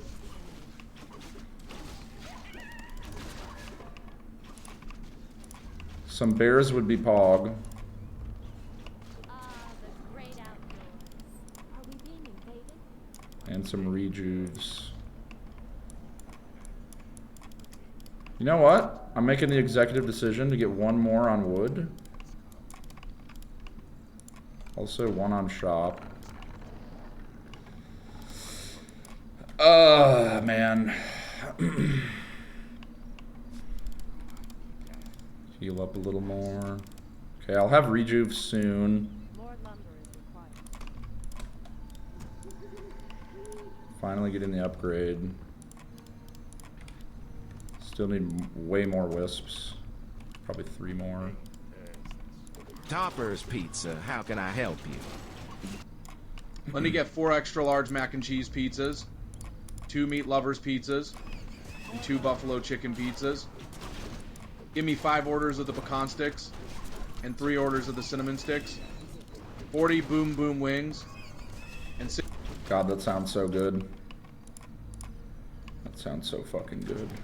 Research finished.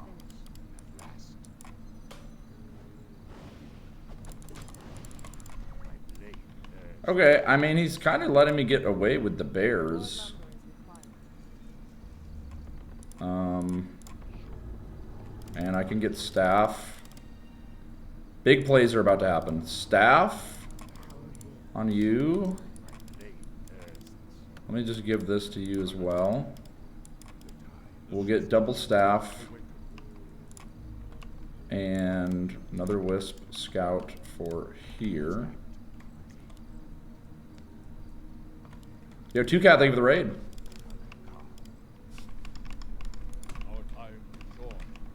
Much appreciated.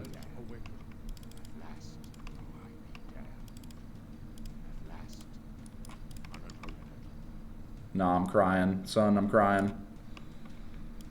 He's going for it again. I'm dead. I'm dead and I'm crying. Insufficient gold. Insufficient gold. Son.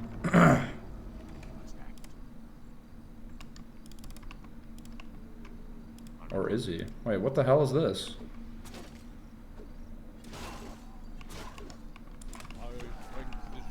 What is nature's call?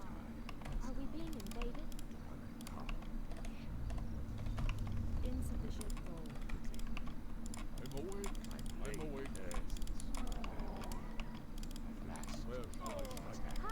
for the trees. I'm gonna hit him where it hurts. Actually, I don't think I can.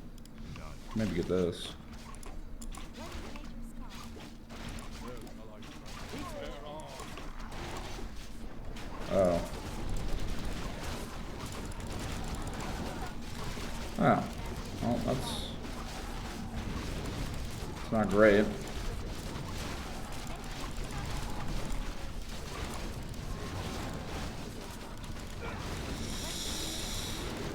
Yeah.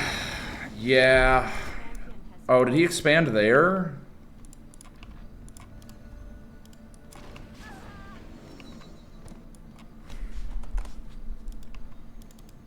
Did I miss this? Research finished.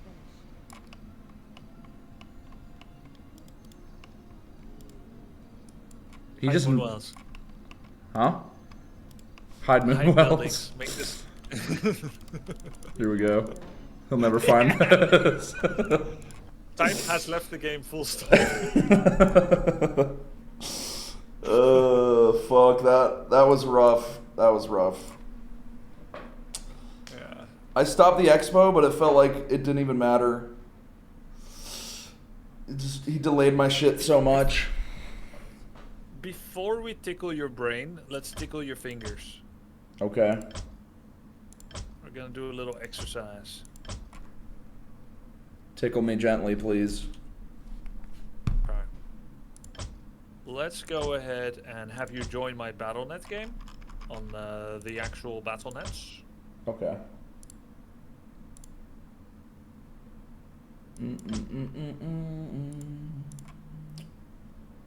Booting it up.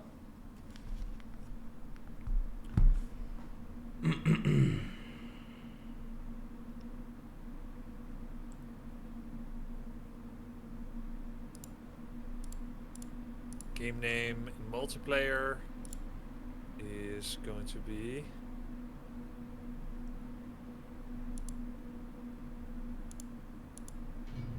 simply 2. Alright. Up now. I'm in. Alright, go ahead and pick Noise Elf. Alright. All you gotta do is to begin the game by making as many Ancients of War as possible around your gold mine. Should I even get like mine stuff? Yeah, don't make wisps, just make 2 Ancients of War adjacent to your gold mine and put the rest of the wisps on wood, please. Oh. Okay. Okay. And you are allowed to make 2 more wisps actually and put them in your gold mine. We'll need it for this test. Alright. Okay, once you have 60 wood, take all your wisps and put them in gold.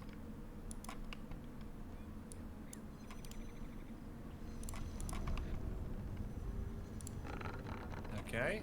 Now, when you have enough, when you have 6 wisps, make 1 more Ancient of War.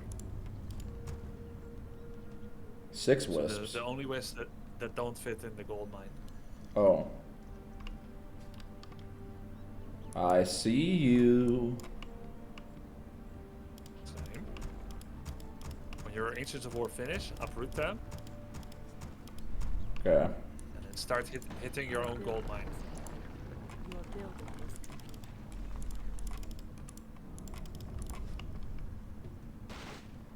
Okay, now quickly look at my base. Are you looking? Yeah. I press the unload hotkey, then I box select all wisps, and then I press R for repair, and then I right click them inside. Out, repair, and in. Alright, try to do the same thing now. So you did a right click, then they go inside, you gotta do repair and then left click. Yeah. Now pretend your wisps are getting attacked in 3, 2, 1, and put them in. Yeah. That's gonna be the mechanics that you're gonna use next time he goes for your gold mine. Now pretend he's only attacking the left side wisp. Yeah. Exactly. Yes. Yeah, I had no clue. I was like, oh my god, it's gonna die. I didn't even know if I could repair it or not. Yeah. Not only can you repair it, but because it is a building that can be entangled for free, for no monetary cost, this is the only building in the game that you can repair literally for free, outside of income deprivation for idle wisps. There is no active gold or lumber supporting cost that trickles down your resources when you're repairing your gold mine. Okay, that's really good to know. Yeah, So I you're think gonna was cycle that how I your lost the in and game? You think? Like if I didn't lose the Yes. gold mine there, do you think it might have been a dub? Yes. Now we're gonna watch the replay and I'll show you why that is true. Okay. Let me go ahead and download the replay. Okay.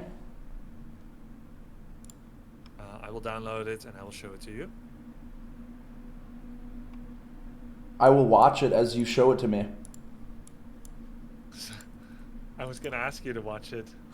I'm so glad that you will. I got you, man. One step ahead of you. I feel like we're really connecting over tonight's coaching. Me too. It's been great.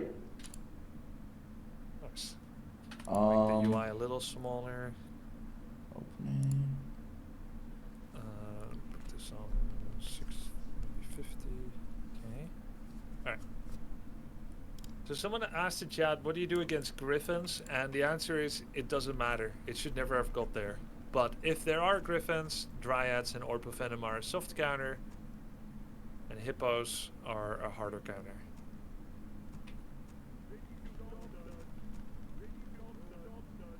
Do you get signal? You Yeah, see yeah. everything? Yep. Do you like what you see? Okay. Yes. Okay. Our warriors have engaged the I'm loving it. Okay. So this is your vision. You finish the creep camp. Our sacred grove is being decimated. You walk towards him. See him. All right, cool. So you got options here. You got mana burn and you got immolation option. He just summoned the water Ellie and he's at 62 mana. Right? So water elemental costs 125. So mana burn doesn't actually do anything here. Because he's level 1.9 from this. 62 mana. Now, if he levels up, he gains a burst of extra current mana. And that will actually put him very close to Water Ellie. But until he's leveled, Mana Burn doesn't do anything, and Immolation could be good. Ideally here, you have 2 Wisps nearby. I think we should accelerate the second Wisp earlier. Into the map, earlier than Expo. But also, you sent an Archer to deal with Footman, and I think it failed. And that's because you have everyone in the same control group. And we can prove it because you have a selection circle around Demon and Archer. So one of my tips... You got me. ...is Control Group 2, Control Group 1. Okay. I've been putting my Scout Wisp on Control Group 2. That's valid. In that case, don't Control Group your Archer. Like in this, like get her out of the control group before I send her back. Yeah. Or just like don't control group her F1. at all. You send her back, then press F1, Control 1. Okay. Oh, yeah, that's good. F1, Control 1. Okay. Yeah. Because part of your ache this game was because you overrode your defense. You actually had a perfect response. Ignoring the Footman with Demon is a high-level response. And sending Archer back is perfect too. And then you only have a couple of moments where you have to Wisp juggle. But you cucked yourself with a full control group. Yeah. I did. Second tip against this. You already know about Goldmine Cycle, but it's an APM drain. And you'll do it as well as you're currently capable of. You know the concept, the rest is up to you. I don't have to feedback it. You know that it can be done. Right? Mm-hmm. Right? Like the shuffling. Yeah, yeah. Yeah, okay. So another thing you can do is you can send this Wisp here. And then cancel any Wisp in production. You will take 2 slaps from the tree. It will help your Archer win even harder. Ah. Yeah, because he's probably not fully even looking at this. It's just... He just sent it in here and it's just doing shit. Yeah. And this Icy system always does this. This is his signature move. Even to the point where if his first Footman dies, he does it again. Because he knows how valuable it is to drain the APM of multitask. Yeah, it is very draining. Yeah. There's also a trick with your gold mine. If you take a Wisp out of your gold mine, and then you select your gold mine, and then you right mouse button a Wisp, it will draw in and do a push-pull command on the Wisp to move into it. That's what I do. Oh, wow. That's amazing. How did you learn that? Cithrin, I'm pretty sure, showed me that. Sick. I never knew that trick when I was a pro at Night Elf in June 2003. I've never mained it since, so I only learned it in the last few years. It's so sick. It feels way better. That's crazy though. Immolation here would be sick, and if you can detonate the 2 water LAs, or I guess you're just gonna auto this, but Immolation would be good. In my opinion, your goal here is to turn on Immolation now, tap this once, tap this, and then kill this one. That gets you level 2. Exactly. Well, actually, Ellie plus a peasant already levels you. But either way, Ellie, 2 peasants, and then, I don't know, then we'll see. But that's a good start, because this is the greedy expo variant, and the earlier you kill peasants, the better. Now let's see what you do. You get the Ellie, then you detonate it, and then you psyched yourself out for a bit, thinking that you can take half an Ellie down while getting hit by everything else. And then you change your mind. The changing your mind was good. The prior was wrong. Because he's level 1, he doesn't have a lot of extra damage stats yet from leveling up. And he's only got 1 Footman and 1 Archmage. You can either click his Archmage to create space with Immolation, or you can go for the Peasants to maximize the amount of kills before going home for a heal and coming again. Yeah, and I think I just went 2 things mana you burn.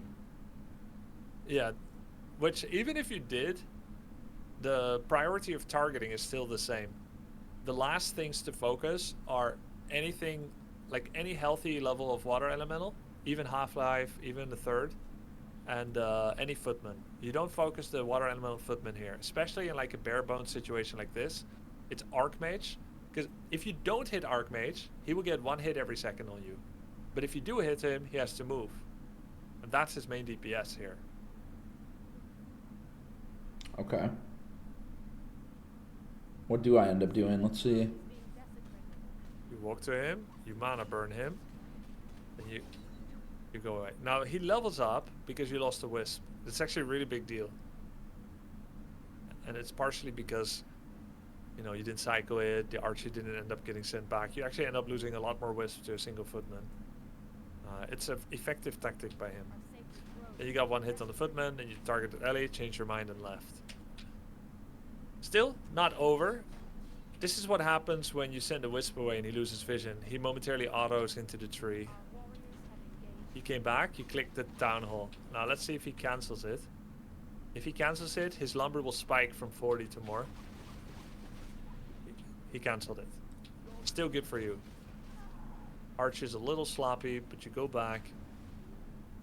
He doesn't immediately have enough to retrain. Remember what I said about 3-minute expo. You need economic damage specifically. You did that. Because you cancelled the town hall. We're now at 4 minutes and he doesn't have it yet. So that moves the window of where he's exploiting the expo so far back that you have made his greedy expo no longer greedy. Does that make sense? Yeah. So it's less impactful. Sorry? It's less impactful getting it at 4 minutes than it is at 3. Yeah. So you've already done partially of what you needed to do. And had you mitigated more damage here, you'd be fine to continue playing the game with, of course, heavy pressure and heavy attrition. And if you can get more economic damage, all the better. Losses were bad, gains were good. It happens. Yeah. So then you got the footy. This gets you a level up. You now have a chance to go immolate, and you did. You saw him. This was actually a super high level decision by you to be like, no, you know what? I know you're going to expand again. Let's go again. I loved it. Now, immediately, send your wisp to Alaska. Yeah. You had the tunnel here. The moment he's here, you can tunnel away. Do it forcefully. I feel like you're like afraid to actually do what you know must be done. Sometimes the things you need to do the most are the hardest to do, or something like that. I don't know. Oh my god. I was trying to be like having wisdom or something, but it's probably It's super. That's so meaningful. Yeah. Okay, he's at 129 lumber. If he cancels it, he'll spike to 200 plus. Okay, so he did cancel it. He left. A lot of unnecessary wisp losses for something that you knew had to be done, but it's so hard. Yeah, so I guess I sent them away, so I should have just sent them further away. Yeah. Right here. Alaska. Here.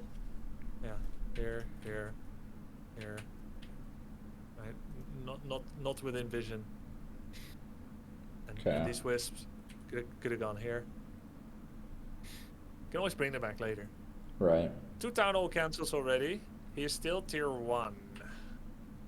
He is level 2.5. You're 2.1. You're teching, and your hunter's hall is uncancelled. So if everything else goes okay, you're looking forward to a Naga against someone that hasn't even started thinking of a second hero. He hasn't even started thinking of going tier 2, and he has no expansion. You're in an amazing spot, minus all the wisps you lost, but still fine. You could even play Demon Naga, non-stop archer only, and forget about the whole tech part. Okay. Yeah, I guess I still that kind of pivoting thing. I'm like, in my mind, I don't know what's more valuable. It's hard to like mentally. No, it makes sense. Makes sense. But someone that's constantly trying to expand cannot have started tier 2, and that's something you can't know for sure. But I can, and I'm showing it in the replay how impossible it is. Because it was 3-minute expo that was then repeatedly foiled and restarted, he could not have money for tier 2 right now. So you're going to be demon, archers, naga against AM and footies only. That's a win because you have immolation. Okay. He's at 45 lumber. If he doesn't cancel, it won't spike to 150 plus. You kill the full town hall. I win. He should have surrendered here. It was kind of BM that he kept playing, I'm gonna be honest. Correct. His level of confidence in recovering from defeat is despicable. Yeah. So now, if you town portaled, you win. And if you gold mine repair, you win. Our warriors are engaged. And this like putting them on trees here is again the deer in the headlights. Just take them all and send them the fuck away and remake Yeah. gold mine. I don't know what I'm thinking. I'm like, oh, maybe he'll leave them alone, but of course, no. But this is not unusual at all, by the way, to like be in an unfamiliar situation and then not know what to do and then not decide anything. Yeah. I'm not busting your balls here. Just trying to help you to No, please. remember what to do. My balls need to be busted, to be honest. We only have a week left. Then Yeah. I'll get the sledgehammer. Yeah. Yeah, get the drill out. Okay, so we're gonna go forward a little bit. You crept your own natural. You're trying to recover. Remember what I said about apocalyptic wisp destruction?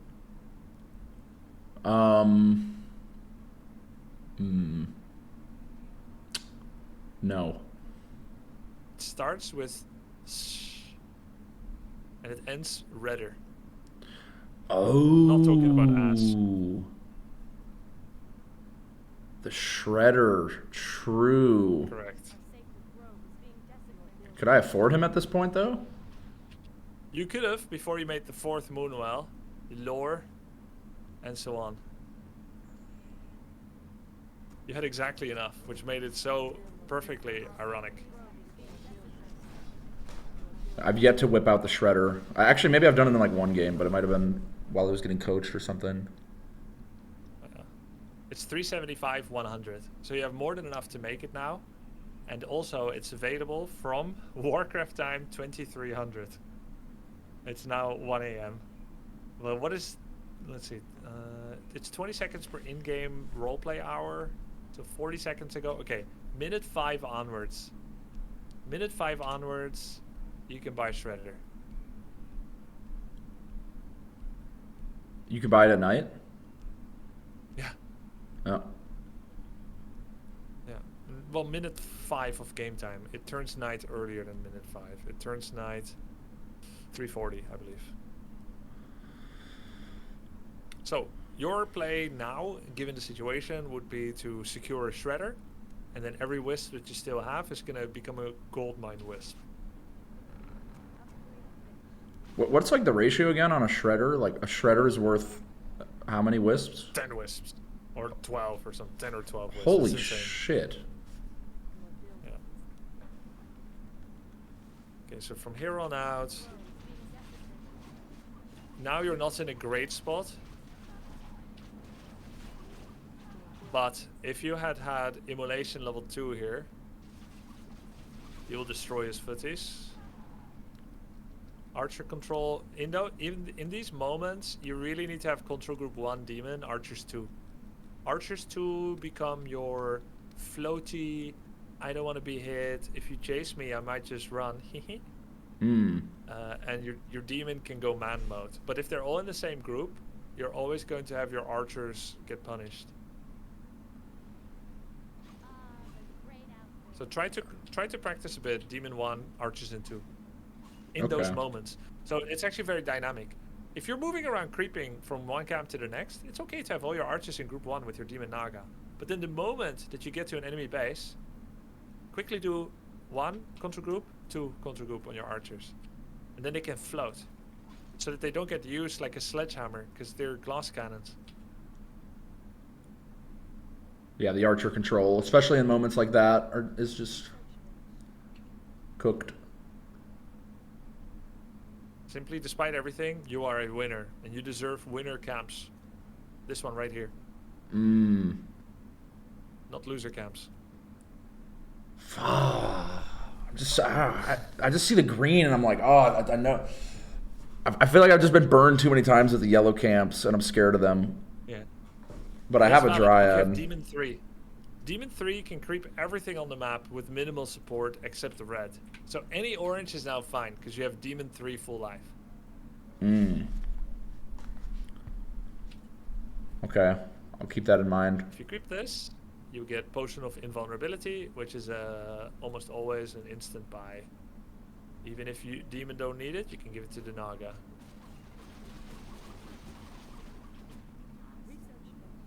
Too much movement here for... Well, this is still fine. You heal, you're recovering. Another loser camp. But I kind of understand because you're low in the Moonwell juice. Here, I would put a Wisp here immediately for the future. Yeah. We're not really aware of what he is going for, which we need to know, but you were still low on lumber. You're in such a bad state because of all the Wisp stuff that happened. Despite basically winning the game at the 3rd Town Hall Council, which was actually a full kill. The Wisp situation, yeah. The Wisp situation is terrible, needs to be talked about, Penguin Zero. Mm-hmm. So now what you're doing now is you don't have a handle on the game, you don't know where you're at. You keep walking through the middle because it's the most common avenue to find people, but he's not to be found. And so it's better if you just make a plan to creep, if you don't know where they are, or to lead off of reliable intel with Wisp. So the sides of the map need to be spotted. The red camps at this point start becoming relevant conflict locations. Not knowing where he is for this long is deadly. And if you are going to be blind, I would prefer that you're blind and greedy rather than blind and harassy creepjacky. Because blind harassy creepjacky goes to places and finds nothing and then falls behind. Blind greedy, at least you're gambling. And what would be the blind greedy thing that you can do right now? Merc camp. In your opinion? Yeah, exactly. Merc camp, you didn't know it wasn't crept. That's exactly correct. Laboratory, red spot, okay? You knew the answer. Now that I've given you a compass for what to do next time you're blind. Greed. Okay? Gambling is good. Greed. Yeah, greed with TP, even better, if you can. But if you're gonna harass, it must be based on intel, not this blind full pop searching. Okay? Okay. This could have been an email, this peasant. One archer, not the whole army for a single peasant. That's bait. That's a lot of valuable time. Do you think that's what he was doing? Doesn't really matter. Maybe he was, maybe he wasn't. I don't think he sees your Wisp. No, that's not what he's doing. Oh. You can't send 40 pop to extinguish the light of innocence from one pop. Yeah, that's fair. I wanted him to just be... I guess I saw the peasant, I was like, oh, it's an expansion, but I could have just popped the Wisp out maybe to take a peek and then put him back on the tree and not... Yeah, or just take one Wisp out of your control group, go somewhere new, and then... take one archer out of your control group, go creep something, and then take the Wisp and send it by itself, uncontrol grouped, to go stand right here. And then don't think about it again. Okay. Noted. Okay, so you did many things well. You didn't know how to master repair your gold mine and cycle in and out. Now you do. You're going to sometimes take your harassed Wisps and send them around the tree so that the footman gets hit. You're going to not control group your archer that you send back to defend. And you'll occasionally split your archer and your demon control group so that you can move your archers away from melee more dynamically and save more of them into the mid game. And if you fall behind in Wisps cataclysmically, you will prioritize over everything to buy a shredder. Whether you creep the camp or not or do a pull, you'll get the shredder and fix your economy. A lot to be learned from one game. You also did many things well. Keep clicking low HP town halls. You keep having Wisps on enemy gold mines. Right? and you creep gold. You creep your own gold mines. You recover. Your item prioritization is still very good, and you often have a good idea of where people are. Though this time the guy was too tricky. So many good things, and some things to take into next. Okay. Yes. Yeah, that gold mine thing is huge. There's a lot there. Shredder too. It was a good game. The losses are valuable. A lot of info. Nice. Nice. Are we reaching saturation point, or would you like to go on? I could keep going. Okay, let's go for another. I'll watch. Let's go. All right. One moment.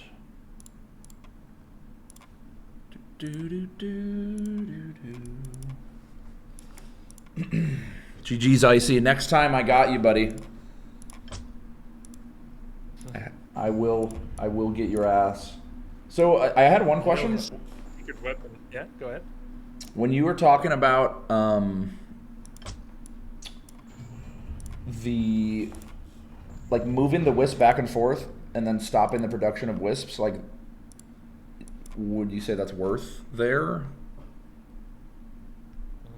I'd say build order is more important generally. Okay. Don't cancel a far produced wisp. But if the wisp is just starting, it's worth to cancel one slap and then remake the wisp. Okay. Can you see? Yep, I have your stream. Thank you. Okay. I will go into the shadows. Talk to you after. Good luck. Thank you.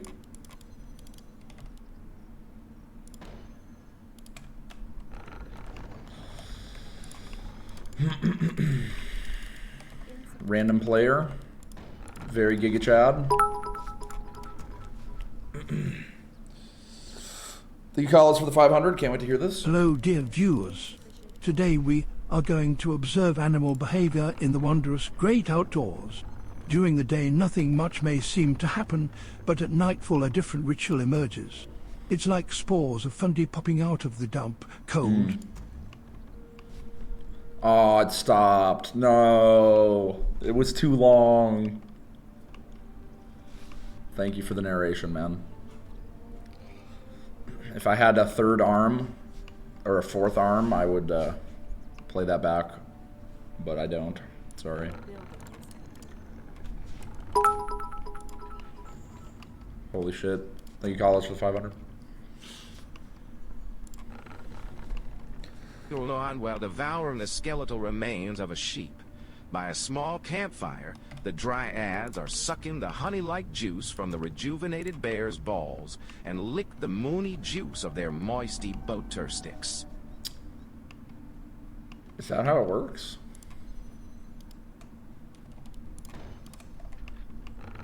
I did not know that's how it worked.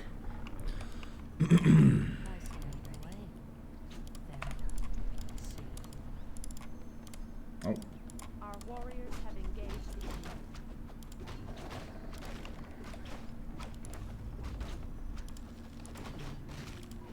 Cry havoc.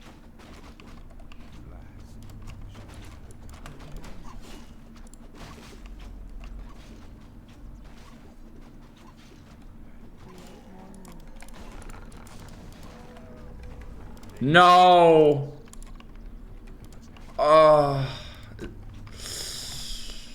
Okay, I should go back here.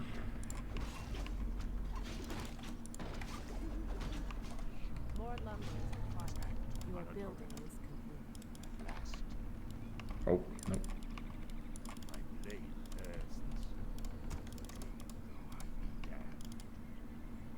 Okay, Orc. Gonna try and meet him. Perhaps get some burns. This actually would be... Wait, I don't think I can buy stuff yet, can I? Like dust would be good. Our warriors have engaged the enemy. Our sacred grove is being desecrated.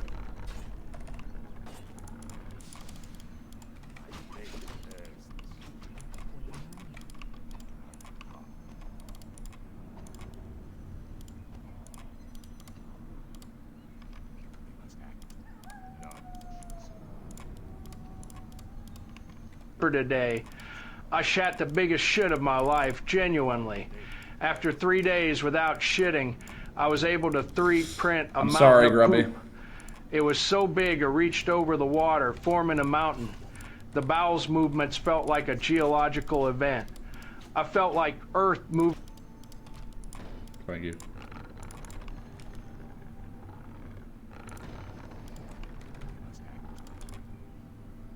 Does he have boots on?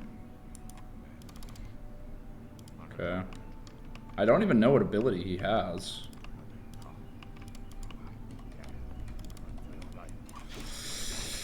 Okay, well, that was decent. I think I lost 1 wisp, maybe 2. Got his mana burned a little bit. Let's see.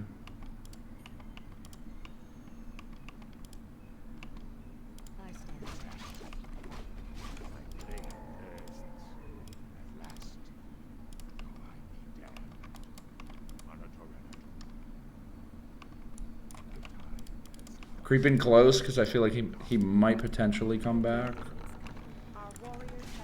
So I have 5. Oh. All right.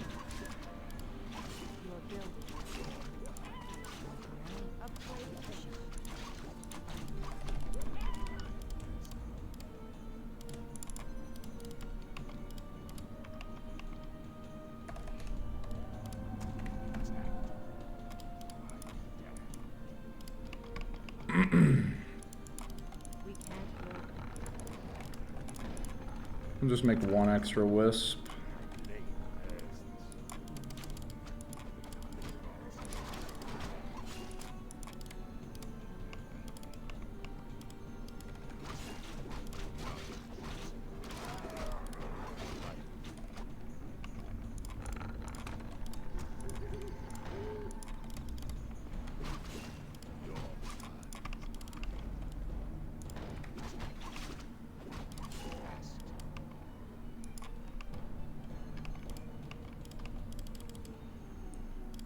Take a peek, see if we can find his ass. About to ding level 3, big guy. Our warriors have engaged the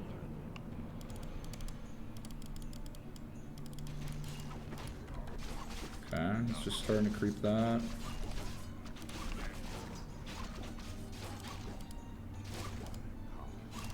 I'm just gonna go see his ass. Wouldn't be a bad time. I might even yoink a circlet.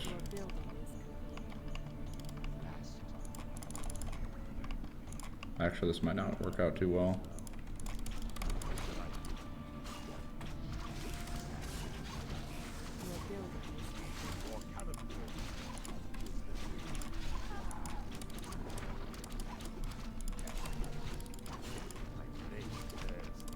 Okay.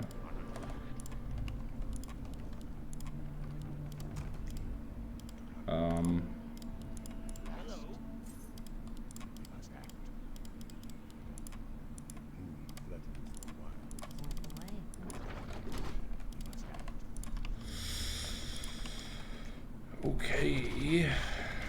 Maybe a damage upgrade.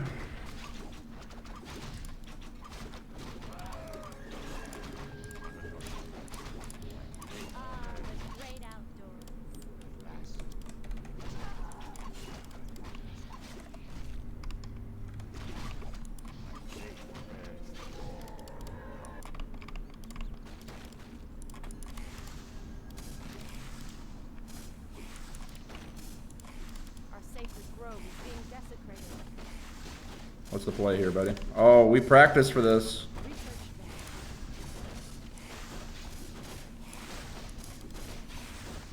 No.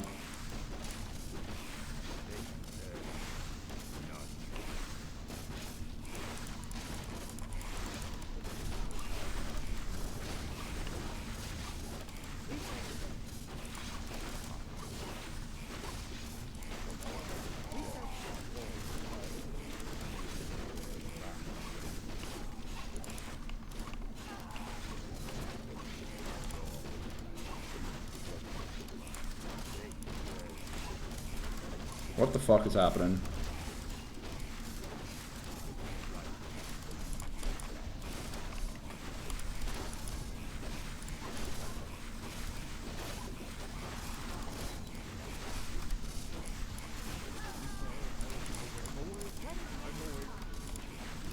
Stop right there, buddy.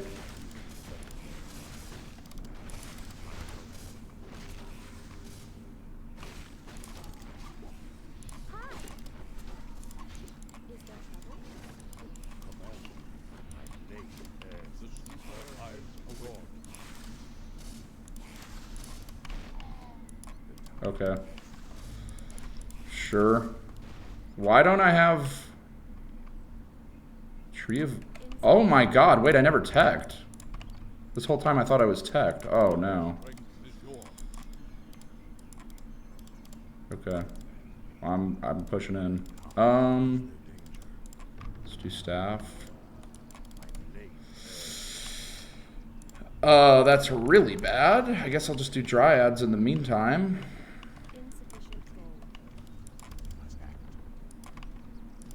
Wow, that was a lot. Are we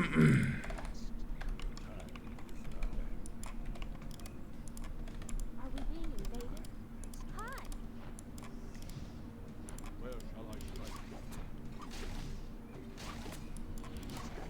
Please stop the Tauren building.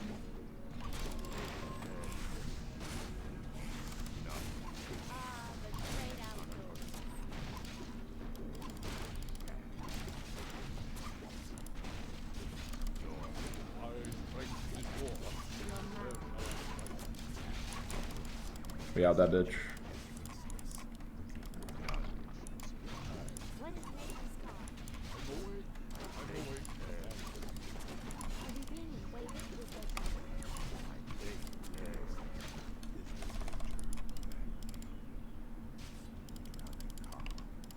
Okay.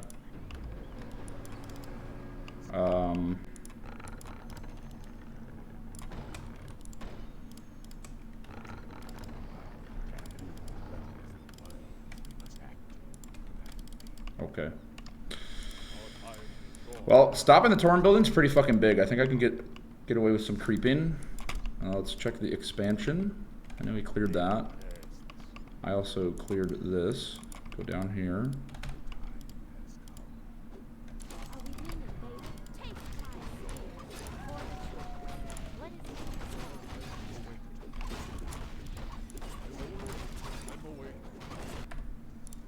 Dude, I can't believe the missing the tree. It's insane. If I still win this, it's insane.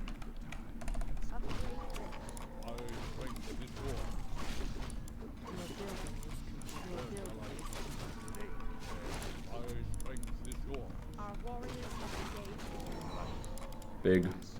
We're big guying right now. Our sacred grove is being desecrated. Okay.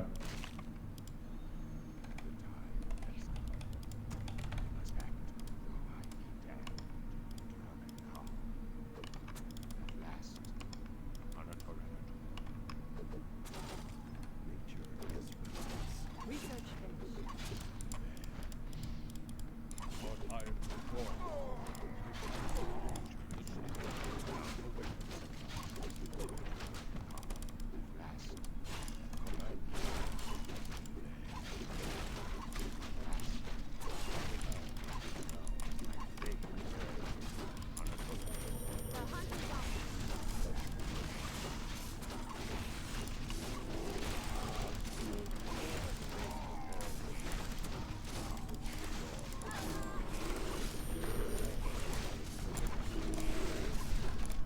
Oh my god.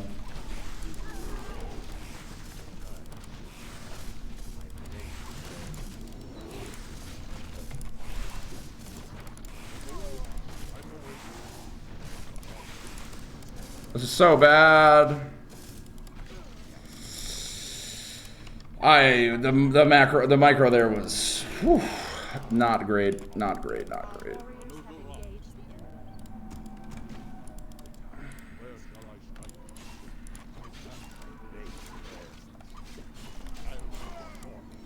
It's okay, I'll solo everyone.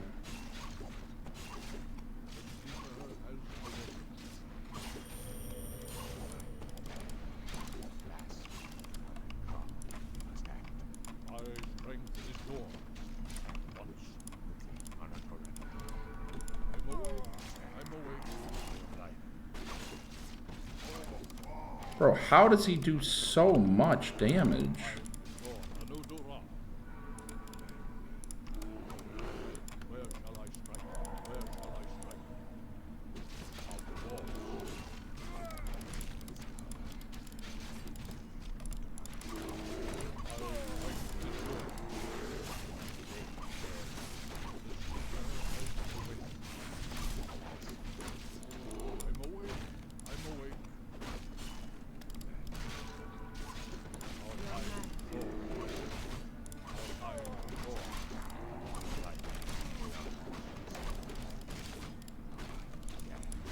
And they don't stop coming, and they don't stop coming, and they don't stop coming, and they don't stop coming.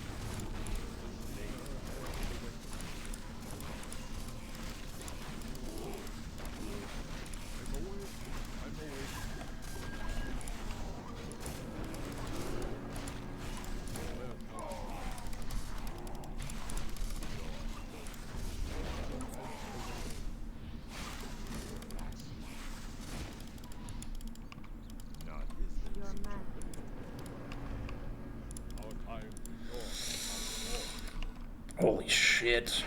Can we get an, if we get a root on this is big. I think we get a root on this. Yep. Nice.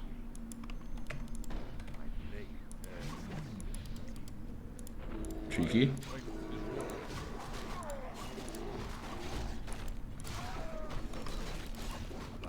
Okay, we might be okay. We might be okay. Just maybe.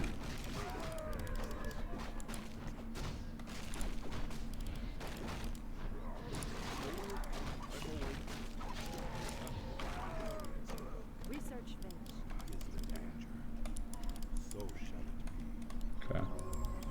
So he's still not expanding, I think. Yeah.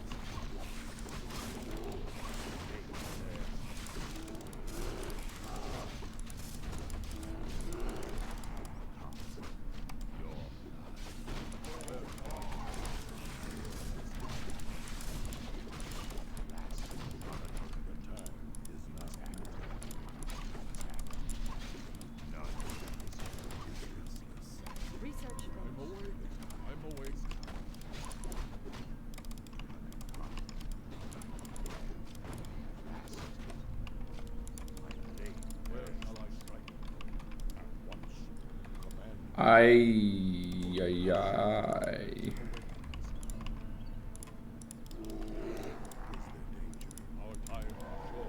Oh my god, the management. Oh.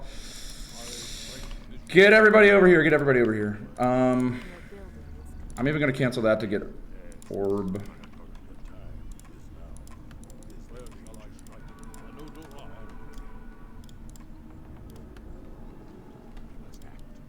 I don't know. You can have this. Dude, give it to him. Give it. Okay. Oh. What's the play here? What is he doing? Wait, what is that thing? Siege. Magic attack. Okay.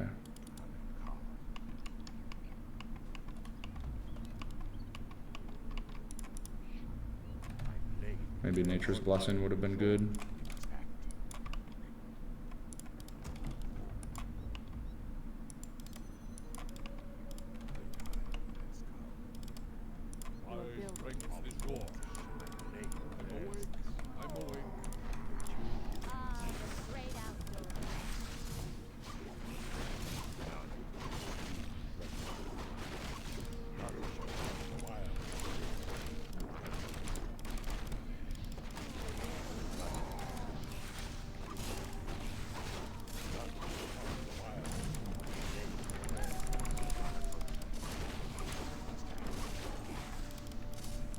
No, I don't have the reveal.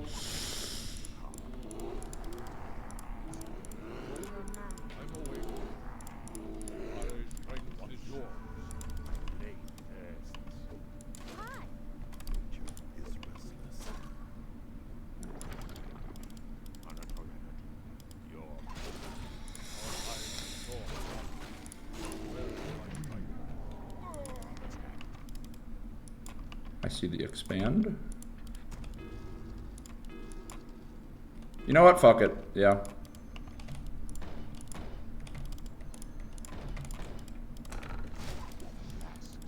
Research finished. Let's take this home. Making trades. Okay.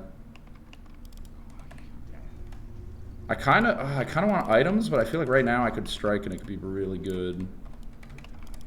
I'm pushing.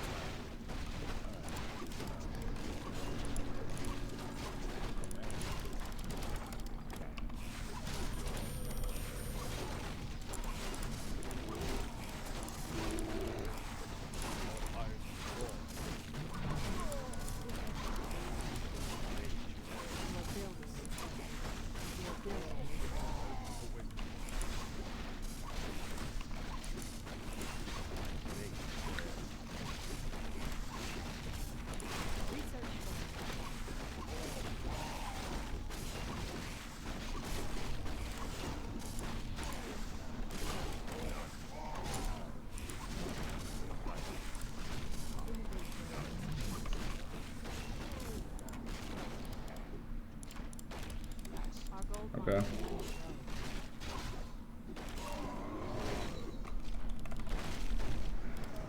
Superman is here! Holy shit, man! Oh my god! Fucking hell! What a game, what a game, what a game. Dude, that was so fucking good. Nice job. Dude, I felt so overwhelmed, man. I'm glad I didn't lose the gold mine. That was big. Losing the gold mine would have been... Try it! Yeah, I got to do the thing. Gold mine repair. I know, it came perfectly in handy. I was like, damn, no one's ever done that. And now it's happened twice today. And now I'm prepared for it. Yeah, that was... There was so much, man. Whenever someone's in my base, it's like, it's just so hard. Like, I feel like everything goes out the window. But I think I did a little better of, like, maybe getting wisps out. I don't know. Yeah, you did. And you know what's crazy? You didn't seem panicked. None of us could tell. Oh, I was shitting. If you were in the room, you would know. You would smell it. I was shitting myself. That was... Wow. That You're was as dedicated as those bicyclists that just keep the package in their spandex suit. Yes. And just keep cycling. Because they don't have time to squat. I feel like that... I can't believe that's the strat. Like, they should have some mercy rule or something for being able to poop. Like, have a poop break, bro. It's... Yeah, I agree. But what if you've got, like, the one guy that don't need enough fiber and he needs, like, 15 minutes and it gives him, like, an unfair amount of advantage to rest up? That's true. Yeah, it'd probably cause a lot more complications than it would solve. It'd be cool, though, like, if everyone could just stop, get off the bike, and then, like, go for, like, a little communal squat. And then back in the race. Maybe in the future. That would almost make me want to pick up bicycling. Being able to shit in a group. Yeah, that's the best. Alright, let's download this replay and look at it. There's a lot to digest, a lot of compliments, and areas to keep repeating the good habits. Mm-hmm. And then Are you going to show it? Areas of improvement. Yes, I'll show it. Okay. Okay.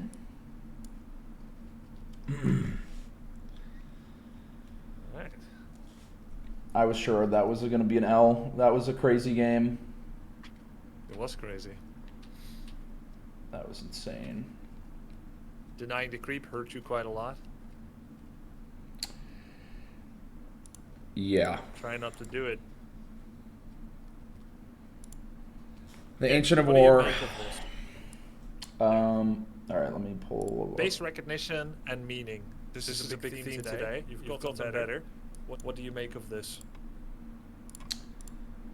Honestly, I was just looking to see what he was. I didn't even get to analyze the base because he was random. So I was like, oh, okay, he's orc, and that's about all my brain could muster. So, but looking at it now, 2 burrows, no shop. So that means probably Blade. Like, I mean, I know it's hard for me to pretend like I don't know that he goes Blade Master, but I know what you mean. But that's why you need reasons for your answers. Yeah. You can be wrong because he might be wrong. But I would say here that it could be mirror image because he has no shop. Yeah. Right? Like that's what you like taught me, but that is not what he did. That's not what he did. But he can be wrong.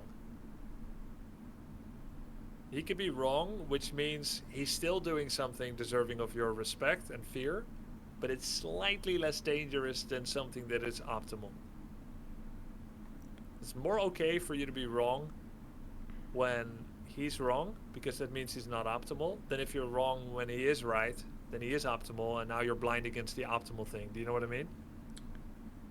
No, actually I don't. Can you say that again? Okay. Yeah, let me see. If someone does a very efficient threat and you put him on it, now you can prepare for the most dangerous thing. If someone does an inefficient threat that doesn't understand his own build and you make the wrong assessment, you're in slightly less danger because he's preparing an inefficient threat. Okay, So if something looks like something, the most credible explanation is the one you should prepare for the most, because that's the most efficient implementation of a threat. Expect the worst, is what you're saying. Yeah. Better to expect the worst than to assume someone is just messing everything up. You want to expect the worst. Yeah, that's a good summary. I like that. Okay. Worst Expect being the worst. like I'm gonna get harassed out my ass and lose all my wisps. Yeah, I mean that could be the worst, I guess. Yeah, but the credible explanation here, because he doesn't have a shop, he's gonna mirror image creep, and because he has double burrow, he's making many grunts. These are the 2 assessments that I would cautiously make. Okay. Okay. Now, sometimes someone takes multiple creeps at home without going mirror image, without having a shop. They'll make a really late shop, but that means they must stay tethered to their base for that long. That's exactly what happens, I think. I think he's going to make it now. Okay, well, he doesn't know what he's doing. Oh, okay. All right. Yeah. So, look, this is exactly what I'm talking about. I told you expect the worst. Double burrow means many grunts production. Okay? But he only made 1 grunt, which puts him at 20 supply active use. Okay? And he's got prepared for 30 supply. But he didn't even make the 2nd grunt. Then why delay your Great Hall if you're not going to use it anyway? Do you get what I'm saying? Yeah, what the hell is even happening? His build sucks. That doesn't mean there's no threat. But he's now unnecessarily late with his Shadow Hunter, Raiders, and Tauren Walkers. Because he made a burrow that he didn't use. And unlike with you, he's not gathering Moonwell juice for superfluous Moonwells. So this guy's just a noob. If you had... Yeah, well, not really. Everyone has their own skill areas and weaknesses. I'm just saying, buildings tell a story, and his buildings said many grunts. Then he only has 1, and then just he attacks. And then he harasses without clarity potions, which means once you burn him, he must leave. Which is why he only lost 1 wisp. If he had clarities with him, instead of this burrow, and he had clarity, he can keep coming back. So, had you guessed what it should have been, you'd be fine, because the thing that he did was very unexpected to me and would be unexpected to you, but it kind of sucked, so it's fine. You understand my logic about game theory here? Yeah. So once I knew he had Windwalk, though, I probably should have gone and grabbed Dust, or... The problem is on this map, it's so far away. Yeah. So if it's not already part of your play, it's going to be really hard to find it. Moreover, you need to click his blades when he shows up, so you can immediately make an assessment. If he has Circlet Dust, it's not even available for you. You would have wasted a trip. So if you can, someone harass you, quickly click blades and take a screenshot with your eyes. Okay. I think I'm just, like, barely getting the, like, the mental capacity to look at their heroes' items. Like, I peek sometimes, but I think that's just starting to come in as, like, an ability. Yeah, makes sense. Since you gained more comfort overall with your play in the last 3 to 4 days, I wouldn't have asked you this a week ago. But now it's time to level up. Yeah. So nice cancel, pretty good wisp control. You lost one, saved the others. This was really impressive. You came back. I think you -2 wisps, but that's honestly not bad. And had you not denied, you would have been at level 2 or very near. You got the double mana burn. Overall, I'm just proud of you with this opening. You've also successfully implemented the escape tunnel with this formation. So very good job. Here I was thinking, if you're ballsy, you can creep your nat. If you know the map. If you don't, could be foolish. If you want to play it safe, you creep the green next to you. You did it, and you explained your reason. I don't know when he's coming back, you said. Yeah. I knew he's not coming back because he has no clarity, because no shop. But you didn't know. Oh, true. Okay. That actually... Yeah, I'm going to start prioing, clicking... Yeah, because it's like, oh, if he doesn't have clarity, like, he can't... He's not going to come back at least for, like, 40 seconds or something, because he has to go back to buy them, then pop them, and walk back. Correct. Or stick around and wait until regen naturally kicks in back to 75. So I'm okay with you taking this camp. I knew you wanted to heal before you go into the great outdoors. So this was honestly a good way to spend that time. Very proud of your decision making and explanations. Keeper of the Grove. Lords are unnecessarily late. You're tier 2. You got money. You started Wisp, which is a good habit to do post tech finish, considering you were harassed mercilessly by the evil Blade Master. We don't have to speak about you not starting tier 3. I hereby am not speaking of it. Okay, thank God. There's the double lore. This is good creeping decision, because if you ever have an opportunity and you're nearby and you do your natural expansion, that gives you the game long option to expand at any time where it becomes opportune. And this is a little flash forward, sorry for the spoiler, but you chose the perfect time to expand. Very impressive. Thank you. It just felt right. Flash forward. Yeah, so here I could tier 3 right now. Oh my God. Yeah.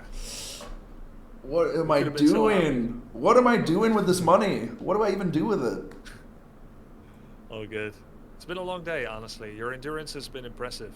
Thank you. Yeah, this is really building my stamina up. I mean, the tournament days are going to be pretty long, right?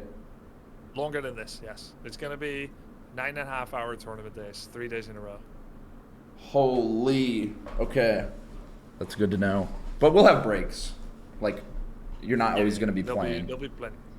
For sure. The most exhausting thing you can do to yourself is to drop to the lower bracket, and then you need to win like 6 series in a row. Not all on the same day, but you'll play the most. If you want to take the cinematic route, and you want to truly entertain Simply fans and stands, lose your first winner bracket round in the solo tournament, and then do like a deep run in the lower bracket. It's so epic. I mean, I feel like with the way seeds work, that might end up being the case. Depends. All depends. Yeah. Okay. You did Mana Burn and Tangle on the blade. I love it. Then you targeted him. Even if he windwalked now, he would remain visible for so long as Entangle is there. You had perfect damage output on the one that was running point for his army, so this was great. Theoretically, now he would Mana Burn. He would windwalk so that you can't Mana Burn him again. The optimal play here would be that, once again, you do Control left click on your archers. Control 2. and then take your demon and keeper, control 1. Yeah, that has way- not been implemented yet at all. No. We can work. You can work on that by yourself tomorrow. Yeah. And what would happen here after this? Either he's gonna TP, or he's gonna Windwalk, or he's not. If he's not, you just mana burn and entangle him again. If he does a Windwalk, archers move back. Like, you never want to take melee hits from any of these beefy bad boys. Yeah, these With big archers. guys. Yeah. So you press Control Group 2, archers move back, and then your combined hero group Control 1, Demon Keeper, auto attack his shadow, mana burn it, and entangle honestly could go anywhere. It can be on the shadow so you can get more hits in. It can also be on grunts. It lasts like 5 times as long on a grunt as on a hero. So normally grunt is the normal units are the optimal entangle target. It just so happens that with him having 4 fat grunts, it's giga not worth it because they're the tank.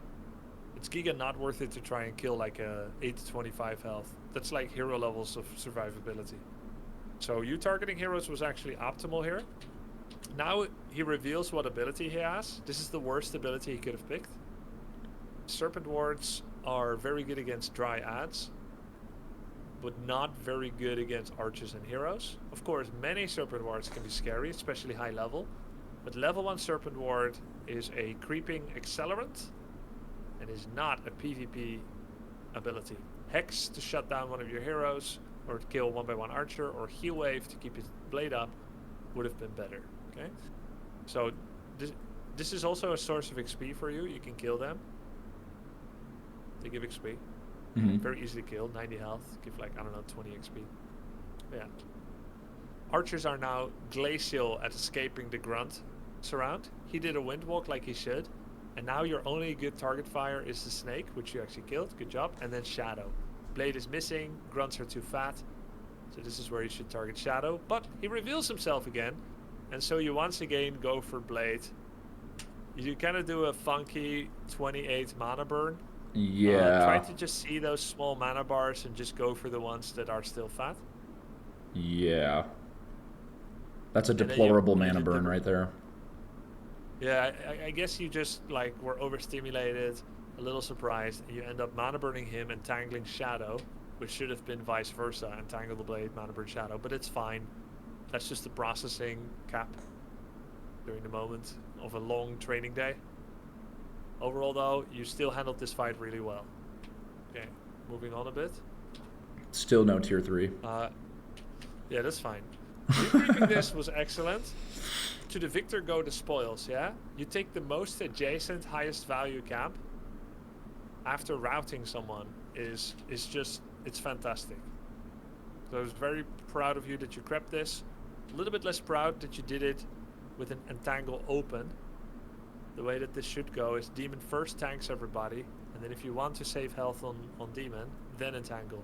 The way you started it, demon was here, and then you entangled, and then the 2 archers took focus fire from these berserkers, and you end up losing 2 archers. Oof. Not ideal. Yeah. Okay, then this happened. You do have town portal, but you decide not to use it. It's a little daring. He just town portaled out. Normally, he doesn't have town portal now. We now know that he does. And if you clicked him, you would know. But I didn't know because you didn't click him. So I thought you should just TP here. And look at what a death trap he walked into. But he does have TP.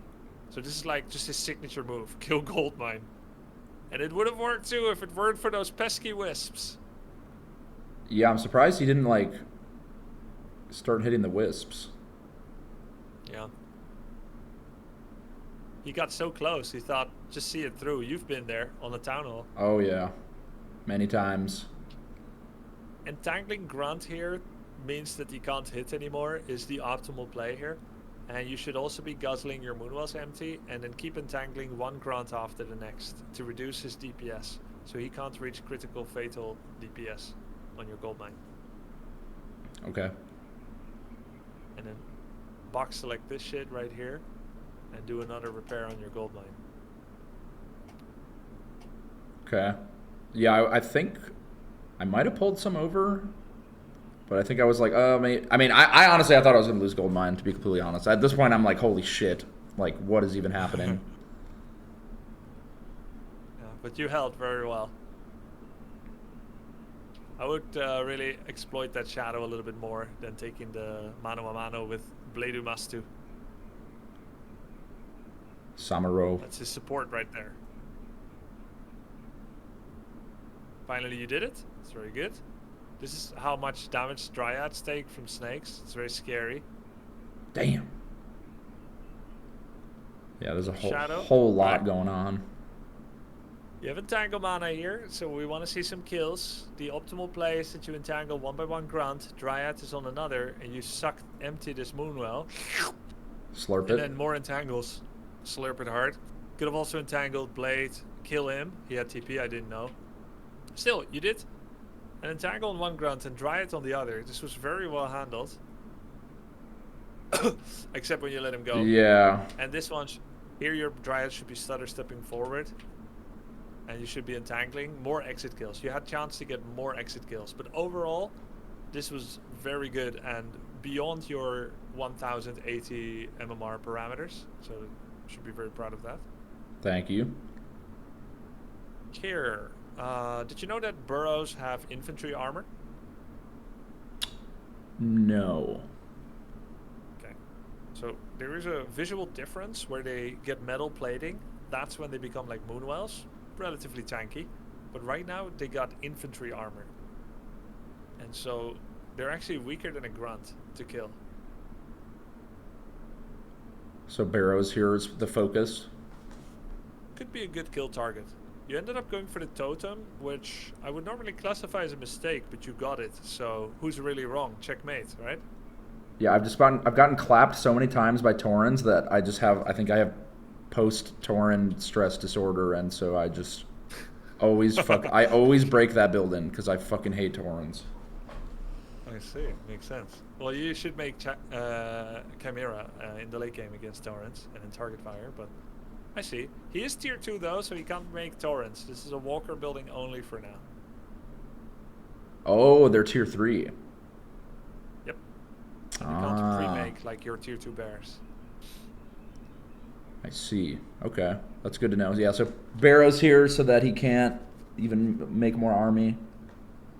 You know, in hindsight, what you did is better, because when you go for the burrows, you'll be exposing your back to him, and then he can take shots at you from there. Yeah. I think that's why, I feel like I end up getting jumbled in the base a lot of the time. That's a good entangle on the Raider. Raiders are CC tools, and by entangling him, you keep him away from your bears.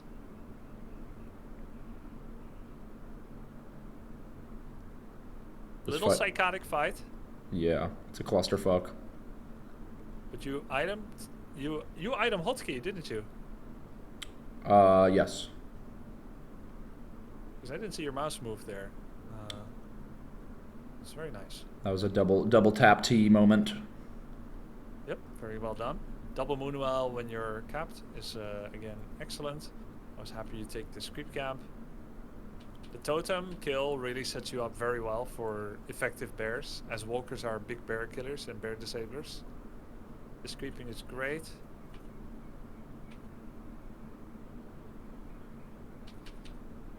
Oh, love that you didn't overreact to a blade in your base and you just said, you know what? I'm not going to go back for one blade. So good. Yeah, he thinks he's all that. Ain't shit. Same thing here is still true. 3 peon kills won't generate as much value as a single burrow kill. Killing the burrow immediately stops future army production, whereas killing peons maybe affects his lumber eventually. Oh, he has 900 lumber, so it doesn't matter one shit. Okay. In fact, you're helping him drop under low upkeep. Wow. I played myself. Yep, kill the burrow. In fact, he left a little helpful ledge for you to shove something in right here. Demon, bear, bear, bear. So it's a very easy kill on the burrow. That's so funny. I push him to no upkeep. He's getting Nah, more money now. He son. didn't need the lumber. Uh, This is pretty dodgy. Your hero levels are good though. You're 4-2 against 3-2, and you have tier 3 against tier 2, and he only has 1 Kodo. Your demon is kind of a beast, but this is an awkward position with burrows partially shooting you. You kind of wedge your way out quite well though. You're also entangling the right thing. I wanted to teach you about a couple of things here. Yeah, you see this too, right? I'm display capturing. yeah, too. yeah. Yeah. So we talked about this. Creep, maybe kill blade, good repair. You may mana burn walkers, which you eventually ended up doing, so I didn't tell you now. Burrows are vulnerable. Entangle Kodo, which you did. I want to teach you about this. Spirit Link will get autocast disabled if you have it on. Sorry, Spirit Link will get automatically abolished with autocast abolish. But that also runs you out of mana pretty fast. One Spirit Link is 75 mana for 4 targets. That needs 4 abolish, which is 200 mana. So he can trade 75 mana for 200.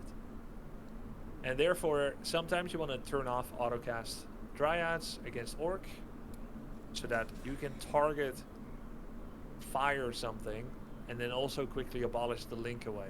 The link is the orange spin that you see here. Yeah, I was gonna ask how that works. Like, how is he picking 4 units to link, or like, do they just auto cast the link? Like, what the fuck is even happening? It's part of my language. Yep. No, that's okay. I've said worse. It jumps to...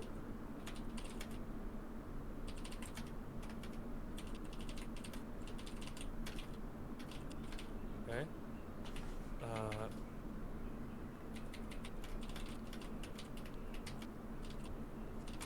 Okay, you don't need to know this shit. So, basically, Spirit... It goes on 4 units.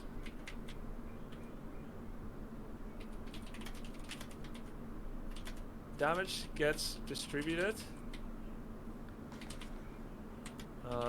50% main and evenly split every linked unit on all the map.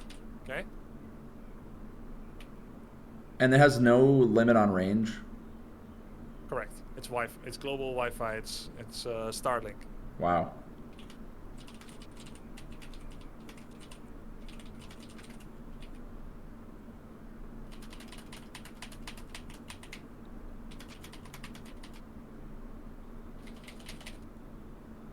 Okay. This micro is insane. So if 2 units are linked, the split is 75-25, and the more it is, the closer it comes to 50, though never 50. Okay? So in this case, in abolish on the Kodo, like right now the Kodo's taking 50% damage basically, and if I abolished it, it would just 50 plus, because he's still part of the global Wi-Fi conspiracy. right. So The like global spirit 55 conspiracy. or something. Yeah, it's more actually. 1, 2, 3, 4, 5, 6. 6. So, what's 50 divided by 6? Like 8.5 or something? He's taking this much damage. Damn. The Kodo's currently taking this much of total. So if you want to do the rest of it to the Kodo, and you do, then you abolish this Kodo right now. I will remember this. Okay. So that's target fire with manual abolish on Spirit Link, very important. For Kodos, Raiders, and Blade, specifically. This Kodo would have been dead, and he would get your bear back. I like how abusively you used your demon, just believing it will never die, which was correct. He is that guy. Who's that guy? Yeah, this is kind of... I'm surprised I did not lose, I'll be honest. At this point, I'm like, holy shit. I mean, I guess his army's not that crazy. Yeah, but no, I agree with you. I'm surprised as well. Also, I need to teach you some interactions with ensnare. Okay. Ensnare, or any targeted ability that has a travel time, including damage actually. It can only hit a unit if they remain constantly themselves. The way that transforming units work is they're real, and then they're nothing, and then they're real again. And if the ensnare hits during this time, it will miss. What? Yeah. So I could just shapeshift to avoid the net there, if I time it right. Yes. Correct. And it's not that hard to time it right. Literally, if you click that button at any time, from the ensnare being on his toes, or from it leaving the raider's hands, any time is correct. It's a pretty large transformation window. Damn. So it won't be so hard. We're not talking about frame perfect Daigo Street Fighter like block Yeah. or something. You just ensnare. And the same is true for Druids of the Talon that are going bird, and you can keep doing it, by the way. If the raider is here and the bear is here, and the raider keeps being like try and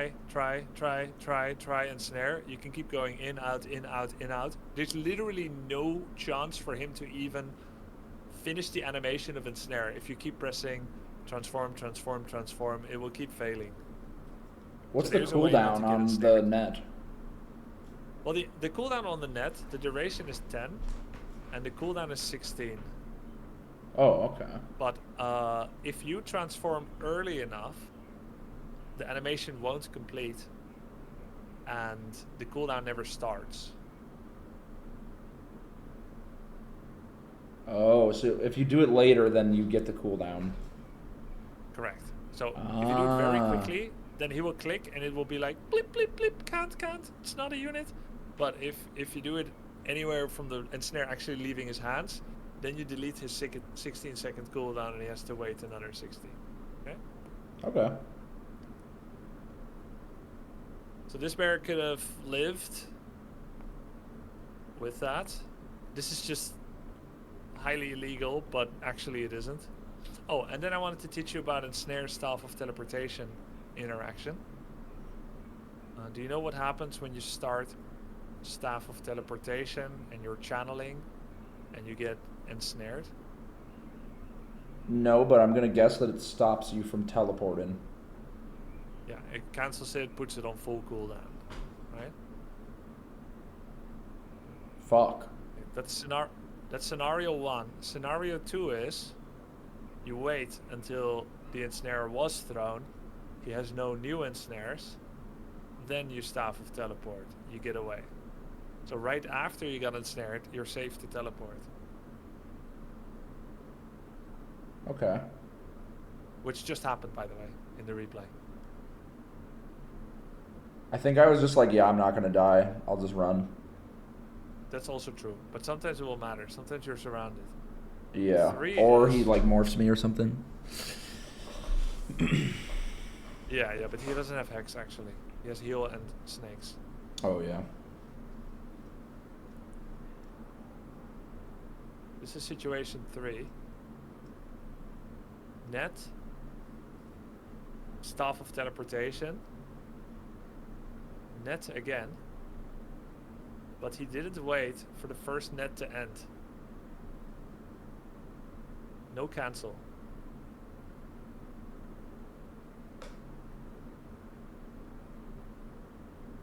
He has to wait till the ensnare is gone first.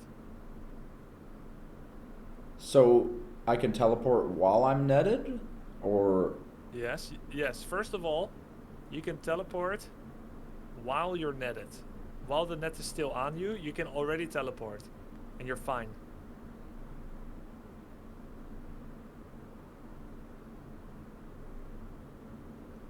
So if I'm suspecting that I'm gonna get like chain netted, optimal timing would be like right after the net hits, teleport out. Bravo. Yes, exactly. That's Okay. exactly right. Got it. Good to know. 4 is he nets, you staff.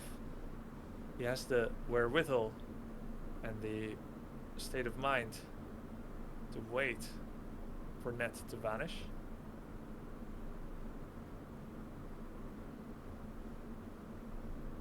And then re-nets. Then it cancels again.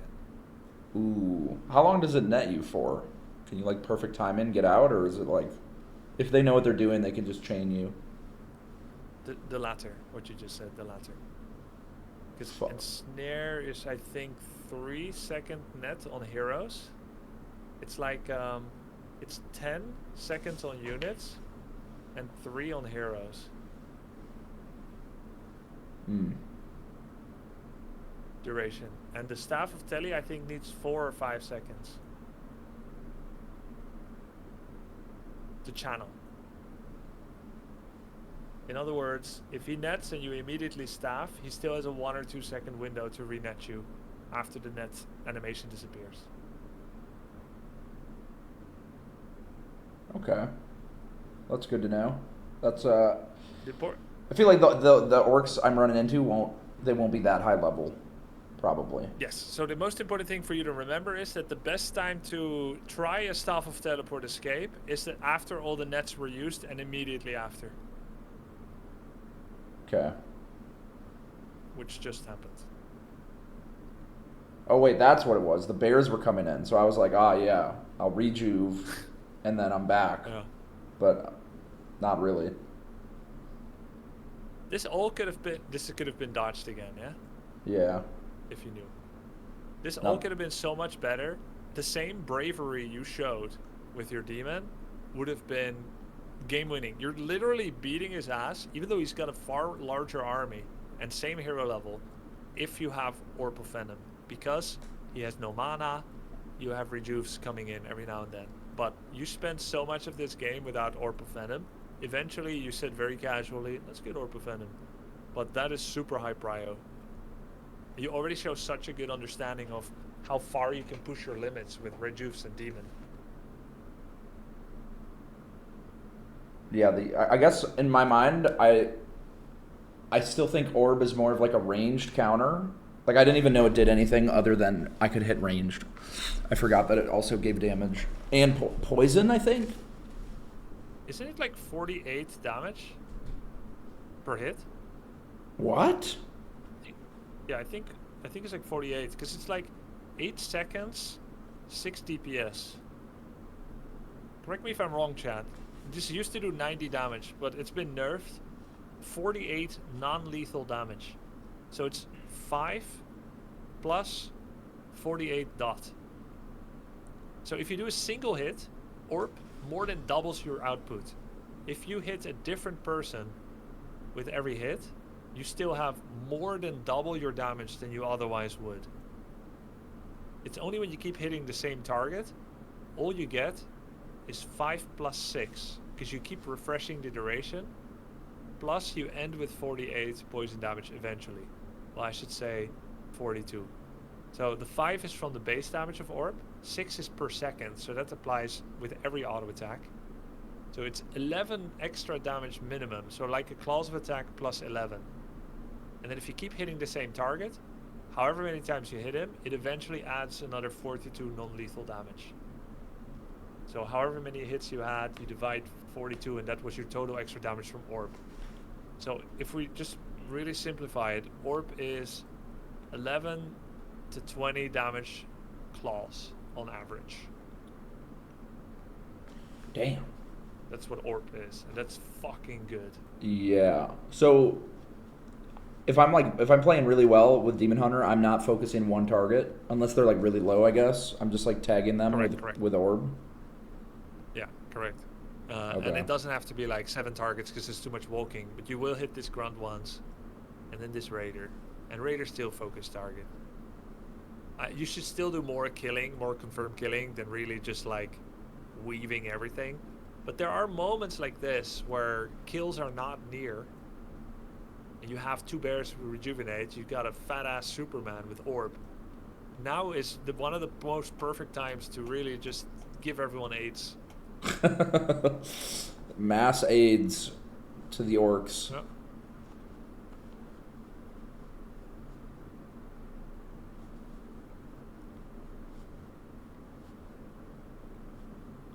Here you start mana burning walkers and targeting them. This is great. Overall, this was just really impressively done. With straddling danger, and you won the fight. You won the game here. Just slowly whittling him away. I think I get the Kodo too, yeah. And I think you expand. Yeah, then you expanded. I was like, I hope he expands now. You were just like, hold my beer, hold my 40. What was it? Your 40 chicken wings. 8 mac and cheese pizzas. You attacked. Best target here is Voodoo Lounge. You're now getting to the phase where you might too know that you're fighting the final fight of the game, and this represents heal pots and mana pots. It's very low health, so I don't hate you thinking I'll entangle and kill the grunt, but if you killed the shop, it's super valuable.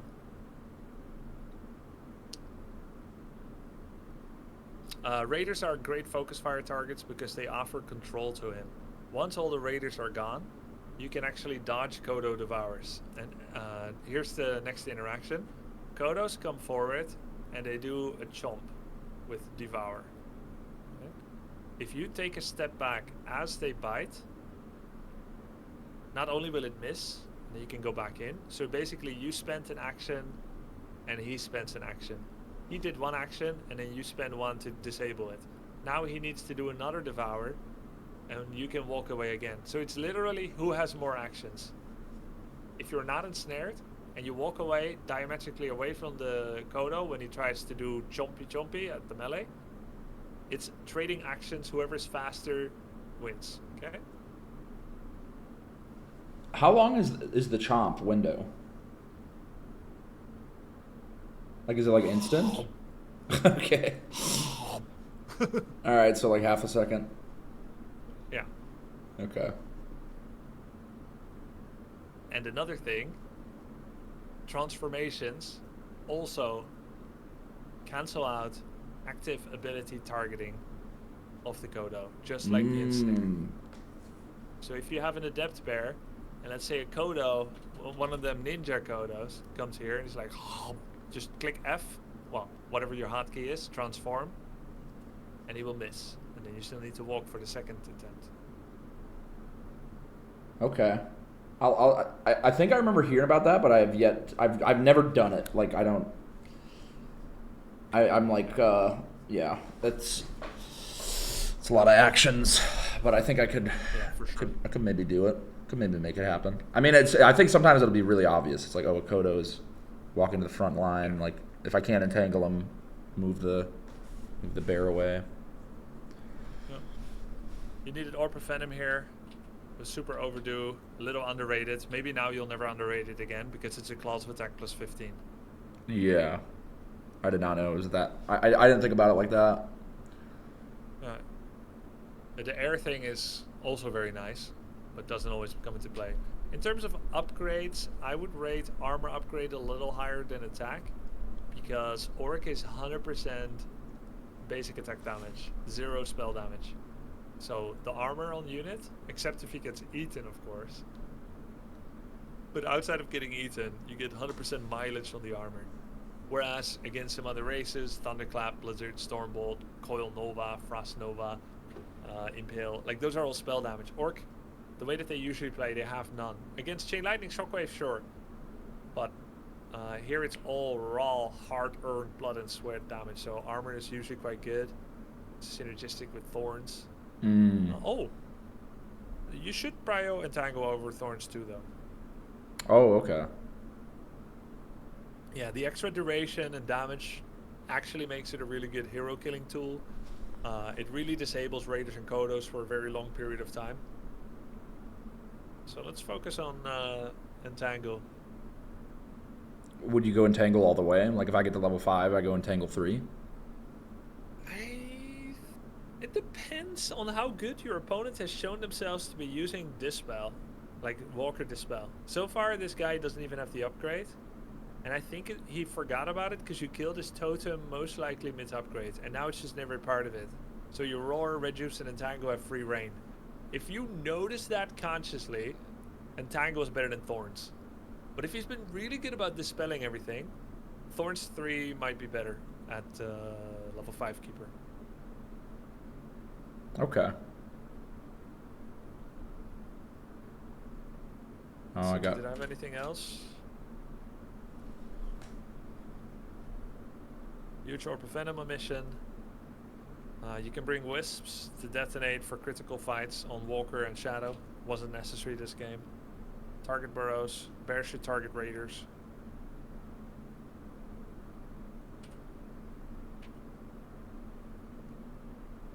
You can make an Ancient of War here when you see it, and let it take care of it. Really? Yeah, if you make it instantly, takes a minute. He's at 120 seconds finish. If you see it and make it instantly, and then uproot it, you still have to remember to uproot it. I think. Maybe if you place it here, it actually can hit. Sorry, I don't know. I should know this. That's okay. Someone asked AP or Ancient of War. I think Ancient of War is better. It's cheaper, therefore better. And it does like 40 damage a pop. So that will actually cancel or nearly kill the base. He has to respond to it, which gives you a free way to attack his base again and kill Shop and Burrow. And then he's out of position. Or you can just show up and finish it off. Bada bing, bada boom. Loved what you did here. You decided to bring most of your wisps from main. Leverage temporary 200%, baby! Yup. Big econ. Big econ, 200%. Trust me, it's there. It's hard to see. And then eventually you said, you know what? Let's go over. And that was, again, very nicely decided. You already did some greed. Temporary. Well, technically it's not 200%. It's 180 because you got 4. But we're 180% still pretty damn good. Yeah, this fight, really good control here. You quickly identified the heals. You stayed in motion while rejuvenating. Caught a Kodo. You saved up just a nice amount of money. Came in for the cancel. And then you were like, you know what? I'm just going to make that final wisp while at the same time you're going to produce to go over. This is just really good. Really good decisions. Like, you really have started to understand upkeep better. Mm-hmm. In a very short time. So it was lovely to see. I was cheering. Thank you. Got to get that money. Holy shit, you went 3 attack of greed. I had no idea. That's kind of Huge cool. bears. Huge attack. Okay. That's unexpected. And then Superman, and then boom, and it's just wraps. Yeah, that's great. Dude, I'm cooked before the student. I'm cooked too. Impressive. Okay. I'm cooked, I'm fried. Thanks for saying that. Even though you could have gone on for another hour, no doubt. Oh yeah, I got at least 12 more hours in me. For sure. Wow, that was, I'm impressed, and I think it was very productive. I agree. Thanks. I think I learned a lot of useful stuff. Getting there. We're getting there. Hoping to be in good, solid shape for the weekend. Still got a lot of work, but hey, we on our way. All right. Sounds good, my man. Great job today. Very impressive. Kudos. And was a lot of fun. And keep working on the good habits, man. Thank you so much, Grubby. Take it easy. Bye. Got a lot of people rooting for you. See ya. Bye-bye. Bye. Yeah, I got you, Carlos. Dire Wolfer, thank you for 34. W Grubby. Oh my god, Back to Warcraft rated me. Dude, I am just the worst streamer when I play this game. I mean, I'm also in call with Grubby, but yeah. I can't fucking do anything, dude. Oh, shit. Alright, I'm gonna do just one victory lap game, see how it goes, and then that's gonna be it for me. I'm trying to do your TTS right now. What the fuck is going on? Okay. Is it narrator? Is that the word?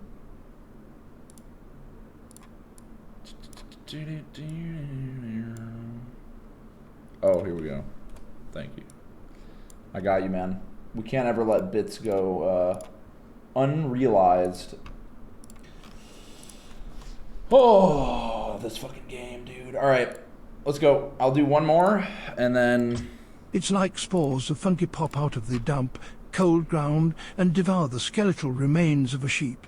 By a small campfire, the dryads are sucking the honey juice from the rejuvenated bear's balls and lick the juicy off their moisty, warm butter stick. I could take my shirt off. Thank you for the narration. Really, putting things into perspective. Oh.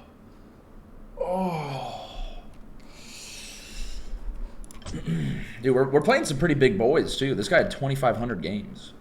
Random guy. Random is so Chad, though. Icy. I'm surprised Icy only has 189. He kind of cooked my shit. Oh, I thought he was... Wait, 1173? Oh, with Undead. Type shit. Oh. Druid of the Claw? Wait, I gotta pee. I need to get this pee out of me if I want to lock in.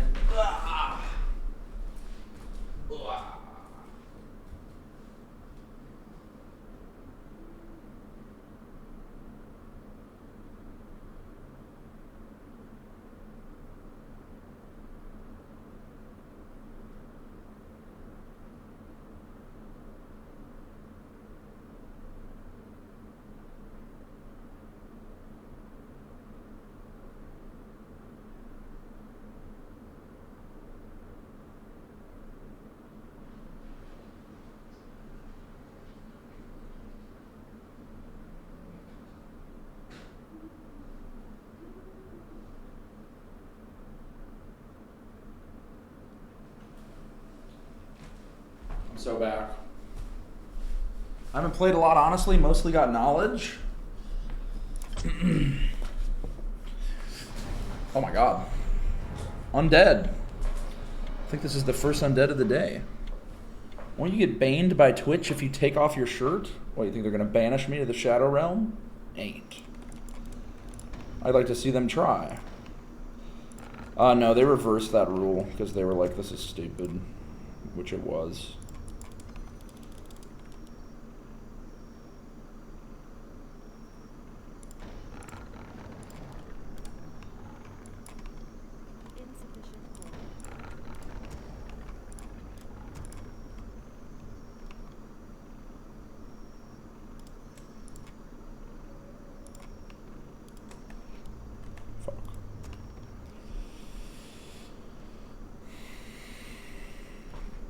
When you watch Grubby since 2017, you know a bit. There's a lot to know. That is for damn sure. This game is a huge,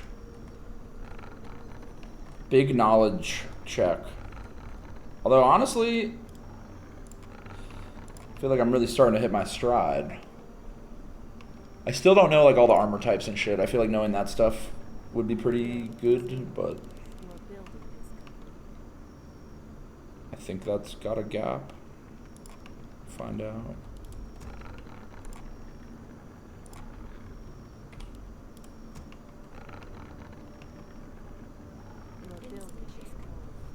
So undead, I need 2 scouts too as well,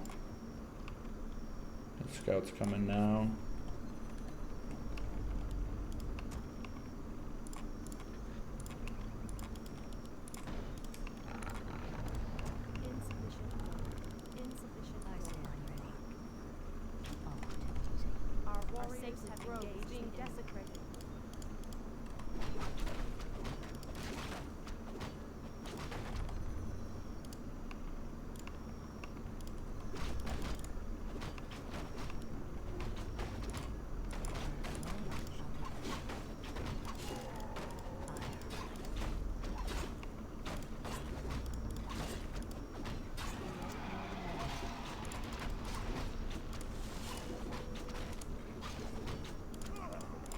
Sorry about that.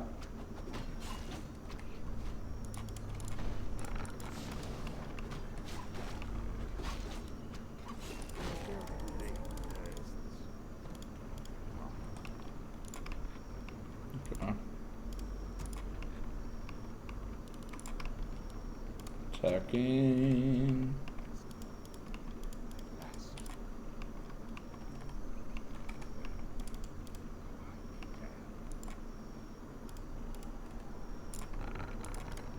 Oh. Our warriors have engaged the enemy. I stand ready. Okay.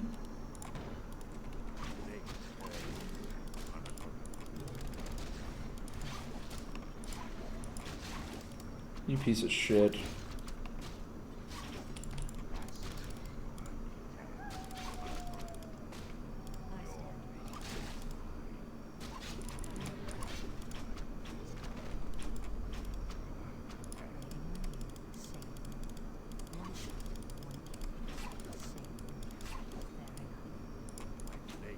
I feel like the mana burn here is just not worth.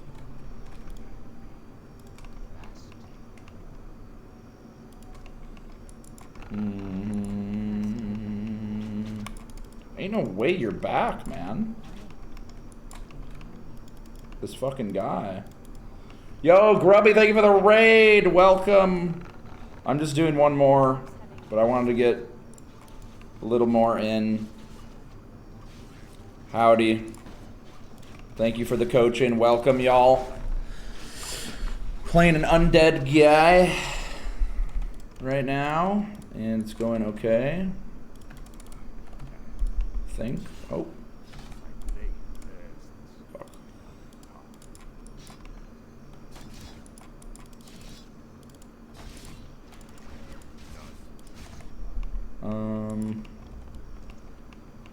Guess I'll start walking this up here. And try and do some damage. I liked your t-shirt. Yeah, it was time to pop it off though. Every now and again, it's just very necessary. Okay.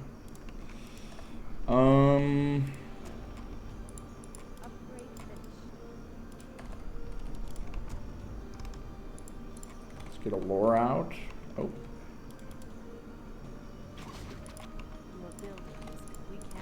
Lore. Lore.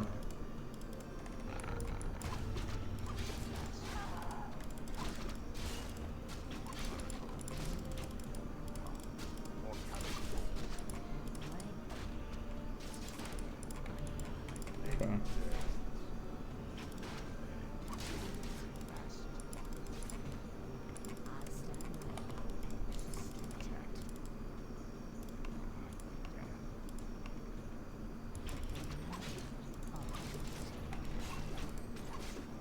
I'll take that, I guess.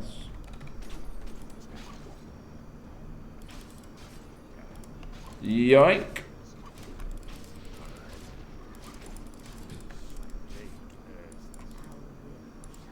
Okay. Oh, let's do this. Control group. I'm doing control group 2. Look at that. Holy. What a movie. Honestly, I kind of want him to suck off the juice as well.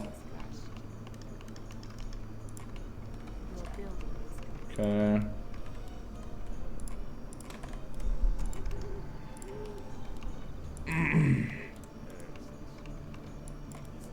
So we can do this group.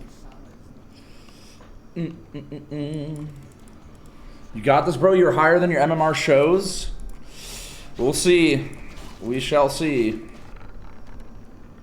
I just canceled my tier 3 by accident because I clicked escape, so. Is that what high MMR people do?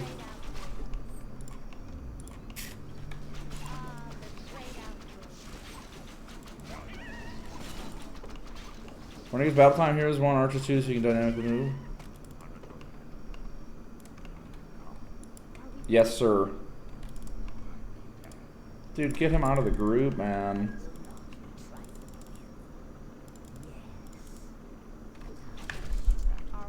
Okay.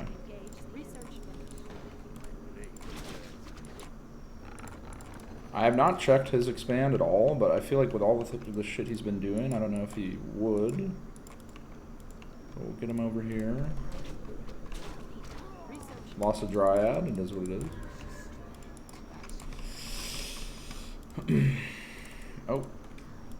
Maybe that's where he's expanding.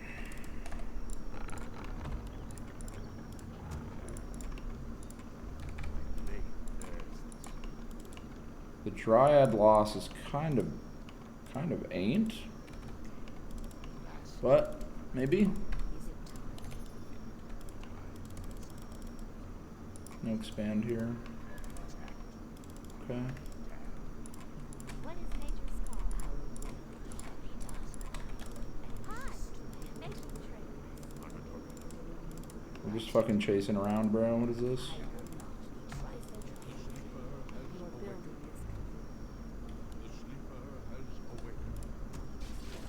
Oh god. what is nature's Dryad tank, goated. hi for the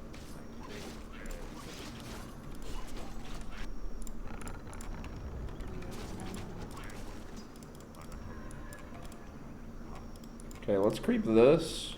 And I need to make 2 moon wells. And then I'll get my orbs and shit, and then we'll have bears soon, and then... Cool. The good game.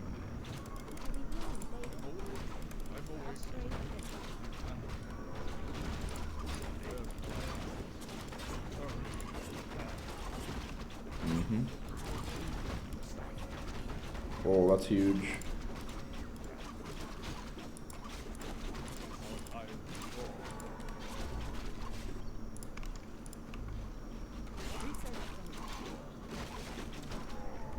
Do defensive upgrade. Kind of scared I don't know where he is.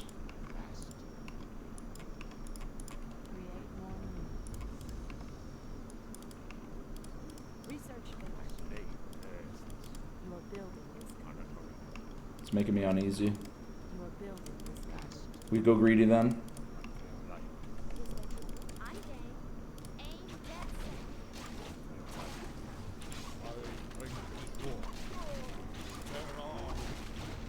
Okay, bears. Their upgrade. More lumber required. Dude, scroll to beast, really? That's just money. I feel like.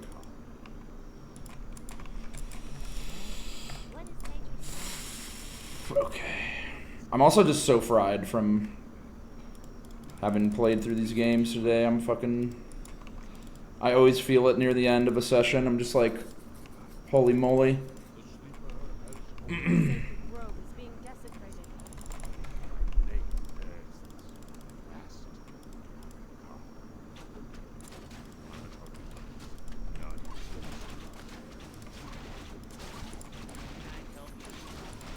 I did not even get the items. Just can go get the items, I guess.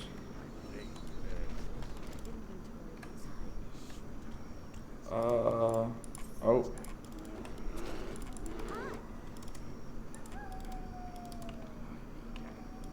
Dude, I have so much money, it's insane. I don't know, invuln.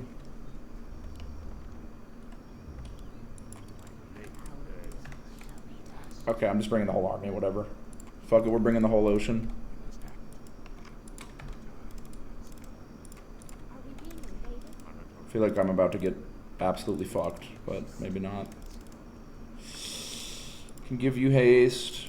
Oh god, I'm blocking myself.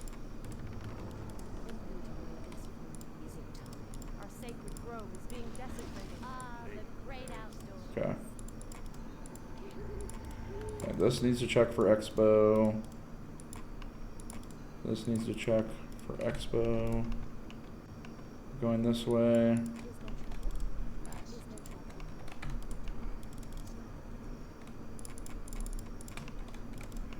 What is nature's call? Hi.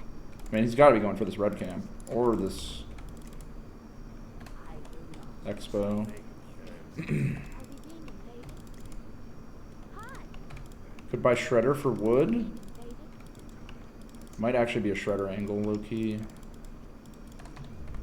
Research finished. What is nature's call?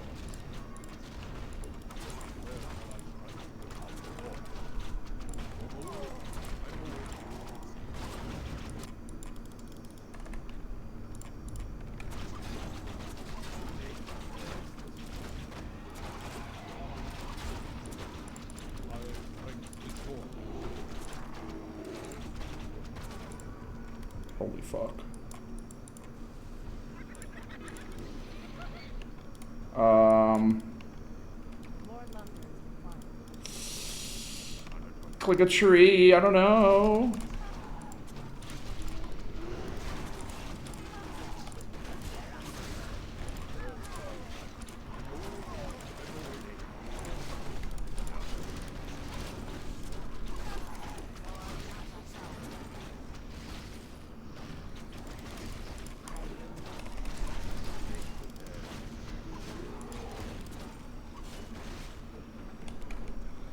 Okay. We have worms. Getting some dryads. I bought this guy, he's doing nothing. Okay.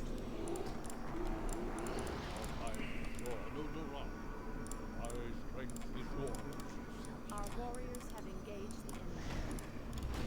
Why would you do this, man? Glad. I'm game. I thought they were stuck. I've never seen this much money in my life. More lumber is required.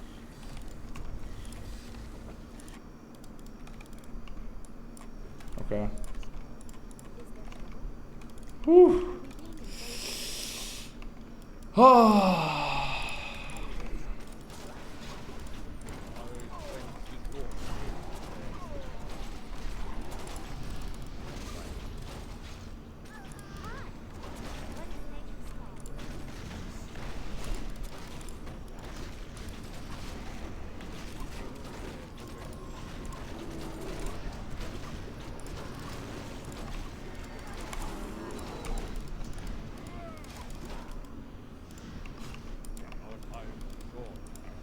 Damn. Dude, I have so much money and I'm just like lost as fuck with it.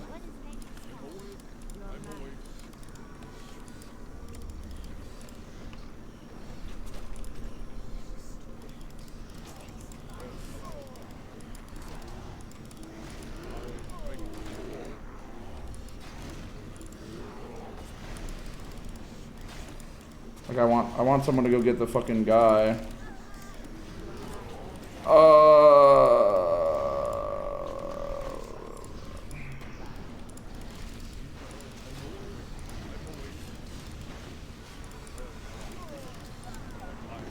Our champion has fallen.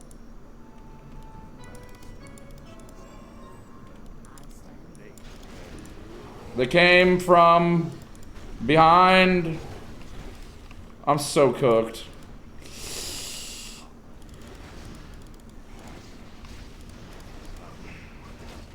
Yeah.